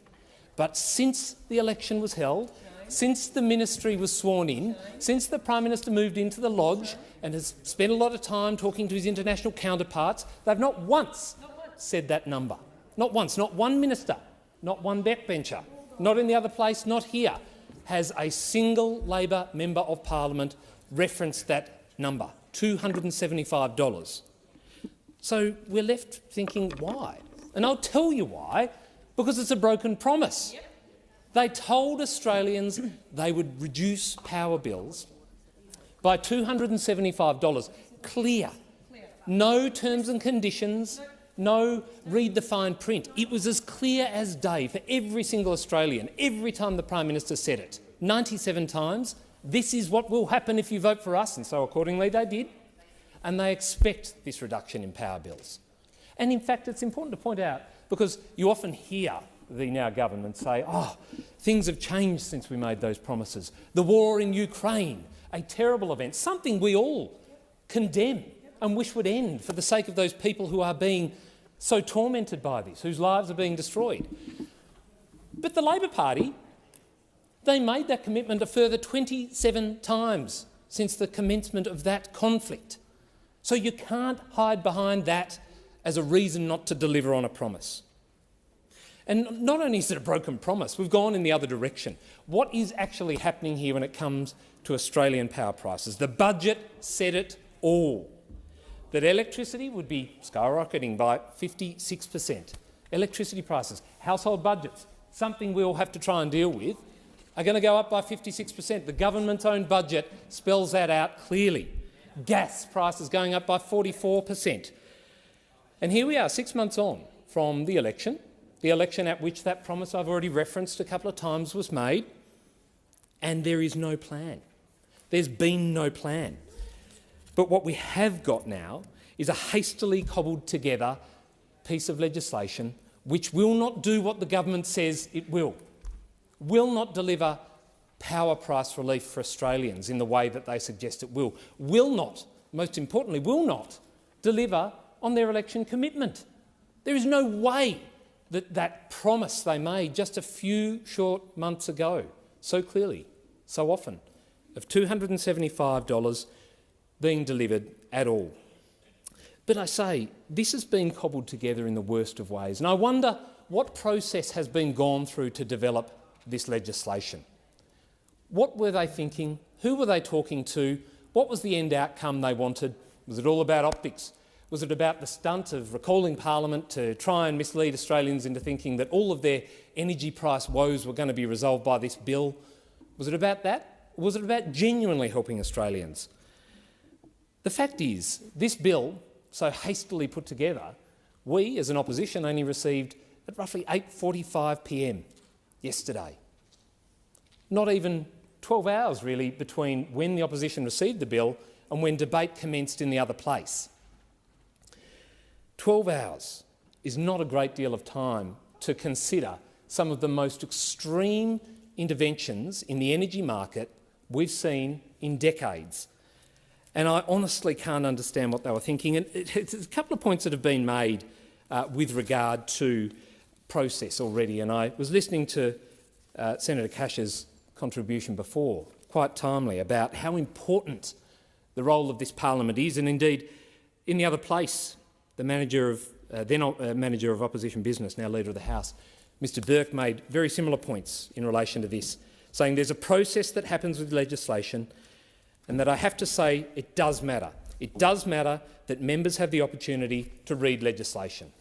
Well, unless colleagues were staying up all night to then be able to convene as a Senate today to rush this piece of legislation through, not give it due regard, due interrogation, due scrutiny, then that process that was so important in opposition now apparently doesn't matter at all. And Senator Cash had it right, because what we're seeing is a government, this brave new world of the Labor Party, talked a lot about transparency before the election and scrutiny and the role of Parliament in partnership with the Greens, now expecting this chamber just to rubber stamp things on false debates. And as I say, you know, if there's nothing to hide, if there's nothing to worry about, I'm not sure why we're finishing the debate at 4:30 today, why we couldn't go just a little bit longer and allow those colleagues of mine that did want to make second reading contributions and put perspectives from the communities they represent on record. Why wasn't that allowed to happen? Anyway, here we are, a costly recall of the Parliament to pass this bill which has so shambolically been put together, which will not achieve the intended aims that the government says exist with this legislation. And we also have a deal that's been done with the Australian Greens, which we're not going to be able to actually get the details of before we vote on this legislation. Again, where's the transparency? What's to hide? Perhaps we will hear some details about exactly what will happen in the next budget that has been agreed to here by the Australian Greens. And of course, to that end, I can indicate that there will be an amendment on that particular issue moved by myself. But I will make the point as well, of course, that we do support targeted relief for Australian households and Australian businesses. Relief from cost of living increases that actually works, that will deliver reductions in power bills, that will deliver reductions in the cost of fuel and food and all of the other essentials that households and businesses need. And I'll foreshadow as well, of course, that we do have an amendment in the committee stage that goes to separating out the part of the bill that in the other place and other colleagues have indicated we would support in order to provide relief to Australian households and businesses, but not the other extreme interventionist components of this bill. This bill isn't targeted relief that will work. As I said before, they broke a promise about delivering a $275 power price increase, quite blatantly, and as I said, and I will lay down the challenge now for the Minister in her summing up speech to reference that figure. Let's see if there can at least be a reference to $275. Maybe we're on the pathway to delivering that for Australian households. Or maybe, as I suspect, we won't ever hear those numbers pass the lips of a government minister in this government ever again. That promise was broken. And they're now promising that this bill, the one before us today, will bring down the cost of power. It won't do that. This bill will not do that, and we know it won't do that. This will be another broken promise. And the real test really here is this. When Australian households and businesses open up their next power bills, their next gas bill, let's see whether the prices have gone up or down from the last one. That's going to be the metric against which Australians will judge what this government has done. And it'll be the metric against which the government will need to go and explain themselves to Australian people about the promise they made 97 times, clearly, without equivocation, and then failed to deliver. Deliberately broke. That's the test. And as I said, it's not just going to be homes, it's also going to be businesses, it's going to be the job generators out there across regional Australia, downtown cities like Melbourne and Sydney, places where manufacturing occurs, energy-intensive businesses who, when power prices go up, are going to rein in costs. They're going to sack people. We're going to see jobs going overseas where it's cheaper to do business and to purchase power to manufacture the goods we should be manufacturing here. And of course, if we're interested in looking after our environment, those emissions will be generated elsewhere. This is not going to help anyone. It won't help the economy, it won't help households, it won't help businesses, it will not bring down the cost of living, it will not even help the environment. Still, here we have higher power prices, and we have a government ignoring a very basic principle of economics, the laws of supply and demand, the need to bring on supply, to reduce pressures on what we have already in place. And I mean, we only have to look at the comments of people like the Reserve Bank Governor, the Secretary of the Treasury, any other energy market expert who've all made it very clear. The answer to the energy crisis, which this bill purports to drive a silver bullet through, is supply, bringing more supply on. The lack of supply drives up prices, and it's a point that's been made before, and I think it's a very important one for Australians to understand. You can't switch off the old system without switching on the new, and we don't have a new. We cannot just, in the blink of an eye, replace what we need in terms of energy consumption. We cannot just switch across to some ethereal new energy generation source when we switch off coal and gas. But that's what this government is seeking to do, and the end result is going to be disastrous. It will be higher power prices, not lower ones.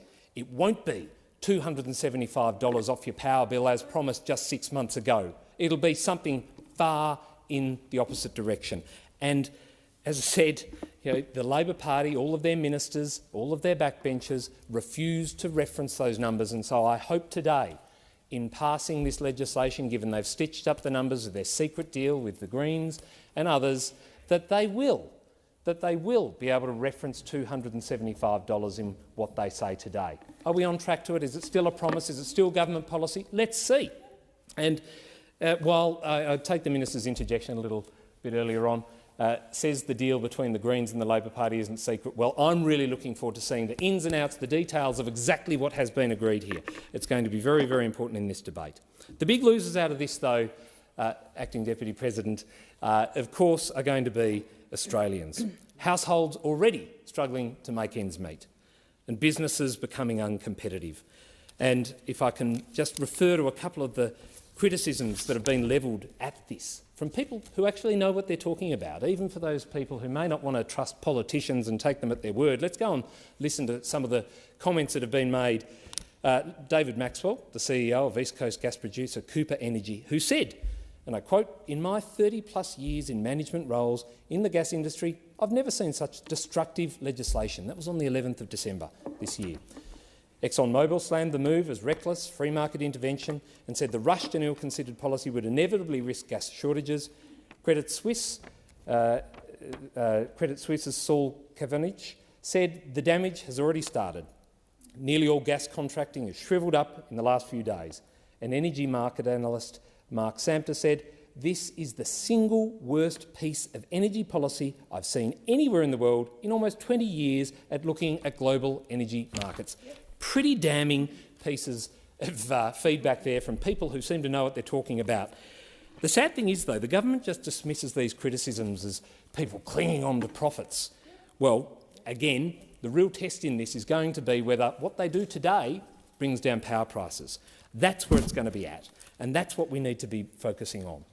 Ignoring Economics 101 as they have, ignoring the laws of supply and demand, providing unprecedented powers to the Australian energy, to control the Australian energy sector, delegating powers to the Treasurer to make broad-ranging regulations. All of these things we've had just a handful of hours to consider. And by 4:30 today, it will have passed the Australian Parliament with the support of the Australian Greens, and Australian households, Australian businesses are all going to be worse off.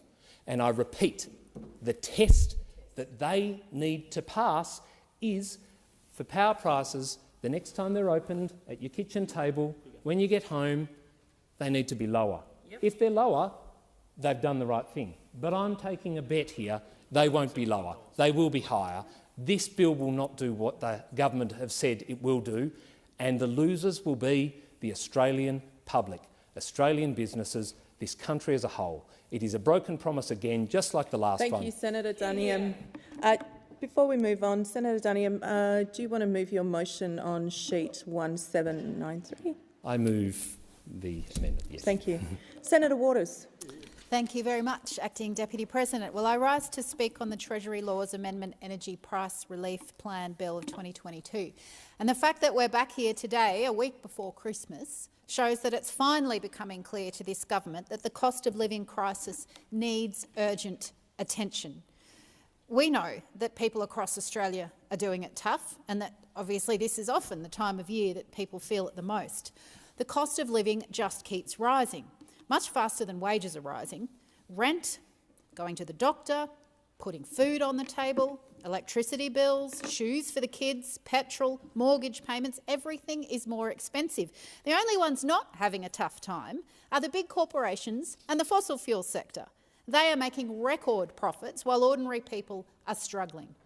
Gas corporations like Santos and Woodside are making billions in profits and paying next to no tax.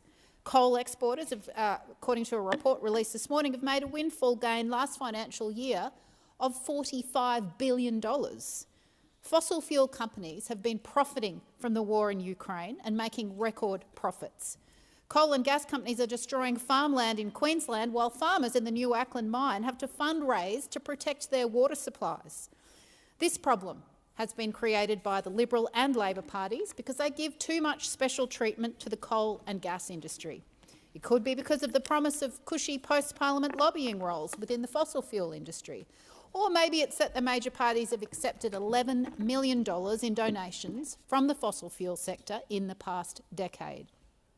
And what do you know, every year over $10 billion in public money, subsidies for fossil fuels, is handed back to the coal and gas industry. It's a good return on investment for them, but it's a terrible deal for the rest of us and the planet.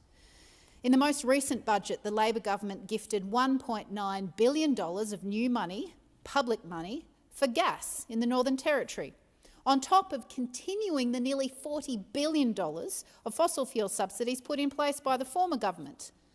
There are 113 fossil fuel projects in the pipeline that this government has refused to rule out. And despite the damage that it's causing to our household budgets, to our national budget and to our climate budget, there's efforts underway to expand more gas in my home state of Queensland. We see billionaire Gina Rinehart trying to get more gas out of Queensland. We see continuing threats to frack the sensitive Channel Country, an area that the Queensland and Commonwealth governments have previously committed to protect. And we see this despite the clear opposition from First Nations owners and farmers. We do not need more gas. Gas is just as dirty as coal, and its extraction risks our land and water. We need to stop the gas industry from ripping us off, disrespecting First Nations communities, and mining and burning a product which is destroying the planet. So this bill is a first step towards the coal and gas corporations taking a much-needed haircut.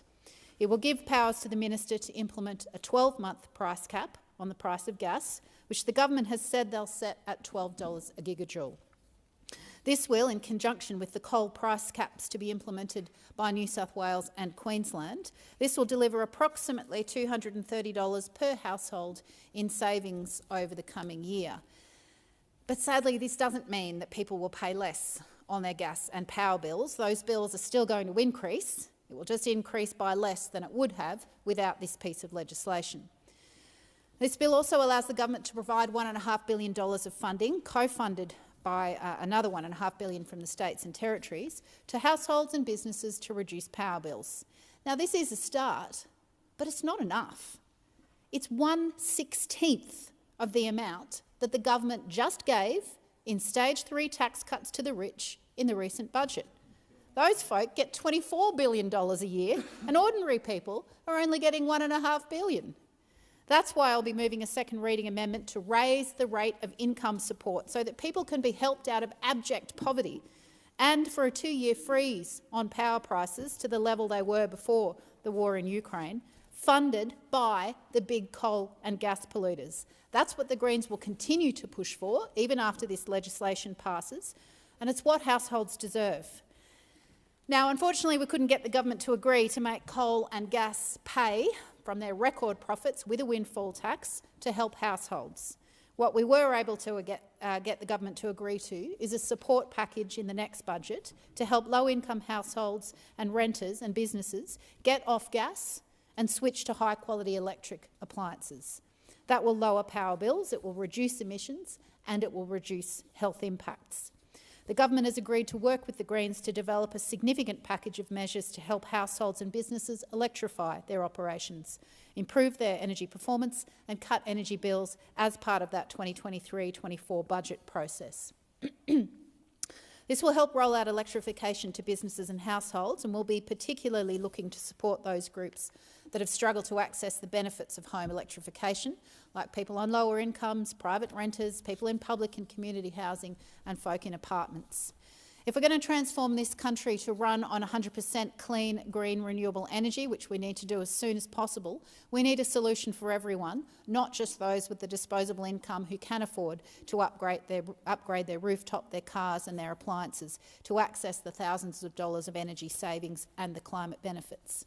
The Climate Council has looked at the financial benefit of electrifying homes, and it's estimated that a household can save between $500 and $1,900 a year by switching from gas appliances to electricity. And unlike the $230 that the government has modelled that will be saved by this 12-month only price cap, those savings will be permanent. They will be delivered year after year. And one extra dirty little secret that the gas industry excludes from its sales pitch is that gas in your home is hurting you and your family. Gas cooking in the home has been estimated to be responsible for up to 12% of the burden of childhood asthma in this country. There are so many good reasons to get out of gas. Keeping gas in the ground and replacing it with renewables is the best way to secure real cost of living support, real action on climate, and less health impacts for our kids. So, of course, the gas industry is having a meltdown and threatening to deny gas to the East Coast gas market. This is cartel-like behaviour, and it's further evidence of why a lot more government intervention in this market is urgently necessary. As part of our arrangement to pass this bill today, the Greens also secured a number of important guarantees. We've confirmed that the compensation to households will be wider in scope, will not be settled this year, and we will keep pushing for more help for more households. We've confirmed that this package does not contain any of the coal subsidies that have been spoken about in the media. And while my colleague Senator McKim will say more about this, let me be crystal clear. The Greens will never support any subsidies going to the coal and gas industries, and if the government brings future legislation to give effect to any coal or gas subsidies, we will oppose it. The coal and gas companies should be compensating the people, not the other way around. People in this country should not be held to ransom by the international gas corporations, and this bill is a start to protecting people from their bottomless greed. But there is a lot more to do. The Greens' demands are simple. No more coal and no more gas. No more public money for the coal or gas industry. Freeze power bills for 2 years at the rates they were before the illegal war in Ukraine, funded by making those massive corporations pay their fair share of tax, while we transition off those dirty industries to clean, affordable, renewable energy that is job-rich. So it's good that Labor has taken a first step to stand up to these powerful interests. And on top of the 12-month price cap, the bill gives the ministers powers to introduce a mandatory code of conduct for the gas industry. This will allow the government to begin taking back the reins on who controls our energy markets from the big gas corporations. But it will take courage to tackle those special interests, and we will keep pushing the government to do so. Banning political donations from the fossil fuel industries would also break the chains and allow Parliament to stand up for the community, not the vested interests of big corporations and political donors. With the Greens, Labor has the numbers to stop new coal and gas, to make them pay their fair share of tax and to end the public subsidies. Or Labor can choose to run scared of the power of the gas industry and their threatened advertising campaigns. But with the powers in this bill, the government will now face a choice, and we'll keep pushing them to make the right one. We'll be moving a series of amendments to give effect to some of the points that I've made, and I foreshadow the second reading standing in my name. And I'll just conclude by saying we are in a cost of living crisis. We need to bring people's power bills down, and we need to speed up the transition to clean, green, renewable energy. But we think the coal and gas companies should be paying for that transition and for those subsidies out of the record profits that they have made off the back of the misery of the people in the Ukraine. And we are deeply disappointed that the government would not come at taking on the coal and gas corporations and making them pay their fair share of tax. But we will be supporting this payment as a slight relief for folk, and we will keep pushing for broader cost of living relief, not just in the climate context, but in all things, whether it be access to mental health care support, dental health care, housing, you name it. Government should be delivering for the people, not just for the big companies and the fossil fuel industry that's tried to run this place for so long. Senator McDonald. Thank you. Well, today we are faced with an unpalatable fact. Either Labor doesn't know the consequence of this legislation and are incompetent, or they do. And this is the most malicious piece of legislation that will see gas shortages, it will increase electricity prices and it will drive up unemployment. Be very clear, this is an attack on the resources sector, a sector that currently, through royalties, through taxes and investment, is the backbone of our economic strength. It pays for our health system, it pays for much of our education system and much of our roads and infrastructure. And so much of what we're going to hear today from the other side completely misunderstands the structure of the Australian economy.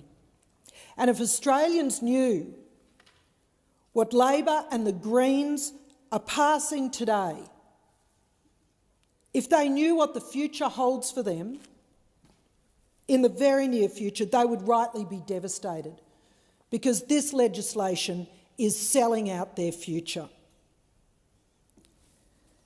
This is one of the largest and most significant government interventions that we have seen in the market for decades. And the Albanese Labor government is too arrogant, too deceitful to allow proper consultation. It was still in the oven being baked last night, and it's come out completely uncooked. And history has shown time and time again that price caps will only result in supply shortages, and that leads to price rises. This is economics 101, and Australians need to brace for blackouts, high prices, investment uncertainty in the months to come. This is panicked policy on the run. It's full of loopholes, unintended consequences. It raises more questions than it answers. It provides more certainty. And I'll be asking questions on this today, as I will before debate and discussion is gagged. It certainly won't deliver the $275 electricity cut that was promised 97 times by the Prime Minister. It will actually still mean that electricity prices will increase by 23%. It will lead to energy rationing and blackouts. And manufacturing jobs that Labor will continue to tell you how important they are to them, they will not be about saving manufacturing jobs. This legislation will undermine those jobs. This is a disgraceful betrayal of all Australians. This legislation is a policy failure. Despite 9 years in opposition, 6 months of the government to develop this policy proposal that they keep saying should have been made, instead, a week before Christmas, the PM announces a policy. 6 days later, here we are, considering legislation that the ink is still wet on. A Treasurer who's never run a business, but now he wants to run the entire Australian gas industry. And through his comments this morning, we see again how little the Treasurer understands his own legislation in this place. It reaches far beyond a 12-month price cap. It creates a permanent cap on rates of return. This is a diabolical deal between the Greens and Labor, and this massive overreach gives the government power to set the price and force companies to provide or not provide gas supply. And it allows the Treasurer the power to decide who gets gas in this new gas shortfall environment.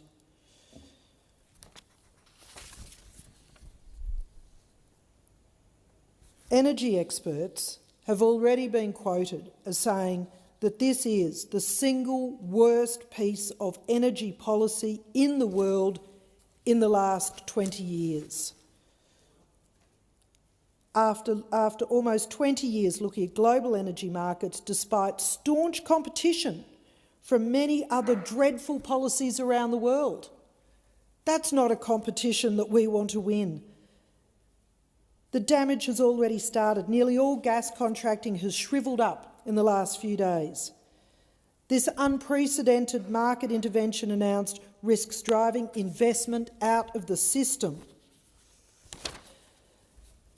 This is the part that the Greens and Labor do not understand, the incredibly competitive environment that we live in for investment dollars. Now, the Prime Minister has had a lot to say before the election on about how, in his government, we will do things differently. And as recently as March was saying, I want proper process. I want to consult people. And yet we are seeing legislation that the Greens and the crossbench agreed to support before they'd even seen the words on the page. The unintended consequence that will arrive from passing this legislation with haste are deeply concerning, and I guarantee you we will be back to make amendments. I mentioned that this bill will delegate power to the Treasurer to make broad-ranging regulation to control pricing, contracting, purchasing activities in the gas market. It reaches far beyond a 12-month price cap. Such market intervention will result in a permanent cap on rates of return, something that even the worst tin pot autocrats haven't imposed on their upstream resources sectors for fear of strangling investment and supply. And in Europe currently, guess whose jobs we're seeing are going? It's manufacturing jobs. Because there is not a treasurer in the land who will choose to supply gas to manufacturers over households to cook and heat and live their lives. So to all the manufacturing companies who are greeting this legislation with joy, be very, very afraid, because you will not be the top of the Treasurer's Christmas list when it comes to allocating gas. We know that the answer to reducing the cost of energy, the cost of gas, is more supply.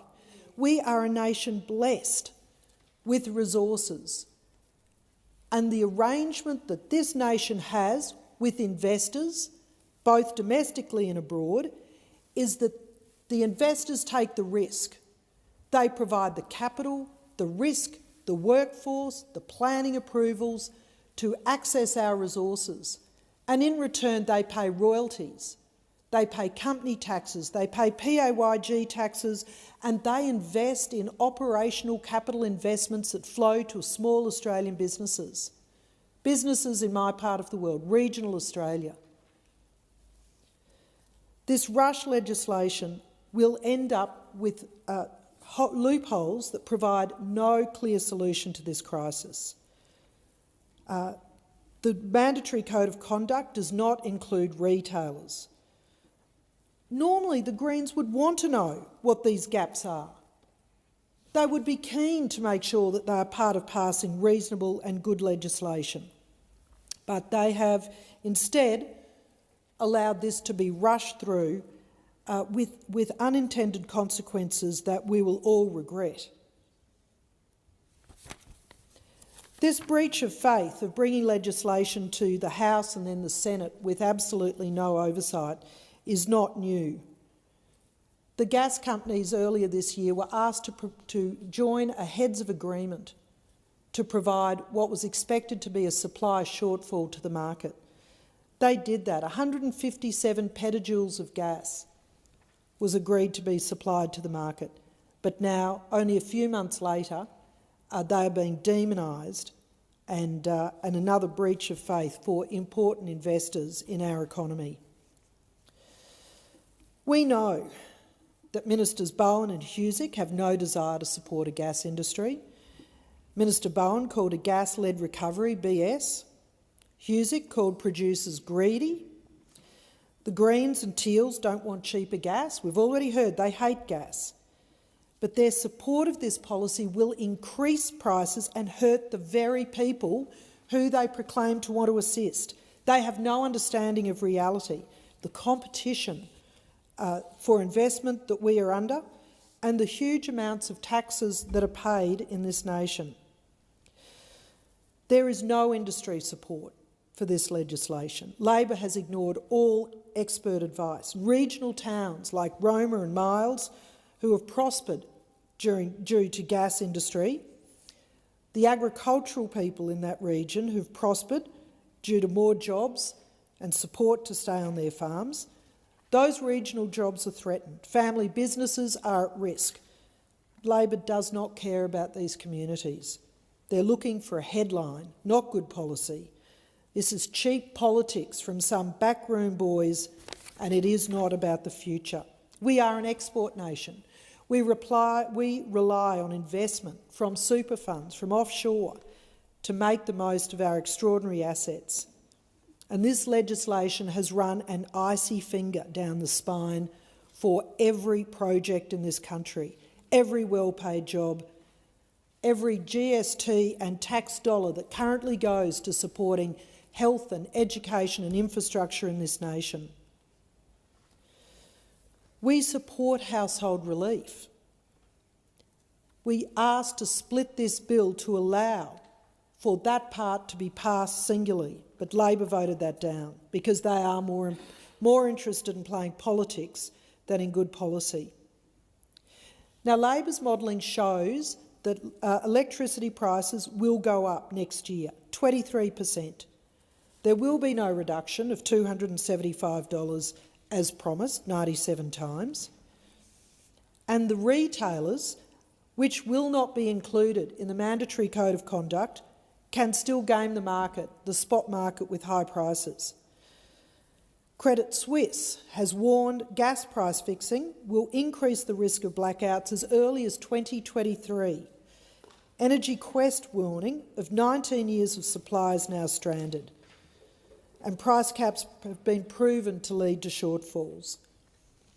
The lack of investment, the lack of exploration and development, a lack of supply. A shrinking supply will mean blackouts, will mean gas rationing, will mean high demand and high prices. Now, we've heard several times about this all being the fault of the war in Ukraine. This is an absolutely outrageous conclusion to draw. Our energy market and the European energy market are literally thousands of miles apart.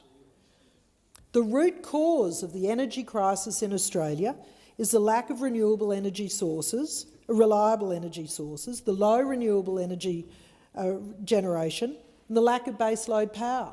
And we saw last winter the spike in prices when coal-fired power stations, which had not been able to be maintained during COVID, and which, let's be frank, had received clear signals from Labor about their lack of support, had to go into maintenance.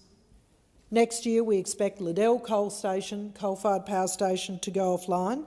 What do we think is going to happen then? You might also be interested to know, the Greens, that the international spot price is today $50. The Wallumbilla price is $13.90. We are not linked markets. You have to stop repeating that lie. We know that price caps, price fixing and market intervention continually fail. Argentina and the United States both attempted this. Both ended up with greater reliance on overseas supply, higher prices, and finally had to incentivise energy providers, resource companies, to come back to the market. Labor is at war with the resources sector. There's plummeting investment confidence due to the layering of legislation that's been brought before this House, the damaging industrial relations legislation, the EPBC projects that have been called in, the 44 gas projects being reviewed under NOPSEMA, the $10 million funding for the EDO, the new EPA. These are all things that lead to greater investment uncertainty. So Labor is promising that the lights will stay on, that the electricity prices will go down and your job will be secure and better paid. They've promised 97 times that the power price would reduce by $275 for you. So, when the lights go out, when you can't turn the gas on, when bills go up, when your job comes under threat and unemployment rises, you know who to blame. These are the inevitable outcomes that Labor is not being honest with Australia about. Thank you. Senator Roberts. Thank you. As a servant to the many varied and hard-working people in our Queensland community, I'm happy to travel back to Canberra for this session while recognising that due to yet another Labor, Greens, Teal coalition rushed bill, many senators cannot. I've submitted a document discovery today to find out exactly how much taxpayers' money is wasted on this disgusting spectacle. It would have been wise for the government to work out what we were returning for prior to recalling the Senate, instead of this chaos to get a bill ready at 9:30 p.m. last night, and I read it on the plane down. With no committee oversight, no public scrutiny, no industry scrutiny, a shocking bill rammed through courtesy of the ALP, Greens and Teal's Senator Pocock in a single day, in hours, in return for quid pro quos next year. There's a point where the process of this government uses to get Greens and Teal Senator Pocock's support that moves past what is proper into very questionable territory. Under this bill, the gas industry is being murdered for the financial benefit of rival industries, wind and solar, who are financial supporters of the Greens and Teal Senator Pocock. It should be clear by now, surely, the Albanese Labor government are not the ones running the country. In the Senate, the Greens, Labor, Teal Pocock alliance together run the government. Now, I'm sure the Treasury Laws Amendment, Energy Price Relief Plan Bill 2022, has been met with popping champagne corks from comrades on the Labor left. Soviet-style powers in the government's grasp right now. The government regulation will decree what gas can be sold, to whom it can be sold, for how much it can be sold, who can be refused permission to buy or sell, and who can be forced to buy or sell. The Greens and Teals can't wait to write those regulations. A frightening power grab from a desperate government without a clue how to solve the energy crisis it helped create and now worsens. What industry will be next? Don't be fooled with this talk about temporary price caps. This legislation includes a code of conduct with permanent price controls built in. How much will that ongoing cap be? This is done through legislative instrument. So whatever the cap is, the minister, can change it at the stroke of a pen with no appeal mechanism. Make no mistake, if this bill is passed, those regulations will escalate in lockstep with the government's desperation to control runaway energy inflation caused from escalating power shortages. Under the Liberal National Government, tens of billions of dollars in direct subsidies have been poured into unreliable wind and solar. These are incapable of supplying baseload power at any affordable price. Because the market has not closed hydrocarbon power down as fast as climate bedwetters want, coal-fired power stations are now being threatened with closure using state government powers. This is what is known as in finance circles as political risk. As the supply of electricity becomes less reliable, afternoon price spikes are becoming common and everyone's power bill goes up. There's a lesson here. Intervening in energy markets to push a political ideology has unintended consequences. With this legislation, Australia is preparing to take our place alongside the Weimar Republic, Yugoslavia, Hungary and Venezuela on the list of governments who ignored and, as a result, destroyed their economies. Venezuela should be a lesson for Australia. Socialist President Maduro spent his first term in 2012 spending every cent the government earned from oil exports. Windfall revenue was spent on programs that sounded good on social media, yet proved unsustainable. Australia is spending every cent we earn from coal, gas and mineral exports, just like Venezuela did. When the oil boom ended, Maduro started printing money to keep wasteful government spending going. Australia, over the past 3 years, printed $500 billion using electronic journal entries. Maduro's print and spend caused prices to double each week, and Maduro responded with price controls. Australia's inflation rate is at a 30-year high, nothing like Venezuela's, and yet we have price controls being introduced with this bill. Price controls cover up the problem. They never solve it, they make it worse. To take such an authoritarian measure is an indication that something has this government and the Premier spooked, likely the real inflation rate that will result from net zero measures. Time will tell. The way in which a Western country like Venezuela lost control of their economy should be a warning to Australia.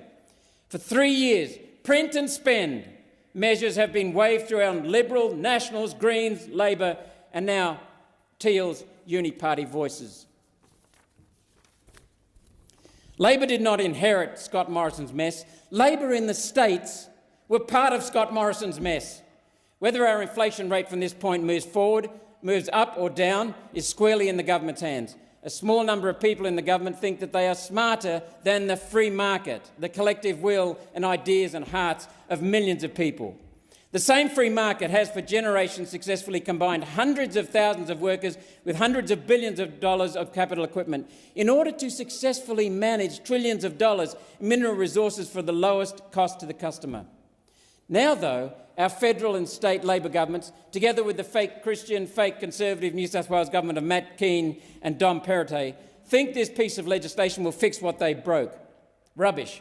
So much hubris, combined with so little knowledge of history and economics, will be the downfall of our beautiful country. Venezuela, here we come.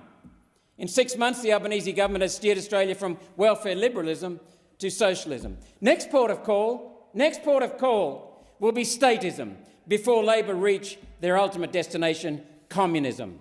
And we go back to feudalism. I notice some commentators have been calling for the government to penalty tax the very high profits being experienced in the mineral industry in recent years. Instead of making money for taxpayers, the Prime Minister decided instead to just destroy those profits so that shareholders don't get them, the taxman doesn't get them, nobody gets them, and the Australians and the taxpayers are paying $1.5 billion a year in borrowed subsidies from our debt-financed budget. $1.5 billion over 2 years is only 1% of the household and small business electricity market. This measure is more public relations than realistic assistance. One Nation will not be wedged on this payment. Borrowing money from Australians to give back to Australians is a pointless exercise. It literally transfers money from children to their parents, and responsible parents do not fall for this rubbish. It is a sugar hit that takes attention away from why electricity prices are so high. Rising electricity prices come from several different aspects of the government's net zero transition, which, for clarity, is a transition away from cheap and reliable coal baseload power to fairy tale nature-dependent solar and wind power. Treasury are projecting electricity prices will rise 36% next year. If passed, this bill will reduce that rise by 6.5%, and if the states cap the coal price, this will save another 6.5%.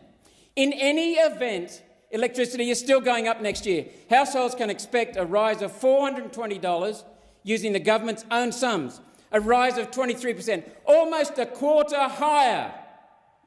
When these measures fail, and they will, the rise will be $650. Today I submitted a motion for a document discovery on the modelling, claiming the increase will be 23%, not 36%, including the element of any electricity price rise caused as a result of the Ukraine war.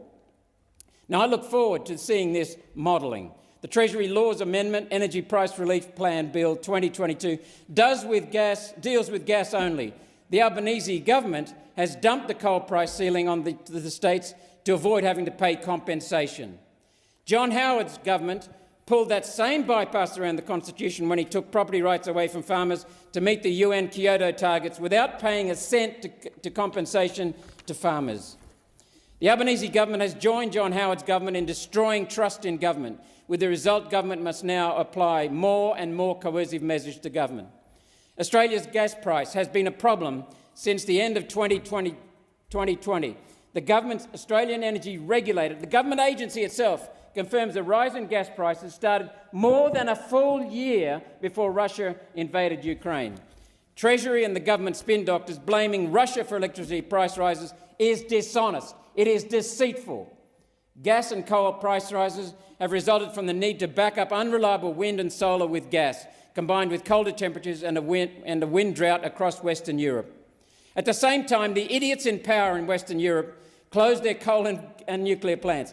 Gas became the only thing keeping the lights on. Dishonestly blaming Russia instead of the correct cause, net zero energy deficits, will lead Australia down the same dishonest, inhuman path as Europe. This bill quite simply fixes the wrong problem. The war on coal has meant Australia cannot meet the world demand for coal, and as a result, prices are high. And market demand has switched to gas, whose prices are now going up. Australia has a coal and gas supply problem, not a price problem. Australia must take the jackboot off the coal and gas industries and allow more production. Rather than imposing old Soviet-style controls of the gas industry under this bill, the federal government could have gone with a much simpler and less onerous option. Western Australia has had a domestic gas reservation since 2006. This requires gas extractors to reserve 15% of production for Australian domestic use. This scheme has produced a gas price around $5 a gigajoule, which is production cost plus a fair profit. Prime Minister Albanese could have used this system on a national level. He chose not to. Instead, the Prime Minister has gone with old Soviet-style legislation that will cost Australians twice as much for gas than a reservation system would have cost. Why would they do that unless the reason for the legislation is not the price cap and is instead this bill's industry control powers? In 2 or 3 years' time, the public will be marching on Parliament House to protest electricity bills that are so out of control that power companies will be disconnecting people left, right and centre. Once the serious protests start, this government will reach for the permanent price controls in this bill to force coal and gas extractors to sell to electricity generators at next to nothing, just to save themselves. There is a showdown coming in this place. This morning, Adam Bant confirmed that the Greens and Teals are committed to eliminating the gas industry. Hydrocarbons have lifted Australia and the world out of poverty. The Greens will cast our beautiful nation back to the dark ages. Gas is essential for firming solar and wind, which means gas and coal are the only things keeping our lights on, our fridges running and industry functioning, and electric vehicles running. Without gas and coal, the economy will be entirely reliant on nature-dependent solar and wind power and battery backups that carry a price tag above $100 billion and require renewal every 10 years. Green energy is no energy. Eliminating gas and coal is insanity. The Albanese government's proposal for a coal price cap will not reduce electricity bills and most certainly and likely will increase them. Coal plants buy coal on long-term supply contracts. The cost they are paying is not the spot price, it is much, much less. The cap of $125 a tonne is above the current contract supply price currently being paid at coal-fired power stations in Australia of $80 to $100 a tonne. It is likely that suppliers will increase their supply price of coal to $125, knowing that's the safe limit. A coal price rise is the most likely outcome from these measures. A 6.5% fall is technically impossible. Let me tell you why. For the sake of government argument, let's assume the price of coal in 2023 would have been $175 and is now $125 as a result of the cap. Let's have a quick look at the effect of that $50 a tonne reduction. The energy density of coal is high, 6.7 kilowatt hours per kilo, which means 1 tonne of coal produces 6.7 megawatt hours of electricity. That's enough to run 1,600 homes in Queensland for a day. So a $50 saving divided by 1,600 homes, at the most simple level of analysis, this measure will save householders 3 cents a day on their electricity bills. Not 6.5%, which is $110 a year, because coal fuel costs are a tiny portion of the coal-fired electricity price. The government's measures are being sold with a deceitful public relations spin, hiding onerous Soviet-style controls that are the real reason for this legislation. There's another serious risk to our energy security this bill ignores: rising interest rates. But I won't go into that in detail. There is an entirely better way. Even to the global warming believers, One Nation's plan can deliver cheap, stable baseload power without upsetting your sky god of warming. All we have to do is stop closing coal-fired power stations, build Collinsville Power Station and replace Liddell with modern heli power, transition Australia's coal generators to modern heli power. Transitioning to clean coal and ending government handouts for renewable fairy tale solar and wind power will dramatically reduce electricity bills. It's time to walk away from this net zero dumpster fire. I call on the Senate to reject this bill and say no to Soviet-level powers that will inevitably backfire and cause an economic and social catastrophe that will hurt the people.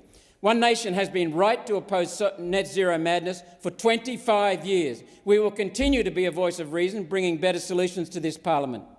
Solutions that will provide everyday Australians and the businesses we all rely on with opportunity and prosperity for all. We have one flag above this parliament. We are one community. We are one nation.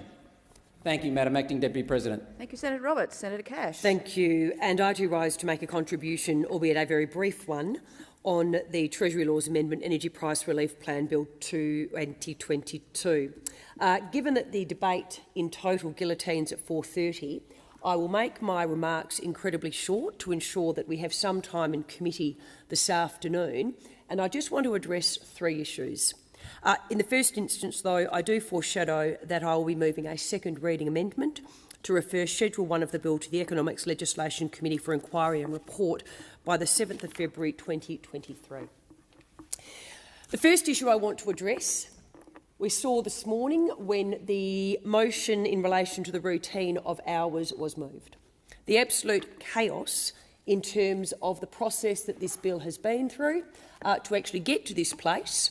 In fact, if you even call it a process, but also the sham of the Senate sitting today for about 3.5 hours. For anybody listening in, for those in the gallery who are interested to read more about this, I would refer you to an article in the Australian today by Henry Ergus, an esteemed economist. Bill to set gas prices a power grab by stealth. The first 3 paragraphs should worry all Australians. Late last Friday, Treasury, setting what may well be a new record, gave interested parties all of 2 working days to comment on a 54-page draft bill that threatens to upend gas industry investments worth billions of dollars. Compounding the disregard for good policy process, there was no sign of a regulation impact statement, insert shame, quite frankly, there from myself, assessing the proposed legislation's consequences, or even of a ministerial exemption from the statutory requirement for a RIS to be issued. But if any legislation merits serious scrutiny, rather than rush through Parliament, it is this one, whose effects will weigh on Australia's economy for decades to come. To anybody listening in, Henry Ergus in the Australian today. It is an absolute disgrace that we have left now just over 1.5 hours to interrogate this bill. The second issue I would like to address is in relation to the test. The test for the Albanese government is a very simple one in relation to this legislation. Will Australians' bills in the coming months and years go up or down? Because they have promised one thing and one thing alone: energy bill relief. So that is the test. There is no other test. The next time, as Senator Dunham so eloquently said, you open your energy bill, has Labor passed the test? Now, the bad news is this, and again, because we don't have a lot of time to scrutinise the bill, we won't be able to explore this in details. Despite the cost savings in this bill, and we support the cost savings, the bill itself will leave consumers worse off. Buried in the announcement of the bill is that energy prices are now forecast by the government to increase by an extra 6% in the 2023-2024 years than they were at the time of the budget. They're going higher, in other words. In the budget, the forecast was 30%. Treasury officials have confirmed that this is a revised forecast informed by the Australian Energy Regulator. What does that actually mean? In plain English, this is what it means: your bill is still going up. The government's own modelling, this is their modelling, means your bill will still increase by over $400 in 2023-24 and further a cumulative $702 over the next 2 financial years. You'd think, listening to those on the other side, there was a windfall today for Australians in relation to their energy prices, but their own modelling shows bills are still going up. The third issue I'd like to briefly address, Senator Gallagher in her speech said, you've consulted with industry. Well, the bad news is this. It is little wonder energy experts are actually calling this package the single worst piece of energy policy seen anywhere in the last 20 years. Very briefly, they also say The government's proposed gas market legislation risks the very foundations of the East Coast energy grid and all who use it. Even worse, they say this, the damage has already started. Nearly all the gas contracting has shrivelled up in the last few days. This policy breaks the gas market design that has kept the lights on for decades. And they tell you it's going to work.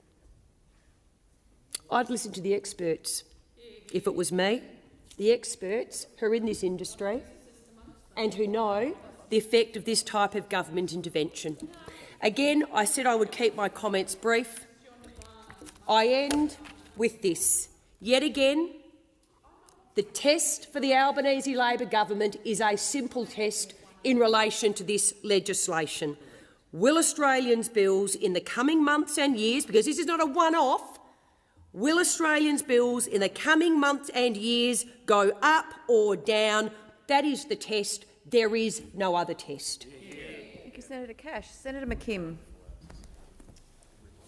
Well, thanks very much, Acting Deputy President. Well, there's a pattern emerging as economic inequality explodes, as the cost of living climbs, as the climate breaks down around us and as our ecosystems crumble underneath us. We saw it when the pandemic hit and we are seeing it here today. Whenever the failures of laissez-faire capitalism become conspicuous, socialism starts to look pretty good, even to politicians who dare not speak its name. And here we find ourselves today.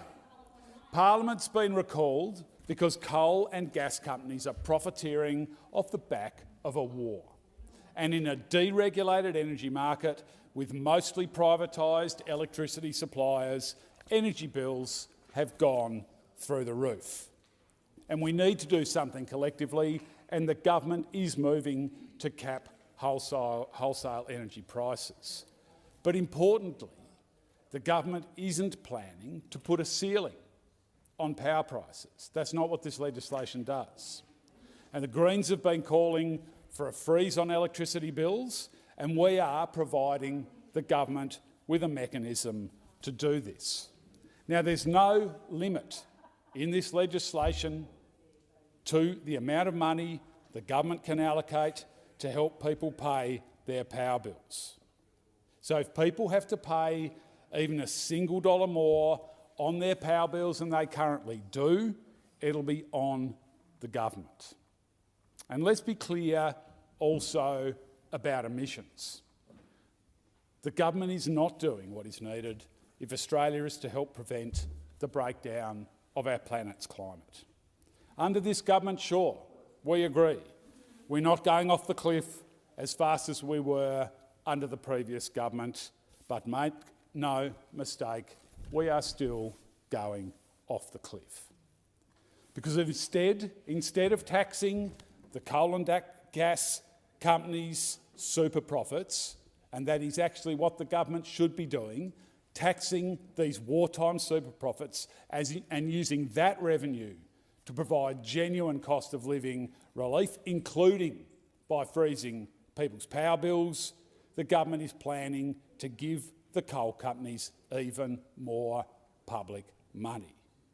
This is the upside-down world of climate and energy policy in Australia. The coal companies make record profits, electricity prices go berserk, the government then turns around and gives more money to coal companies to guarantee their mega profits. Now, these subsidies, importantly, do not form part of this legislation. And I want to be clear, the Greens do not, never have and never will support public money going to the big fossil fuel miners, producers and generators, and we will fight, as we always have, to prevent them from happening. What's also shameful and a massive missed opportunity is the government has yet again passed up the opportunity to fix the utterly broken petroleum resource rent tax.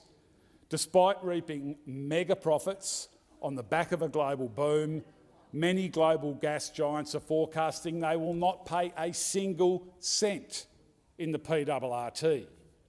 This is what you get when fossil fuel companies take over the nation's parliament.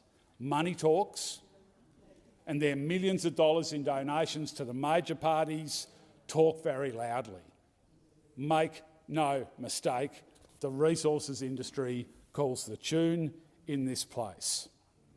So yes, we will be supporting this legislation, but we want to be very clear that even when it passes, there will be a long, long way to go to provide the cost of living relief that people who need it the most genuinely need. We have a long, long way to go before Australia is playing the global leadership role we have to play in addressing the breakdown of our climate, and we have a long, long way to go before we have a parliament that is free from the stranglehold of the resources industry. I do have some questions for the Minister. I hope she's able to respond to these questions either in her second reading or in the committee stages, but I'll just place them on the record now. Firstly, will the reduction in the wholesale power price mean that some renewable energy producers' revenue will be lower than it otherwise would have been, and has any modelling been done on the quantum of any such reduction? What is the estimated cost to the Commonwealth of the planned subsidy to coal mine operators and coal-fired electricity producers? Are there any limits on the rate per tonne of this subsidy or on the total amount of the subsidy? And will the Commonwealth fund this subsidy or these subsidies out of an existing appropriation, or will it require a supplementary appropriation?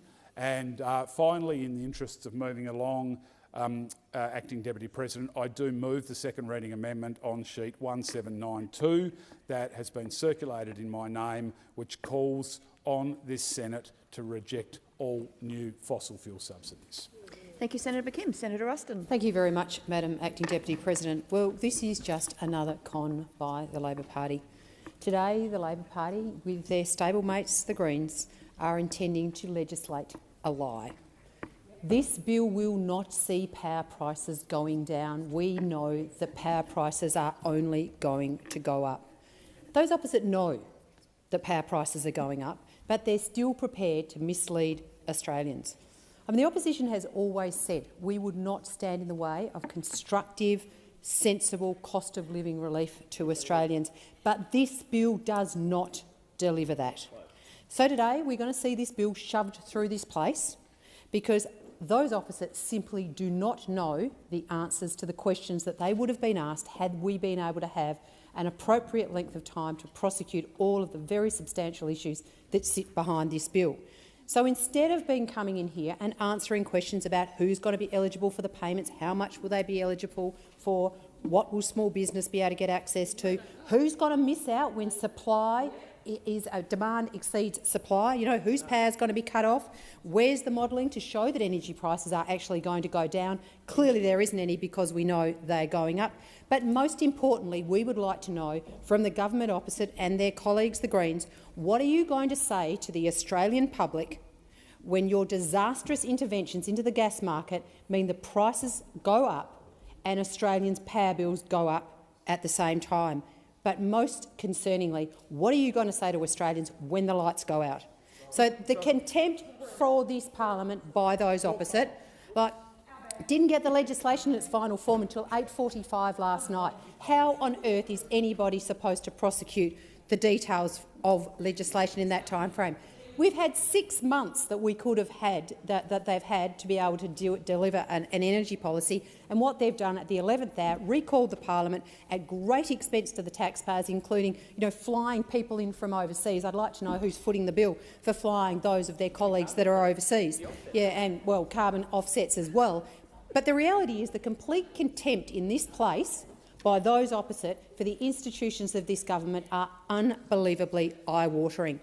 But today, I also draw the attention to the chamber that this is a pattern of behaviour that we have been seeing from those opposite in much of the stuff that they've put through here. It's all announcement and no substance. We've seen legislation after legislation pushed through this place with "don't worry about the details, we'll show them to you later." Don't worry about the details, we've got it all covered. Well, once again today we are having a bill pushed through here when there is absolutely no detail about something that potentially could have catastrophic effects for Australia and Australians. Absolutely catastrophic impacts. We know around the rest of the world that these sorts of interventions have never worked in the past. Why those opposite think they're going to work today is anybody's guess. But they know they probably won't work, or actually they know they definitely won't work, and that is why they're seeking to push this piece of legislation through without the appropriate scrutiny.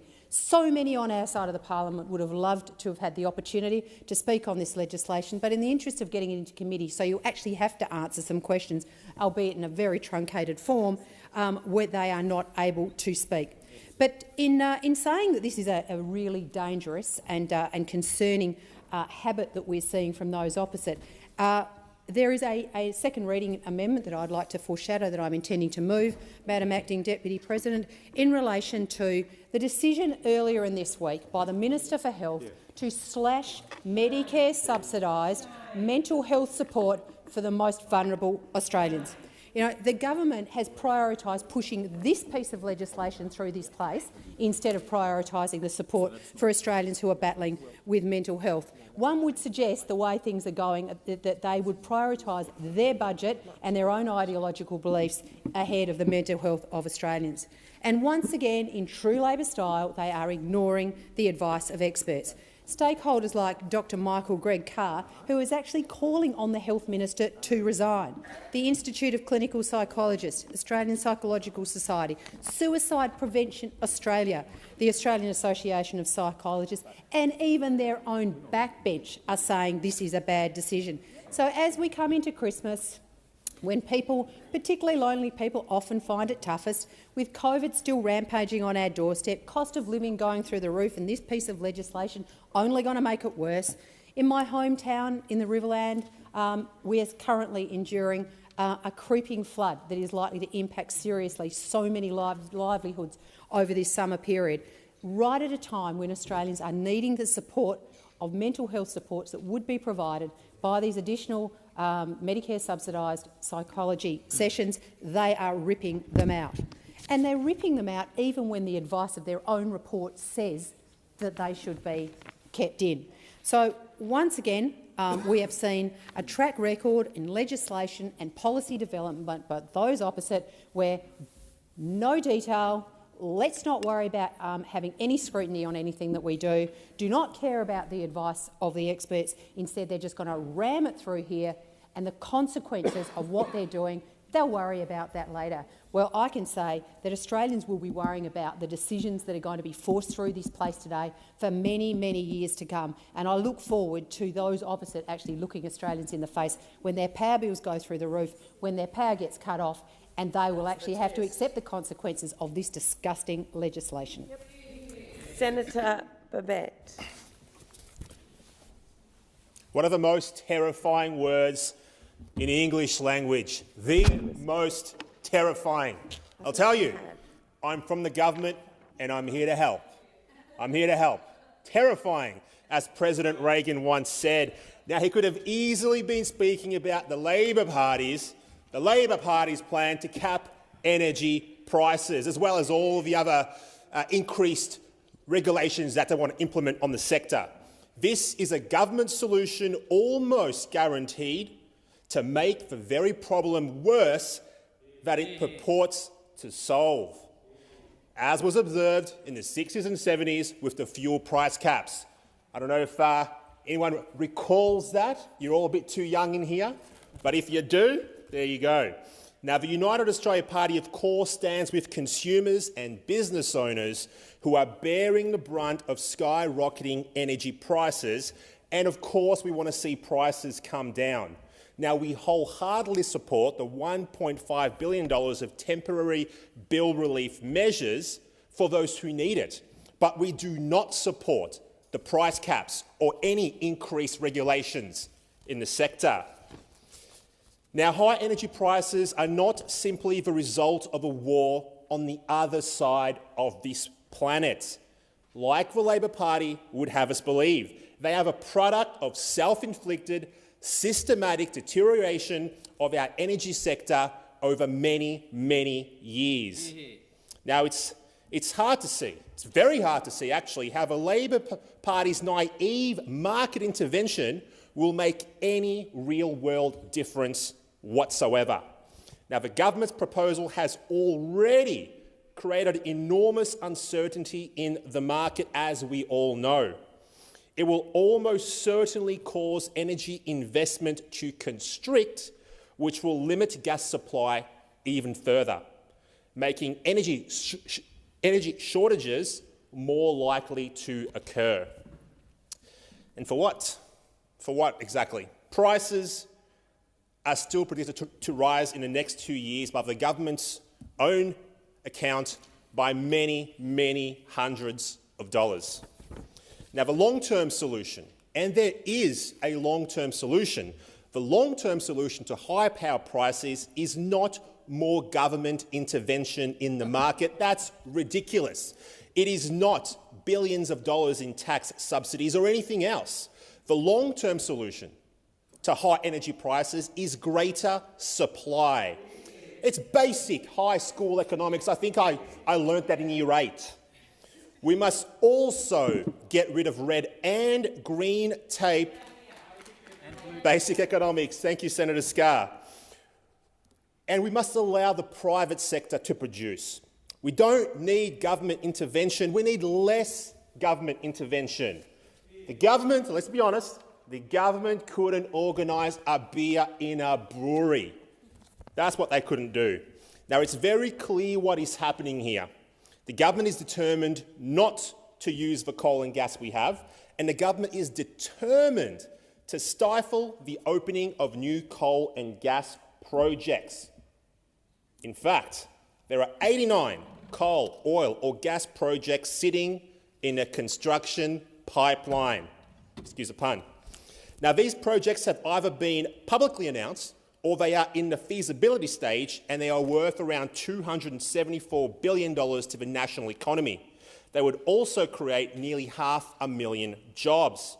They would provide decades of secure energy supplies. But the government is determined not to use the coal we have, or the gas. They're determined not to open up gas fields. And if that's their plan, if that's their vision, then the only way to lower energy prices in the long term, is to add nuclear power to the mix. Now, the United Australia Party does not accept the flippant responses of government ministers whenever the suggestion of nuclear power is raised that, oh, it's just too hard, or, oh, it's too expensive, oh, it's too difficult. That's what we're told. Well, it's not too hard. There is a middle ground, a place where different ideas meet and the Australian people benefit.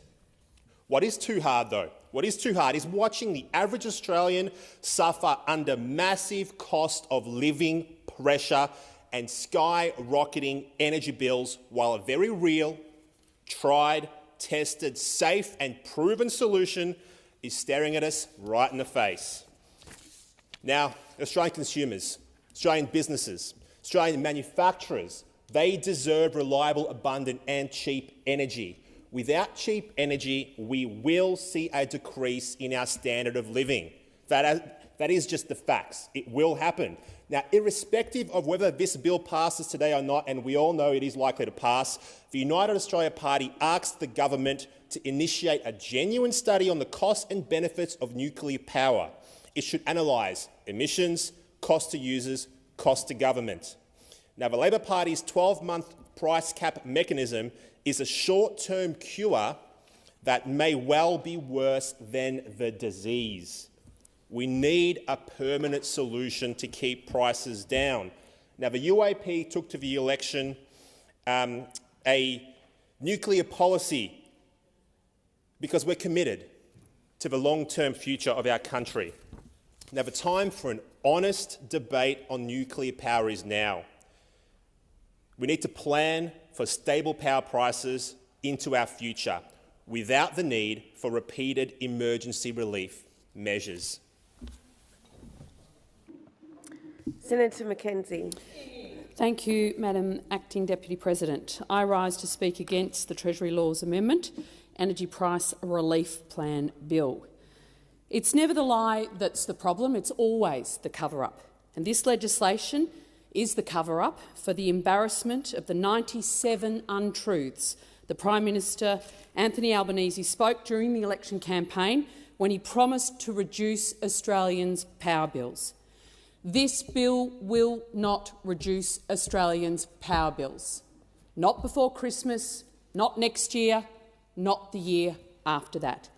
It's not an ideologue saying that, it is just a fact. But this bill has much greater significance for our nation than a political stitch-up to hide the litany of lies to the Australian people. History and economics tells us that controlling prices doesn't work. Sounds good, it actually doesn't work.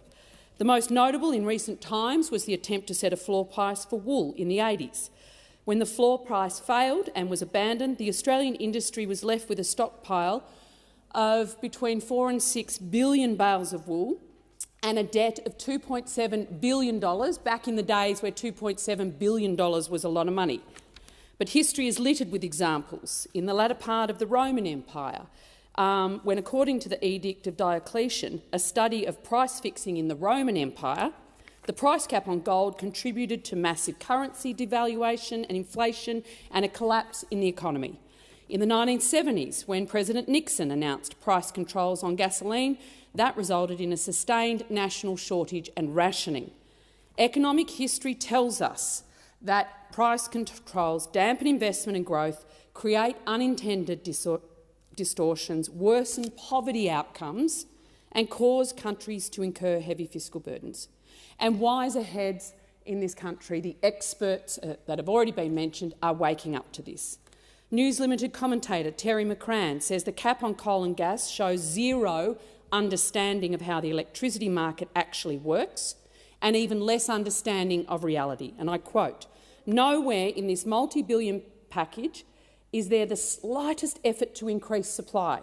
And worse, so mind-bogglingly worse, the package is actually designated to encourage less supply, while at the same time aiming to boost demand."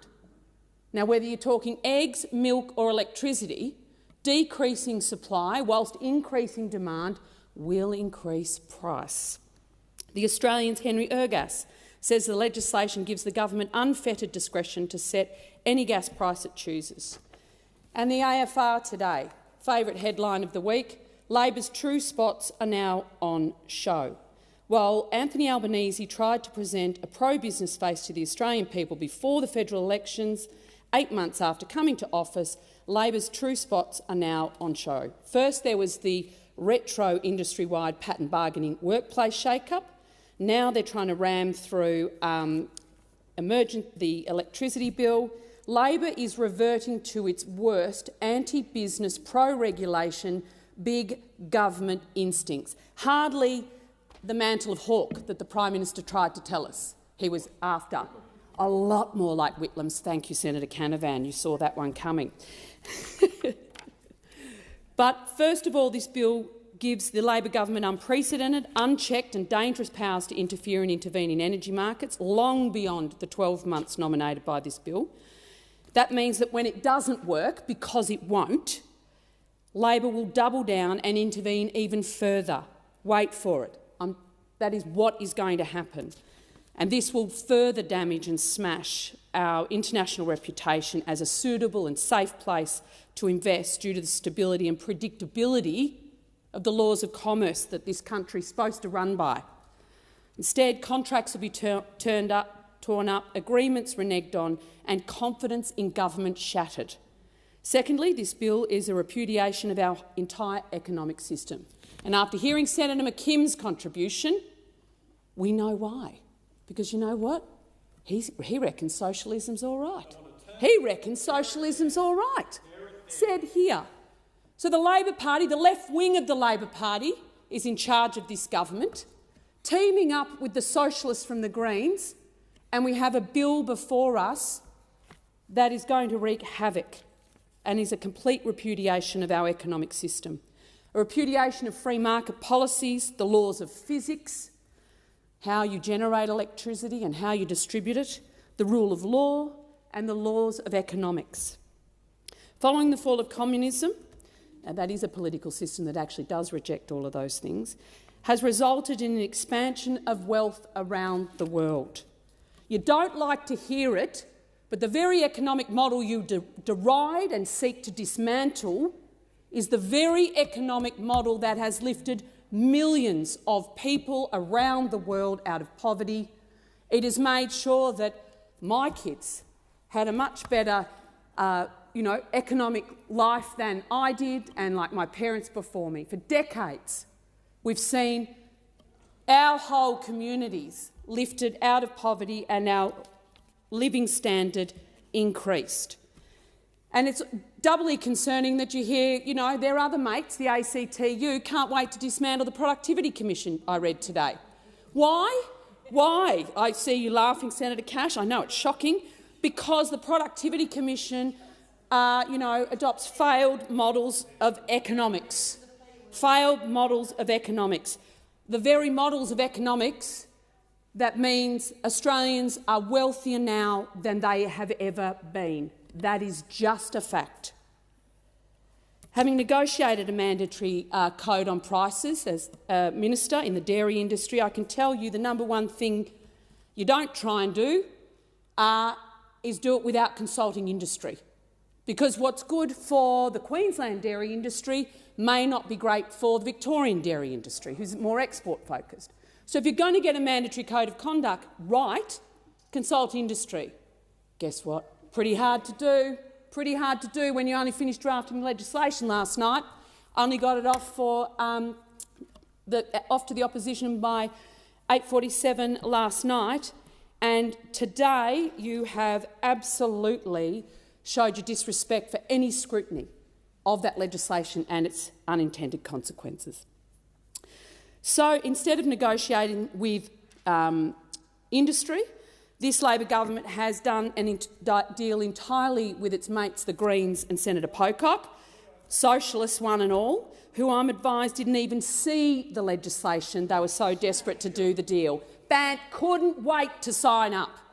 So you're going to have Bowen and Bant rocking up at your door, spanners in hand.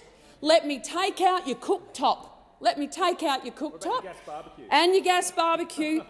There goes the barbecue. If you've got a gas bottle in the shed because you like to go camping on the weekends, they're going to take that away as well. They could not wait.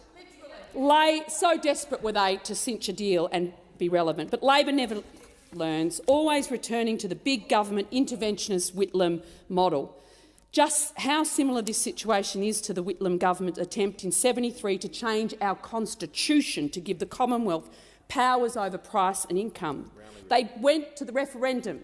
Guess what the Australian people said? You know what, boss? No thanks. Lowest yes vote in history, and failed in each and every state. When you bothered to go and ask Australians, do you want government fixing prices of everything? No thanks, said Australians. But you haven't done that, and you haven't given the chance for the people's representatives to actually scrutinise it. Henry Ergas warns today the bill will get us to where Whitlam wanted us by stealth. I'd like to quote from the late, great Doug Anthony on the 16th of May 1973, responding to the Whitlam government's Price Justification Act that forced large businesses to justify their price and price rises, and I quote, "It is economic madness for the government to attempt to remove the legal obstacles to industrial anarchy while at the same time calling for price restraint. It is economic madness to expect an uncoordinated and hastily erected maze of price restraint devices to alter the basic realities of the present inflation problem in Australia." Doug Anthony could have been talking about the Albanese Labor government in 2022, with its industrial legislation opening the door to greater industrial disputation and now draconian controls on energy producers. He promised to be Hawke, but he's actually going to be Whitlam.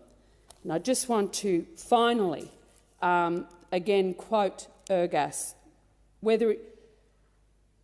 This much, however, is certain. The psalmist's warning, "Put not your trust in princes," remains every bit as relevant today as when the electorate knocked back Whitlam's grab for power. If Parliament understood that, Australia would be a better, safer and more prosperous place. This is simply nothing more than institutional gaslighting by the Albanese government, manipulating the people to question rational, reasonable laws of economics and physics. It needs to be. If history is any teacher, this will be catastrophic for our country, and shame on the Australian Labor Party, the Socialist Greens and David Pocock for doing this. Senator Cox. Thank you, Acting Deputy President. I rise to contribute to this bill as the Greens spokesperson for resources. Whilst the Greens are supporting this bill, we do so knowing that it can be better, and having a secured and a very important package to help households and businesses transition away from dirty gas, because what we know is gas is as dirty as coal and needs to stay in the ground. And I'm glad that Senator McKenzie mentioned gaslighting, because that's what the Australian public have been listening to for the last decade, is this gaslighting relationship around how great it is, how great it should be drilled and taken out of the ground.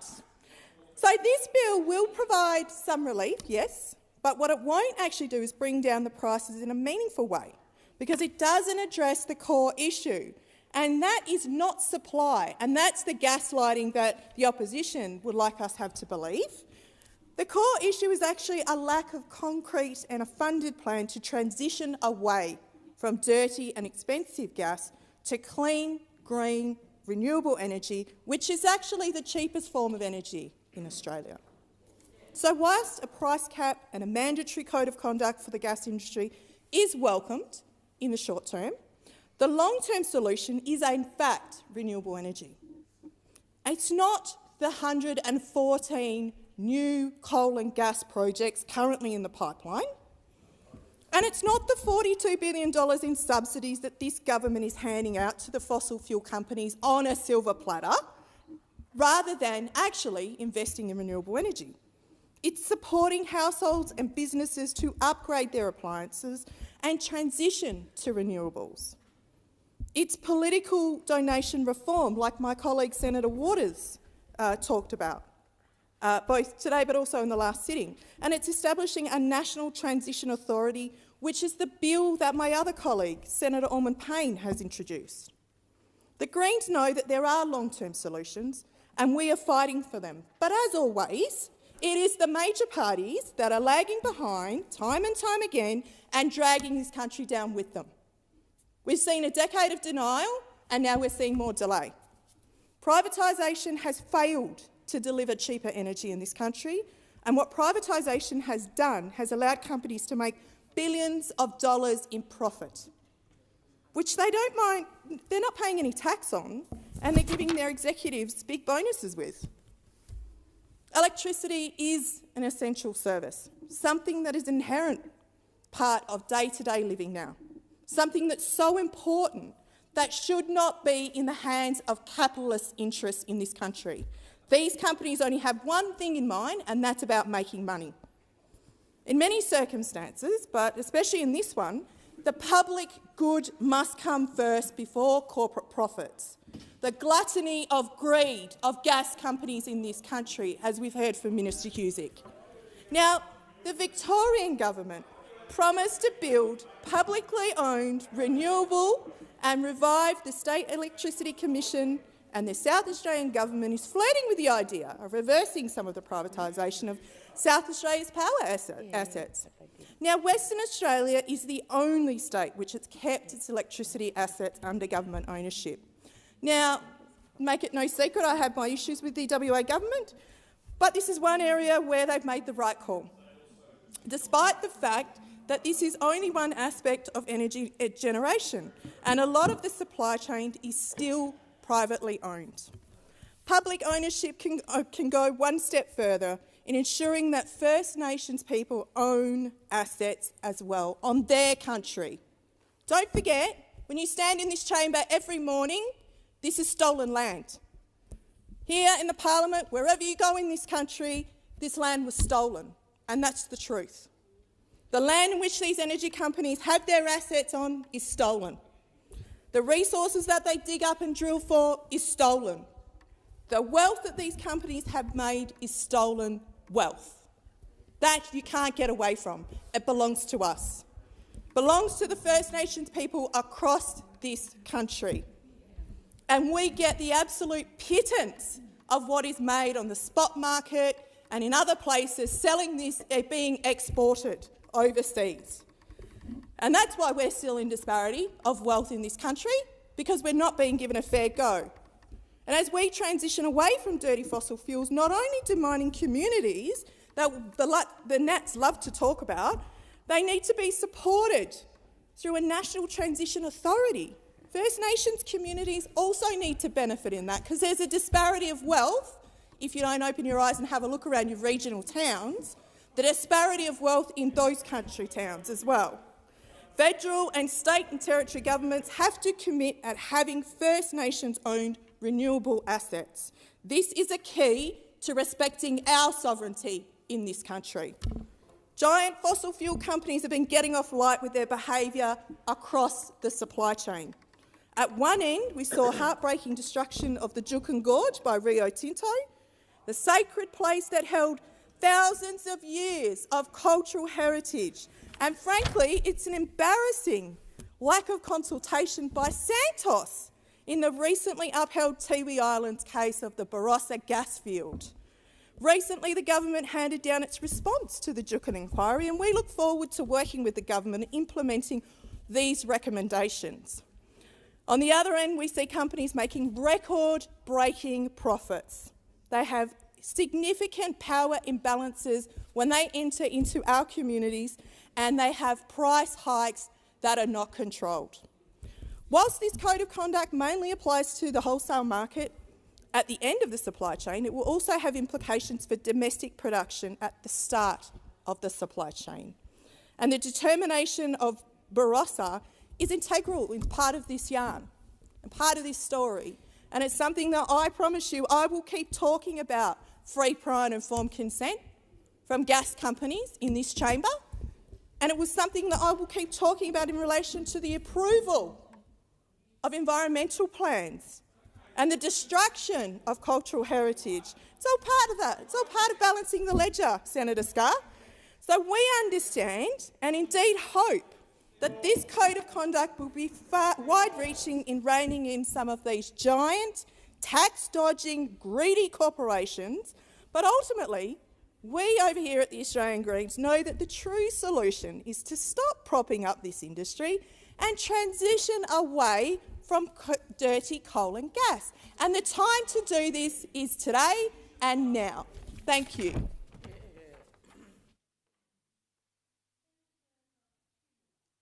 Thank you, Acting Deputy President. You know, if you were listening to the Liberals, this bill is about shutting down the gas industry. It's about turning down jobs, turning down investment. This bill is economic vandalism. If you were to listen to the Labor Party, this bill is about ushering in a new clean energy revolution. It's the start of a bright new day where everybody's bills are cheap, everyone's energy is clean and everyone's conscience is clear. In reality, it's neither of those. I'll support it all the same because it's going to make it possible for people to feel less pain when they come to pay their bills. I say it makes it possible because it can't be guaranteed, because this piece of legislation does not guarantee anything. It's half done. How will people get their bills subsidised? That's still to be determined. Which small businesses will get help on their bills? That's still to be determined. What's the definition of small business? That's still to be determined as well. How much money is every eligible household going to receive? To be determined. Most of this bill isn't actually even a bill. It's just a shell, designed to be filled in later when we've got more information. What is in this bill is pretty slim. There's a $1.5 billion compensation fund from the Commonwealth which will go to subsidies for people's bills if they're on a payment like family tax benefit, job seeker or the DSP. But people are on payments, not households, and people in households don't have individual bills. You don't get billed separately if you've got the one connection. So what happens if one person in the house is on a pension and the rest of the household aren't? If the bill isn't in the name of the pensioner, but they help pay the bills, do they get help? To be determined. Everything here is to be determined. What's strange about it is that the one bit that the government is fixed on is the amount of compensation they're prepared to put on the table to help households. That's $1.5 billion, matched by each of the states and territories. Not $1.6 billion or $1.4 billion, it's $1.5 billion. That's the right amount, apparently. $1 more would be irresponsible. $1 less would be cruel. We're never told why this amount is right, how the Commonwealth landed on this figure. Is it sufficient?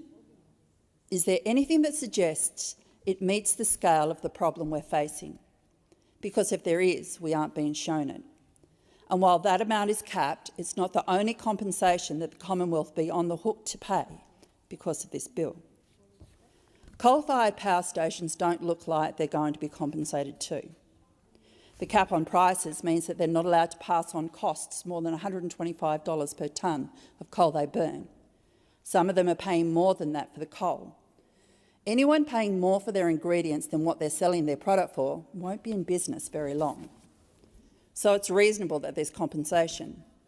I don't mind that. It's the only way to guarantee that these generators are going to keep generating, which is what we're really needing them to do. But what I don't understand is why nobody can tell us how much compensation they're going to be paid. I'm not against them being paid, but I don't like being asked to vote for something where the price tag comes once you agree to buy it. It's a subsidy, no matter what the Greens or the Labor Party say. It's a subsidy going to fossil fuel generators. This bill doesn't write the cheque. What it does is it makes the promise that the cheque is in the mail. So why can't we know how much we're going to be on the hook for? These coal generators are on long-term contracts. The government knows what they're on. They know how much they're generating. Why isn't the coal compensation going to be capped, like the compensation to households and small businesses? Why is there a cap on one and not the other? Nobody can tell us. Why are we being kept in the dark? This isn't the only thing we're in the dark about either. In fact, we didn't see the bill until today. We were asked to come to Canberra, with no notice, to vote on a bill with no text. There are all reasons why this bill is pretty ordinary and why this process is pretty sloppy. And yet Senator Lambie and I support it because we know the price that we will be paid if we do nothing, and we know who will pay it. Earlier this week I went to Murray Bridge in South Australia with some of my fellow senators. We were there for the Community Affairs Reference Committee inquiry into poverty in Australia. We heard firsthand from people living in poverty right now. We heard from those organisations that are helping them. Food Bank SA told us that in Murray Bridge there was a 21% increase in people walking through the door in the last year. We also heard that rents went up by a couple of $100s in the last year. People's wages aren't going up by the same amount, so people are having to cut back. People are showering once a week because they can't afford to pay their bills. The soaring cost of living means people are making difficult decisions about how to feed their children. People are making decisions about which meals they themselves will be skipping, and they're living in their cars. They're not filling scripts for life-saving medication. Some can't even afford Panadol. We've heard stories like this for months now. People are struggling now. They have bills they can't afford now. I think about them and I think about what a 30% increase in their bills next year means for them. I think about what they're supposed to cut to pay for that. I honestly do not know what we expect them to go without. What can they spare to lose? What do they have that we think is too much? Murray Bridge is not unique. Poverty doesn't exist in a little bubble an hour's drive from Adelaide. People across Australia are finding it harder and harder to make ends meet. We know the bills have flaws. It's incomplete. It's been rushed. It's not an ideal situation we are in right now. But at the end of the day, Senator Lambie and I won't stand in the way of making life just that little bit easier for people who are doing it really tough right now. What I know is that if you are struggling, every little bit counts. This bill isn't going to give enough relief from the rise in energy costs, but it's something. We can't let the perfect be the enemy of the good, and that's why I'm supporting this bill. Thank you, Senator Tyrrell. Senator Faruqi. Thank you, Acting Deputy President. I rise to speak on the Treasury Laws Amendment Energy Price Relief Plan Bill 2022. The Greens recognise that cost of living relief is so desperately needed, and that's why we are supporting this bill. Unfortunately, though, despite the fuss and despite the dramatic resummoning of Parliament, under Labour's plan, energy bills will still keep rising, albeit a little bit less than they would have otherwise. The government's own numbers illustrate that their plan is an inadequate solution. Without the plan, Treasury had forecast electricity bills will rise next financial year by 36%. As a result of the legislation we are debating today, the increase next year will still be 23%, and a combined increase of 47% over the next 2 years. So, of course, this scheme, this plan, this legislation is not enough, and there is much, much more to do. This legislation did, though, present the government with a really good opportunity to freeze power bills, which at the moment they have missed. The government should really listen to the Greens and freeze power bills for 2 years, and we will keep pushing for this freeze so people can have much more meaningful cost of living relief. To provide further and more long-term cost of living relief and to move away from dirty and expensive gas, the Greens have secured a substantial package with the government that will help households and businesses to switch from gas to cleaner and cheaper energy. And as part of this package, the government will focus on low and middle income earners, renters, and those in public housing. And this is definitely a win for households and also a win for the climate. And it is a big blow for greedy gas corporations. I want to be crystal clear that we will not support a single cent of so-called compensation for coal corporations. Coal and gas corporations should in fact be compensating us for the massive climate damage that they have done, which is cooking the planet, not the other way around. Governments should not be propping up coal and gas with public money. We should be ending it. Projects like the Pilliga-Narrabri gas project in New South Wales and the Beetaloo Basin project in the Northern Territory are climate crimes just waiting to happen. They must be scrapped.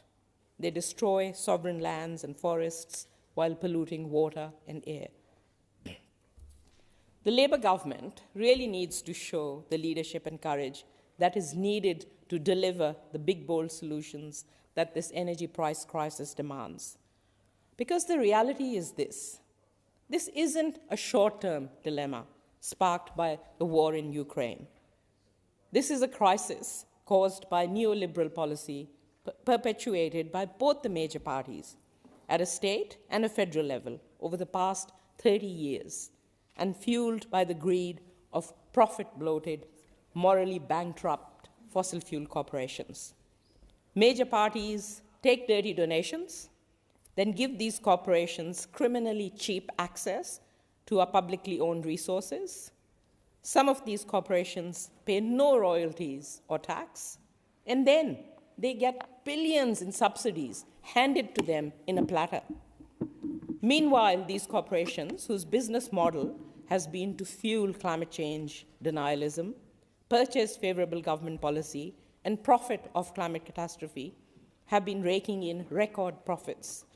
Research shows that the gas sector has accrued a staggering $26 billion in profit due to the Ukraine war-fueled price rises.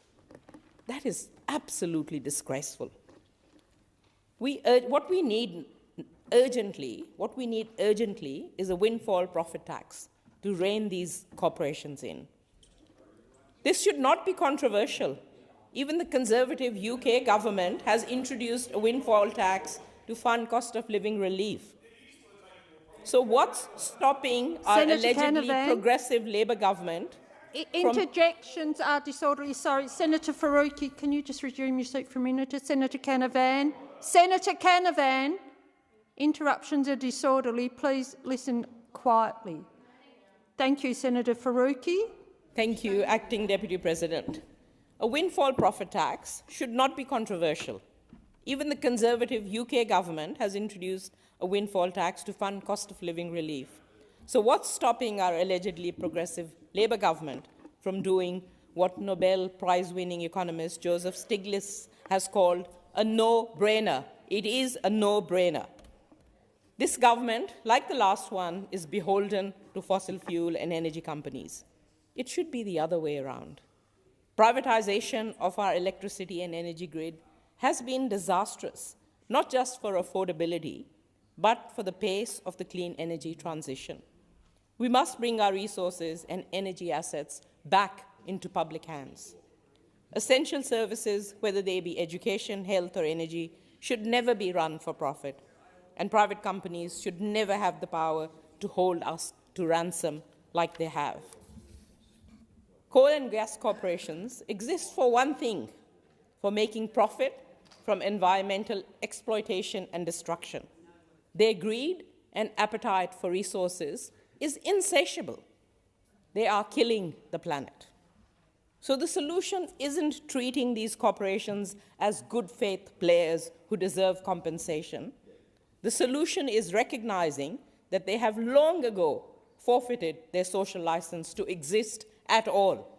So yes, the Greens will leave no stone unturned to end coal and gas, so our planet and all who live on it actually can have a future. Thank you, Senator Faruqi. Senator Canavan.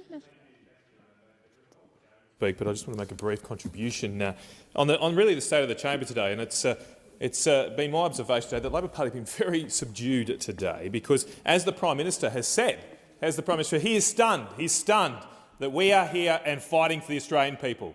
He thought he'd come here with his tired and simplistic politics and just have the whole chamber roll over. Well, I've got a message to the Labor Party today. We're going to fight. We're going to fight for the Australian people. We're going to fight for Australian jobs that rely on our great resources industry. We're going to fight to make sure we maintain our reputation in this country as a country that can be relied upon, that you can come here and do business in this nation without having this kind of abuse of parliamentary process which shatters all certainty for businesses. So I understand the Labor Party's shock today that we would do this, that we would actually have the steel to stand behind our convictions, because perhaps over the past couple of decades, or ever since the Howard government, that hasn't happened here in Canberra enough. But this is a new opposition today in this chamber, and we will keep fighting for it. And as much as the Labor Party have escaped scrutiny today through this shocking gag, 3.5 hours of consideration to some of the most major changes to our economic policies in decades. As much as they'll be succeeding today, I've got a message. You're not going to succeed in the months ahead. We're going to have estimates now, even though you tried to get rid of those. We're going to have inquiries. We're going to follow you every step of the way, because from right now, every price rise is on your head. Every blackout is on your head. Every struggling family that is struggling to pay their bills is because of the mess you are creating here today, and we will not cease and rest until we get justice for the Australian people and make sure we restore our reputation as a country that can be relied upon for sensible economic policy making. Senator Gallagher. Thank you. And I thank the Senate for contributions. I will just respond to Senator Canavan. We have assisted the chamber by not having speakers from the government side to allow Senator Scarr. I listened to everyone else in silence to allow other senators, including those opposite, to make a contribution on this bill, and it's those opposite that choose to chew up the first half an hour without actually dealing with the bills. But if I can, these bills are designed specifically to alleviate pressure on households, to stand up for jobs, to stand up for industry, to stand up for manufacturing. There's been a very, very select use of industry comments in the contributions from those opposite. And I could take the full 15 minutes to read out the quotes and examples from businesses, small and large, in this country, who are going to the wall because of the gas prices, because of energy prices, the lost jobs that are being threatened, the businesses that have lasted for 50 years that are now being hammered, and those opposite want to ignore all that. No, nothing, no problem with that at all. Absolutely no problem with the price of gas at the moment and what we've seen over the last 6 months. Sorry, Minister, can you just resume your seat? Senator Scarr, I have already asked you to at least lower your voice, although all interjections are disorderly. So if you could, thank you. And Senator Canavan, you as well. Interjections are disorderly, so if the Minister could just continue her contribution in silence, I would appreciate it. Thank you. Senator Canavan also mentioned price increases. Well, 20%, the increases that we have factored in already that are hitting households and businesses now are the increases that happened on your watch. And that is absolutely the truth, fact, and everyone understands it. 10 years of failed energy policies, of delay, dysfunction, inability to land an energy policy that saw us inherit an energy system in crisis, yes, impacted by the illegal invasion of Ukraine by Russia, but also the fact that our energy system wasn't resilient or robust enough to deal with the transition that is occurring worldwide in the economy. Now, we are standing up for our national economic interest.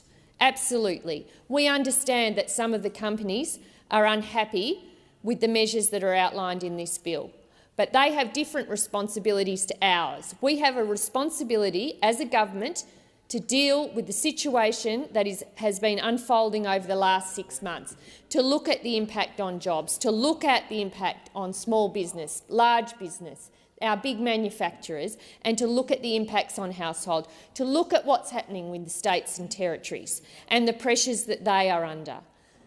That is our job. And part of what we're doing works alongside the Powering Australia plan, which we took to the last election and which those opposite think is such a joke. Well, it's not a joke. An orderly transition to the biggest economic transformation that is occurring, and you want to put your head in the sand and pretend it's not happening and pretend that a shift to renewables, the cheapest form of energy available, shouldn't happen. That is your approach. It's not the approach of the government. Now, I am not going to take up all of my time, although I am tempted, because I do want to deal with some of the issues that have been raised. So I would like to thank senators on the eve of Christmas, almost, for coming back and for dealing with this bill. I tried to acknowledge that at the beginning. I would also like to thank senators who have contributed to the debate. The bill contains measures which contribute to stabilising gas prices in times of significant volatility in global energy markets. Without any intervention, retail gas prices are expected to increase by 20% in 23-24, and retail electricity prices are expected to increase by 36% in 23-24. High wholesale gas prices impact industrial and commercial customers' viability and result in households ultimately paying higher prices for electricity, gas and goods. The government is committed to ensuring Australian consumers and businesses have access to an adequate supply of gas at reasonable prices. Schedule 1 of the bill will amend the Competition and Consumer Act 2010, providing an enabling framework to facilitate a gas market code to address systemic issues in the market, including a reasonable price provision and an emergency cap on wholesale gas prices for 12 months. Schedule 2 to the bill will amend the Federal Financial Relations Act 2009 to introduce a new type of payment to the states and territories to support temporary and targeted relief on energy bills for eligible households and small businesses. It will provide an appropriation of $1.5 billion to be paid as financial assistance to the states and territories, who will jointly fund the relief and administer the payments under a new funding agreement. The inclusion of a reasonable pricing provision in the gas market code is to provide a basis for producers and buyers to negotiate domestic wholesale gas contracts at reasonable prices. The temporary emergency price cap is intended to ensure domestic industry remains viable and to limit energy price rises for households and businesses. The government intends the cap to be set at a level that reflects the cost of production and which preserves a reasonable rate of return on investment. The impact of these measures is to lower wholesale electricity prices by 30% in 23-24. This will bring down power costs for businesses and families across Australia compared to what they would have been otherwise without our package of measures. The government has conducted modelling to determine the impact of our policy.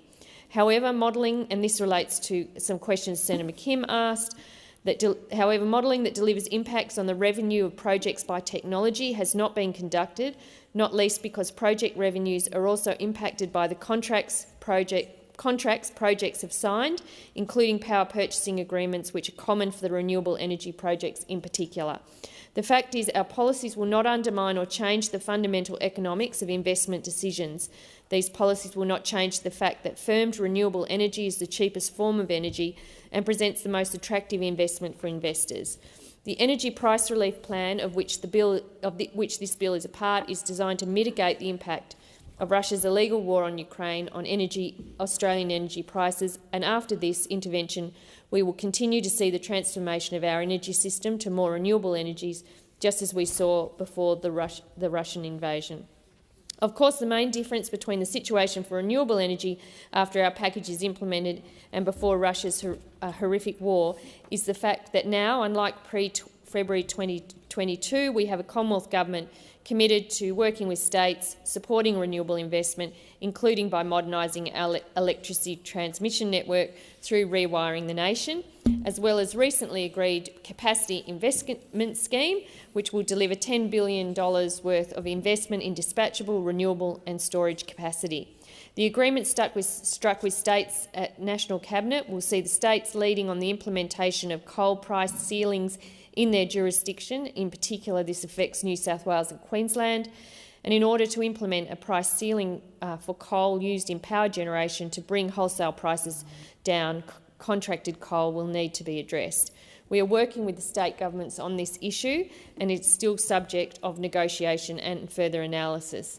Negotiations on those funding arrangements are currently underway for each state and territory. But the answer to the questions from Senator McKim is it is still too early to provide any further details, as those negotiations are all ongoing.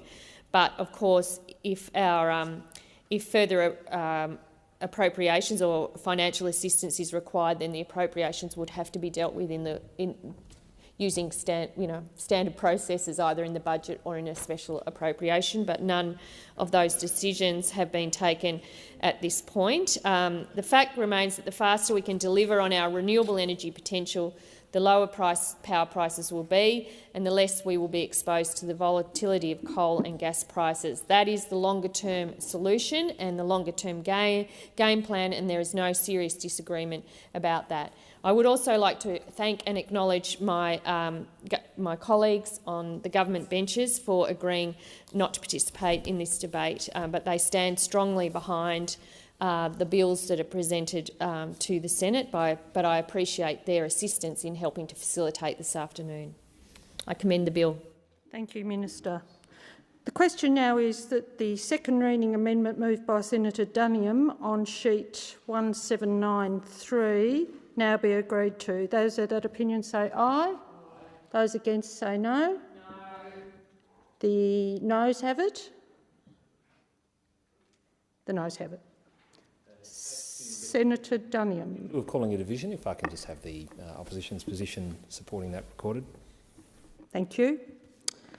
I'll now move on to the Senator Waters. I understand you foreshadowed your amendment on sheet 1791. Would you like to move it now? Thank you, Acting Deputy President. I so move second reading amendment on 1791.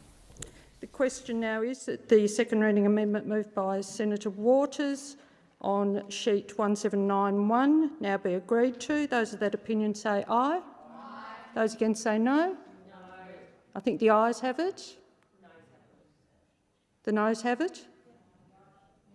The ayes have it. Division required. Ring the bells.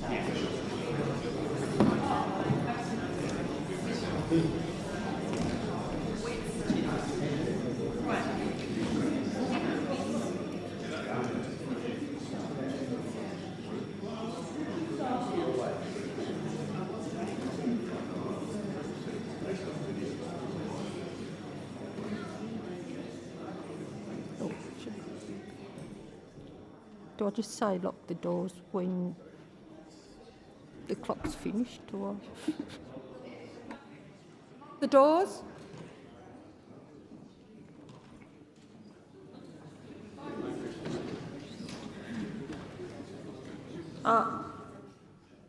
Just to reiterate for those that weren't in the room, we're voting on the amendment by Senator Waters on sheet 1791. I'll call Senator McKim for the ayes and Senator Scarr for the noes.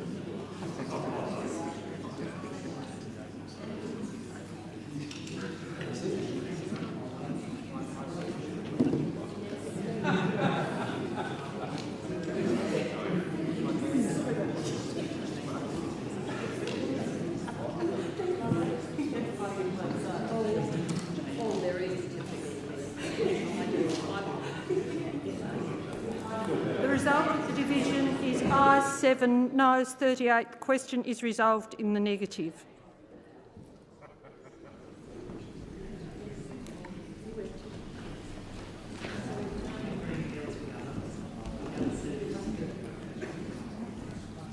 Senator Roberts. Acting Deputy President, I seek leave to have my name recorded as supporting Senator Dunningham's second reading amendment. That's so done, Senator Roberts.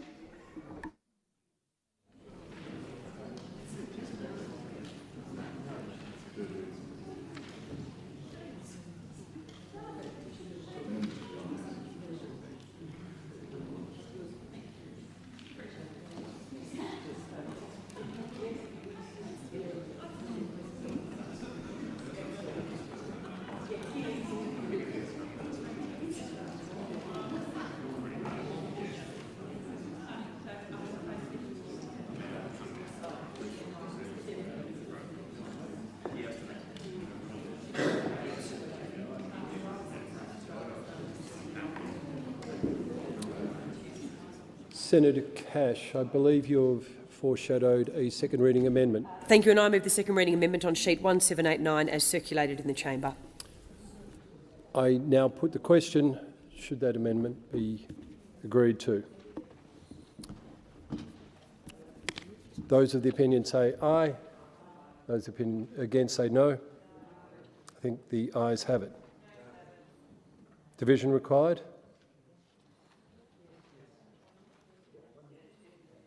Yes.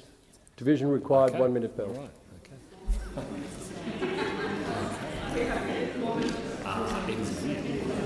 He has a real he called it incorrect.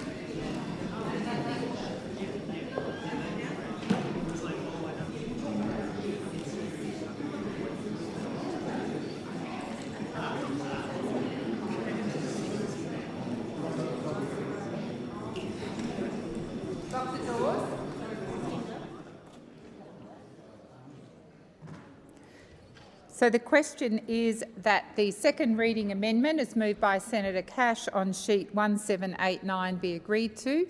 The ayes shall move to the right of the chair, the noes to the left. I appoint Senator Askew as teller for the ayes and Senator Urquhart as teller for the noes.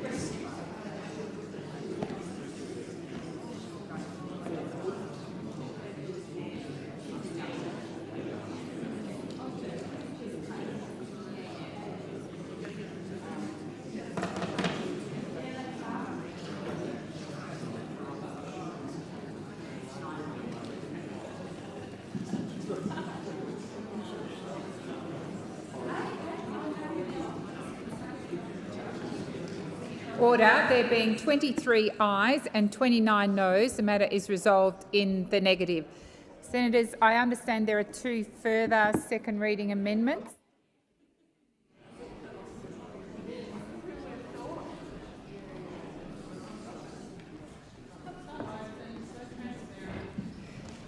Senator Ruston. Could I please move my amendment on sheet 1788? Yes. So moved. So the question is that the amendment, second reading amendment, is moved by Senator Ruston on sheet 1788 be agreed to. Those of that opinion say aye. Aye. Against? I believe the ayes have it. Now, Senator Gallagher. Record that the government record our opposition to that amendment. We can record the government's opposition. Yeah, the ayes have it. We'll now move to, I think it's a second reader amendment standing in your name, Senator McKim. Very much, President. I move the amendment standing in my name on sheet 1792. Thank you, Senator McKim. So the question is that the second reading amendment is moved by Senator McKim on sheet 1792 be agreed to. Those of that opinion say aye. Against? I believe the ayes have it. Division required. Ring the bells for 1 minute.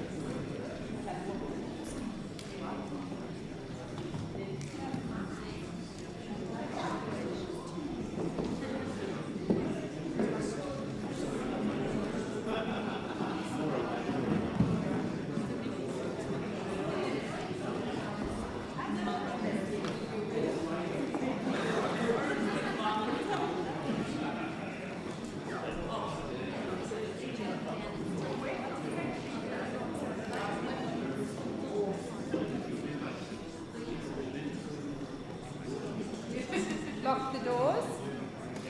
So the question is that second reading amendment is moved by Senator McKim on sheet 1792 be agreed to. The ayes shall move to the right of the chair, the noes to the left. I appoint Senator McKim as teller for the ayes and Senator Askew as teller for the noes.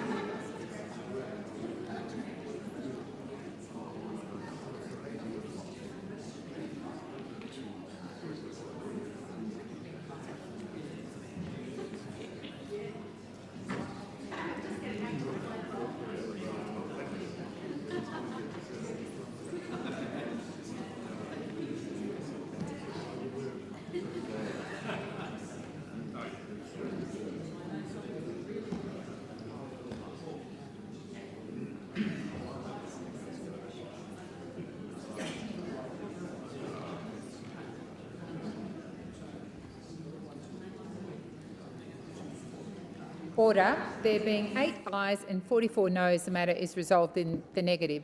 The question now is that the motion as amended be agreed to. Those of that opinion say aye.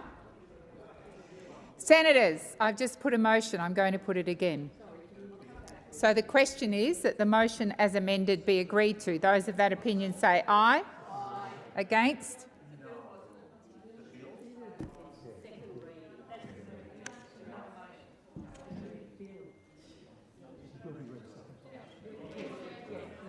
Do you want me to put it again?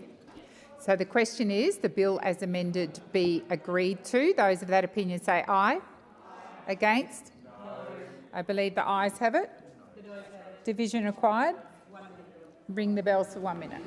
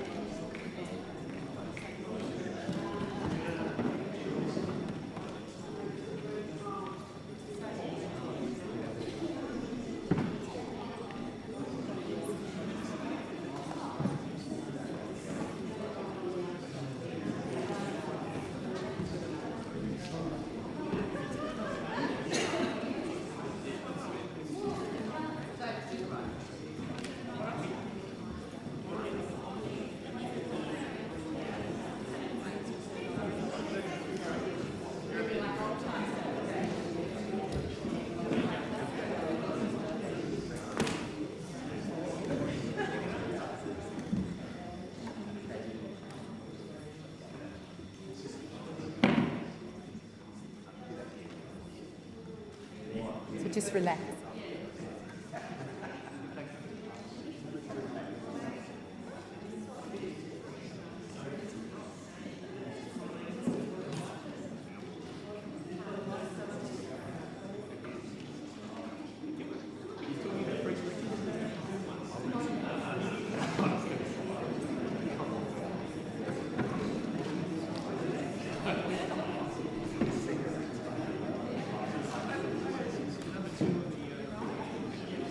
Lock the doors. So the question is that the second reading as amended be agreed to. The ayes shall move to the right of the chair, the noes to the left. I appoint Senator Burkett as teller for the ayes and Senator Askew as teller for the noes.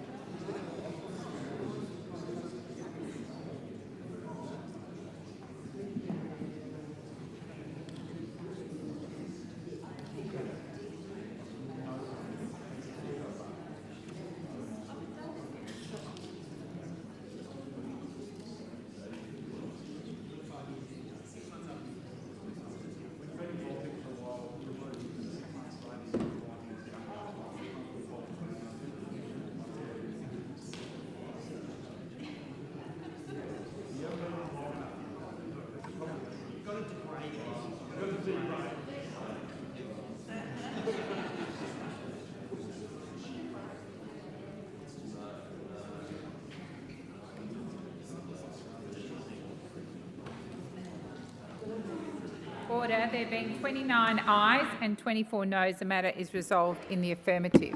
I call the clerk.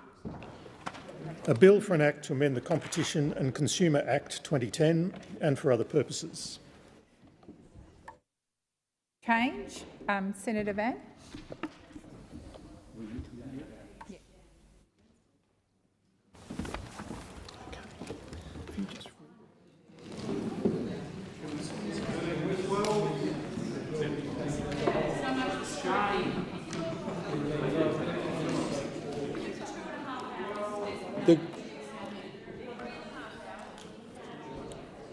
Senator Dunningham. Chair, and look, this is the brave new world of Labor, Green, transparent, accountable, scrutinised politics. Here we are, 3.5 hours. We've all flown back to Canberra today to pass a bill that Labor and the Greens have the numbers to pass. This is what Australians can now expect as a result of what this crew here are going to do. And they've come in here with this bill purportedly to bring down power prices. Now, I just have to reflect on one thing. During my second reading contribution, I invited the minister in her summing up to make one commitment. That commitment I wanted to have made, reiterated, was I would have loved to have extended hours, because we'll come to that in a moment, but I wanted the minister to reiterate the Labor government's commitment to bring power prices down by $275. Those numbers did not pass the minister's lips. In fact, it is a no-go. You are not allowed to say those numbers anymore if you're a Labor MP or senator. Now, I'm looking forward. We tried it at estimates. We've tried it here in this debate. But no, we're not allowed to say it because that promise was never made. Except we know it was made 97 times in the election. A broken promise. And here we are today duping the people of Australia into thinking this bill's going to fix all their woes. It won't. It won't. So 3.5 hours of debate in the Senate. We had over 200 questions to make during this committee stage, and we have been denied that opportunity. We had several coalition senators, Senator Colbeck, Senator Reynolds, Senator Fawcett, Senator Little, all wanted to ask questions, all wanted to make contributions on the second reading debate, but no.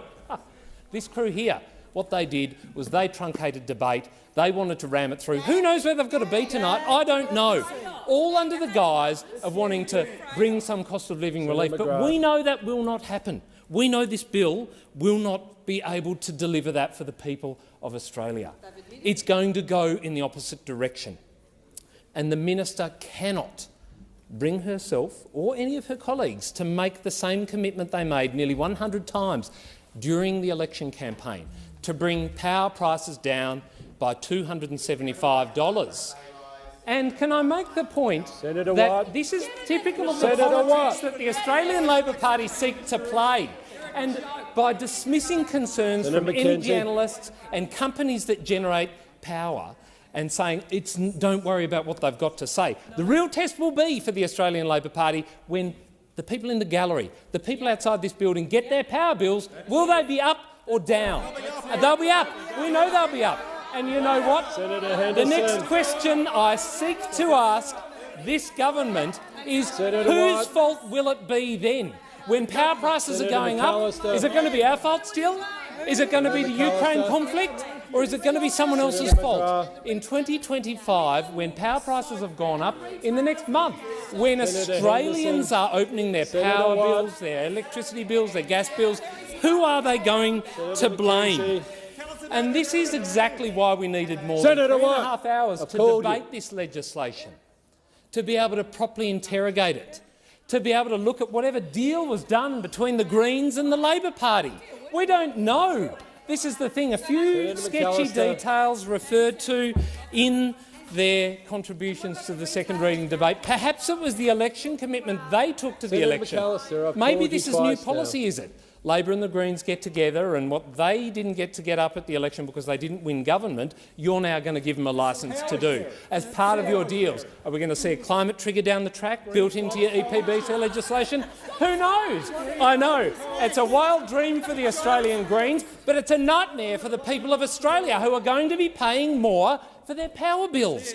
This is the simple problem. All of us get out. All of us talk to our family, friends, people that run small to medium businesses, and you know what? I tell you, the blatant disregard for the concerns that normal, everyday Australians have in trying to make ends meet, in trying to make sure that they can pay the bills. And it might be amusing to some in this place because we've all got to get on a plane after 4:30, but in fact we should be here debating this once-in-a-generation opportunity to get it right. You know, we are seeing the biggest, most destructive and extreme changes to energy regulation in decades, and these have been labelled by experts from the sector as the worst ever seen in the world. Not just here, not in the ACT, not the east coast of Australia, in the world. How can this government ignore these alarm bells? How can the government turn their backs on the people of Australia who are asking for one thing, the one thing you promised at the election? And it's a compact, a contract between you, the government, the people who formed a majority after the last election, and the people of Australia. They voted for you on the basis of your promise that you would reduce power bills by how much, colleagues? And it's a promise you've broken. It's a promise that the Australian government will not deliver, not through this bill, not through any other mechanism, and it's a number they will not utter. They will go nowhere near because they don't intend to deliver on it. It is a dark day for Australians. It's a dark day for Australians who are already struggling with increasing cost of living pressures, mortgages, groceries, electricity bills we've already mentioned. And, you know, the other thing too, the glee that you see beaming out of the faces of the Australian Greens should be enough to tell all of us that this is a dud deal for Australians. And now the heads go down because this crew down here, the Australian Greens, who are not known for their support of Australian industries, Australian jobs, things like fossil fuels that actually do generate energy at the moment. And I made the point in my second reading speech, you deny reality. You can't switch the old system off without switching the new one on. The new one hasn't been switched on yet. We don't have capacity to generate energy. So when we have to choose between who gets the gas and who doesn't, is it the children's ward at the hospital or the house? Who gets heating in winter? This is what's going to happen. The blackouts, the price spikes, all of these things are going to come. This is not some scare tactic. This is what's going to happen. It's what experts in the sector are saying. It's what analysts are predicting. And there are ways to fix this. There are ways to deal with it. If the government went out and spoke to the industry and spoke to the sector and consulted, if the government went out and spoke to people who are struggling with cost of living, they would do more than what this bill proposes to do. They would actually go and deliver on their election commitment, which I can only assume was made on the basis of good faith consultation with the community. So it begs the question again, why break the promise? $275, I say to the minister who is in the chair at the moment. I wonder whether it still remains government policy, but at the end of the day, I want Australians to know this government has duped you yet again. You were fooled into voting for them based on a promise for $275. And I take the interjections from Senator Watt. I tell you what, Senator Watt, when a government lies to the people of Australia, like this one has, around a promise to cut $275 off their power bill, and not once since the election has any single member of the front bench or the back bench referenced that number. Why would that not actually be something that you would do? Is it not what a good government would do? Actually honour a commitment it made 97 times? I think that's the kind of thing I'd be expecting. I reckon it's the people that voted for your government are expecting as well. Why won't you deliver on that promise? Why won't you reference that in anything that you do? I have a lot more to ask you before my time is up, Senator Gallagher, and I will continue to ask those questions because I'm angry on behalf of the people of Australia who are going to pay higher power bills because of this decision by the Senate today, frankly.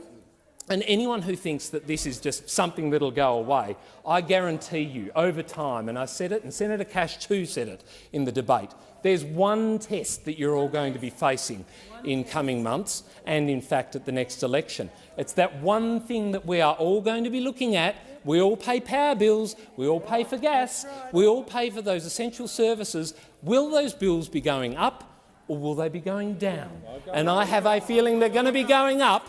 And you know what? Just you can chalk off at the end of this year, we got our optics up, we've rushed this bill through, we called people back to Parliament.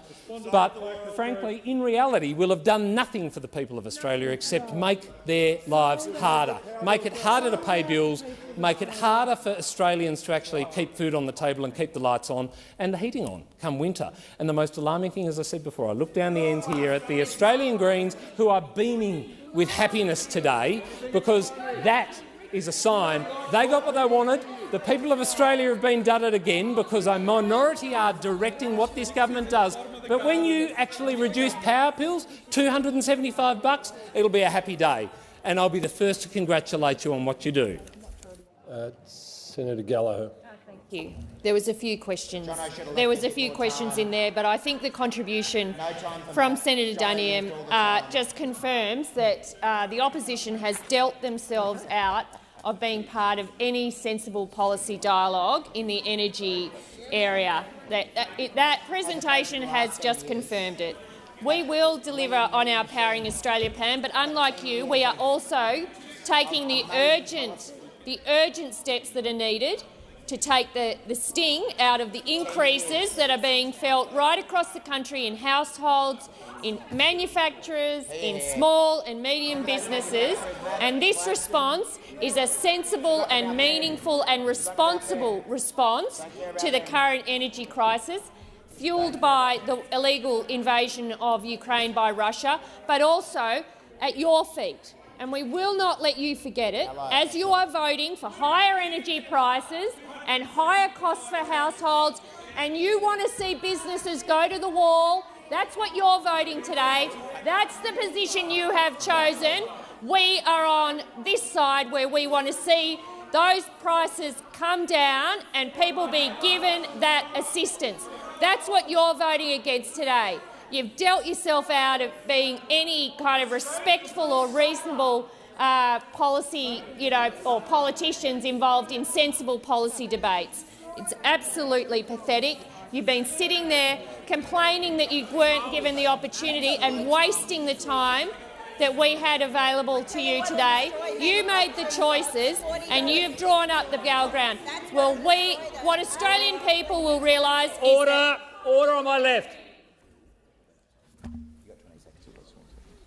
Thank you. Minister. Australian people will understand, this is the question that Senator Duniam put to me, that they have a government that is on their side, that is prepared to make difficult calls and prepared to make the decisions and pass legislation that will take the sting out of these increases in energy prices that we inherited from you and that are forecast to impact on 23-24.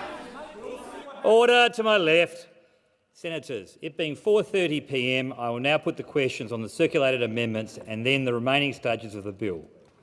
I will first deal with the amendment circulated by Pauline Hanson's One Nation. The question is that the amendment on sheet 1784 be agreed to. Those for the question say aye. Aye. Against no? I think the noes have it. Is a division required? A division is required. Ring the bells.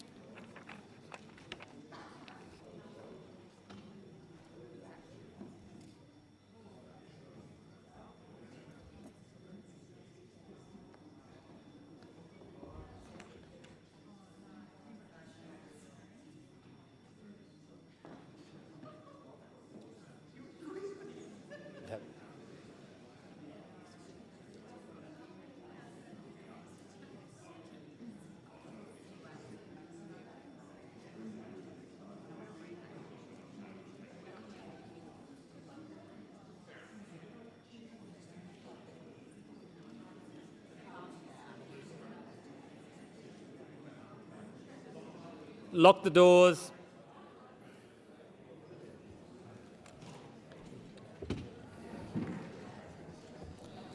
The question before the chair is that amendment on sheet 1784 be agreed to. Those for the question pass to the right of the chair. Those against to the left of the chair. I appoint teller for the ayes, Senator Askew, and teller for the noes, Senator Ciccone.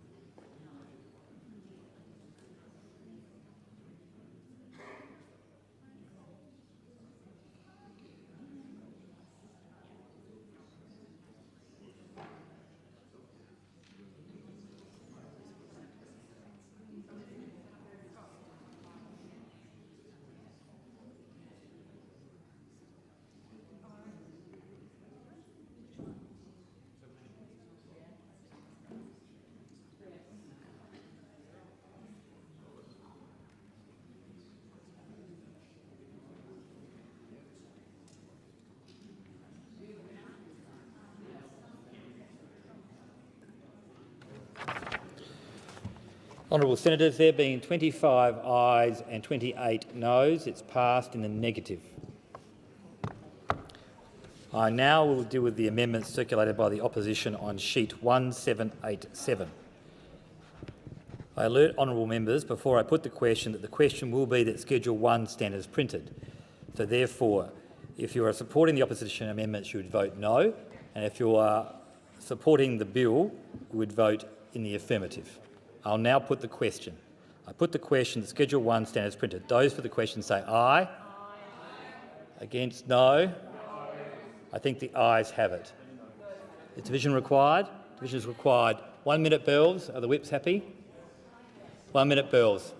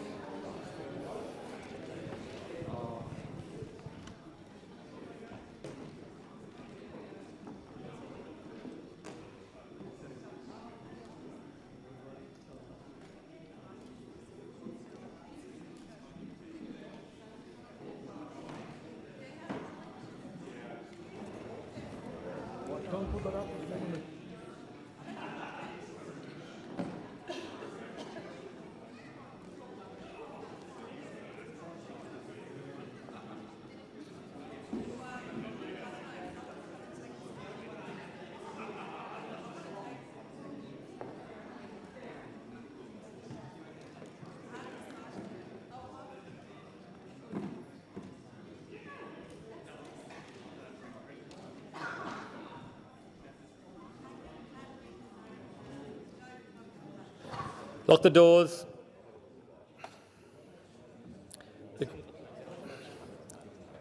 The question before the chair is that Schedule 1 stand as printed. Those for the question pass to the right of the chair. Noes to the left of the chair. I appoint teller for the ayes, Senator Ciccone. Teller for the noes, Senator Askew.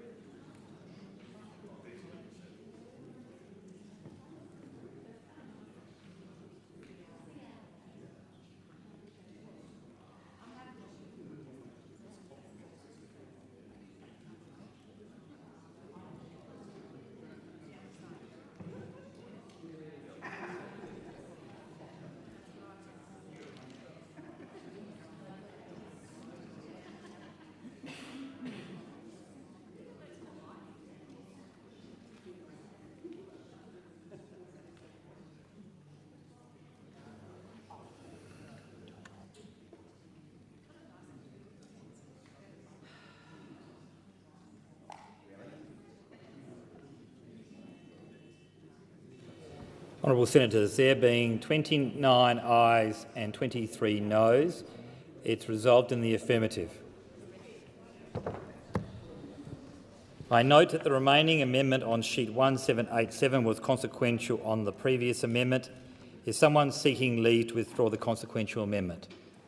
No one is seeking leave. Therefore, I will put the question. The question is now that the remaining amendment on sheet 1787 be agreed to. Those for the question say aye. Aye. Against no. I think the noes have it. The ayes have it. Division required. Bring the bills for 1 minute. 1 minute. The bills be rung for 1 minute. Make it count. It's like it's worth the cost of the falling parliament.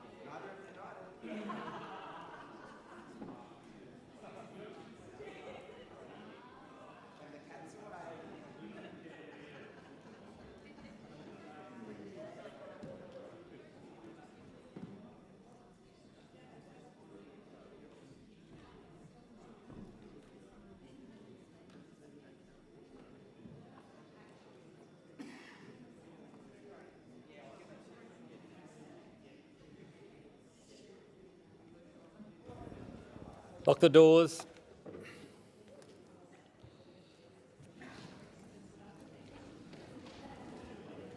The question before the chair is that the remaining amendment on sheet 1781 be agreed to. Those for the question pass to the right of the chair, noes to the left of the chair. I appoint as teller for the ayes Senator Askew and teller for the noes Senator Ciccone.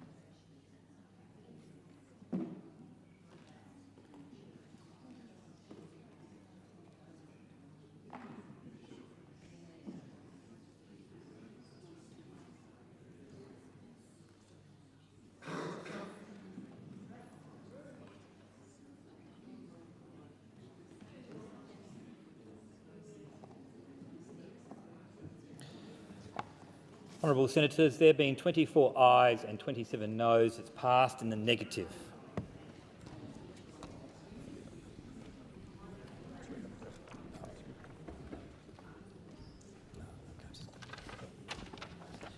Pursuant to order, I shall now report the bill.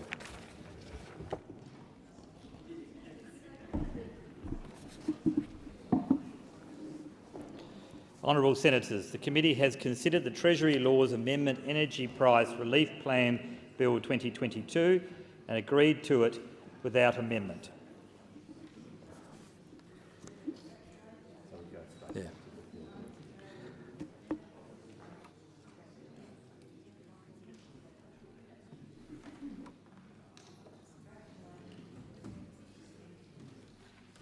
Senators, it now being after 4:30 p.m, I will now put the question with the amendment circulated by the opposition to the motion that the report from the committee be adopted. So the question is, so that amendment be agreed to. Those of that opinion say aye. Against? I believe the noes have it. Division required. Ring the bells for 1 minute.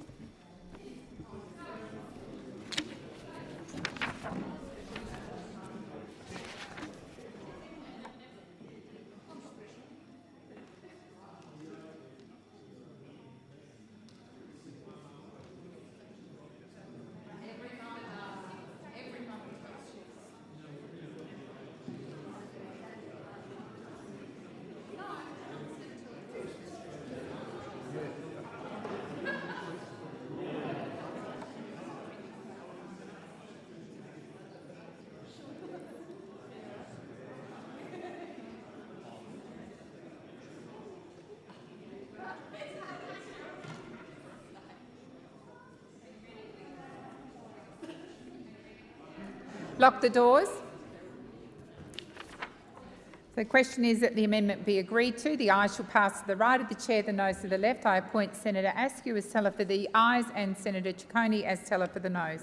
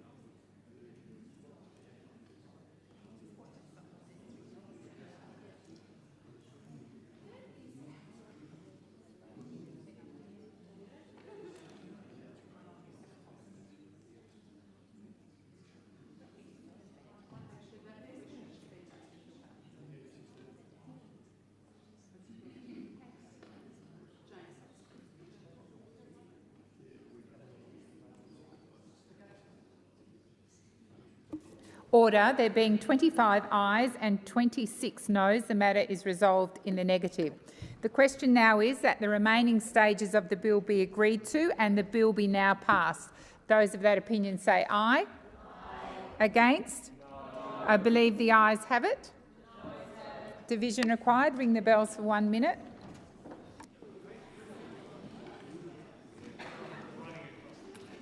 I know. No.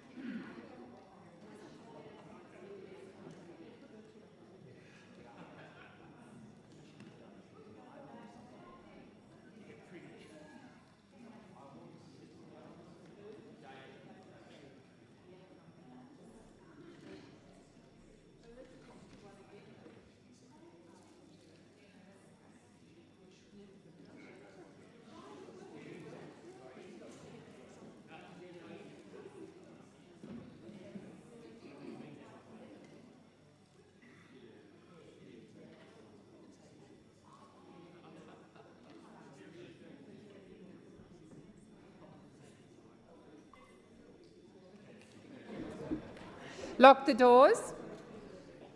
So the question now is that the remaining stages of the bill be agreed to and the bills be now passed. The ayes shall move to the right of the chair, the noes to the left. I appoint Senator Ciccone as teller for the ayes and Senator Askew as teller for the noes.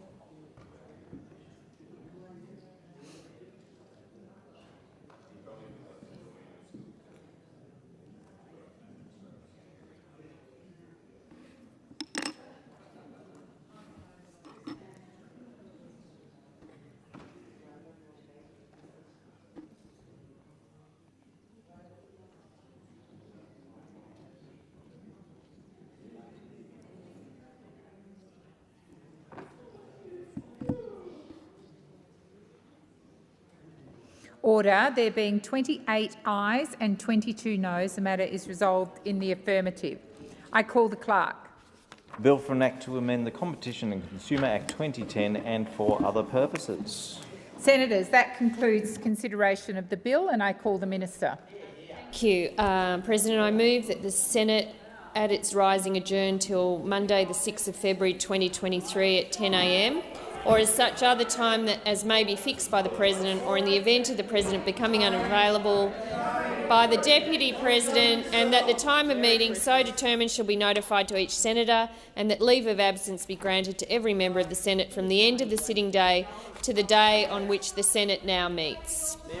Thank you. The question is that that motion be agreed to. Those of that opinion say aye. Aye. Against? I believe the ayes have it. Yeah. So the question is, the motion is moved by the Minister be agreed to. Those of that opinion say aye. Aye. Against? I believe the ayes have it. Happy holidays. Yes.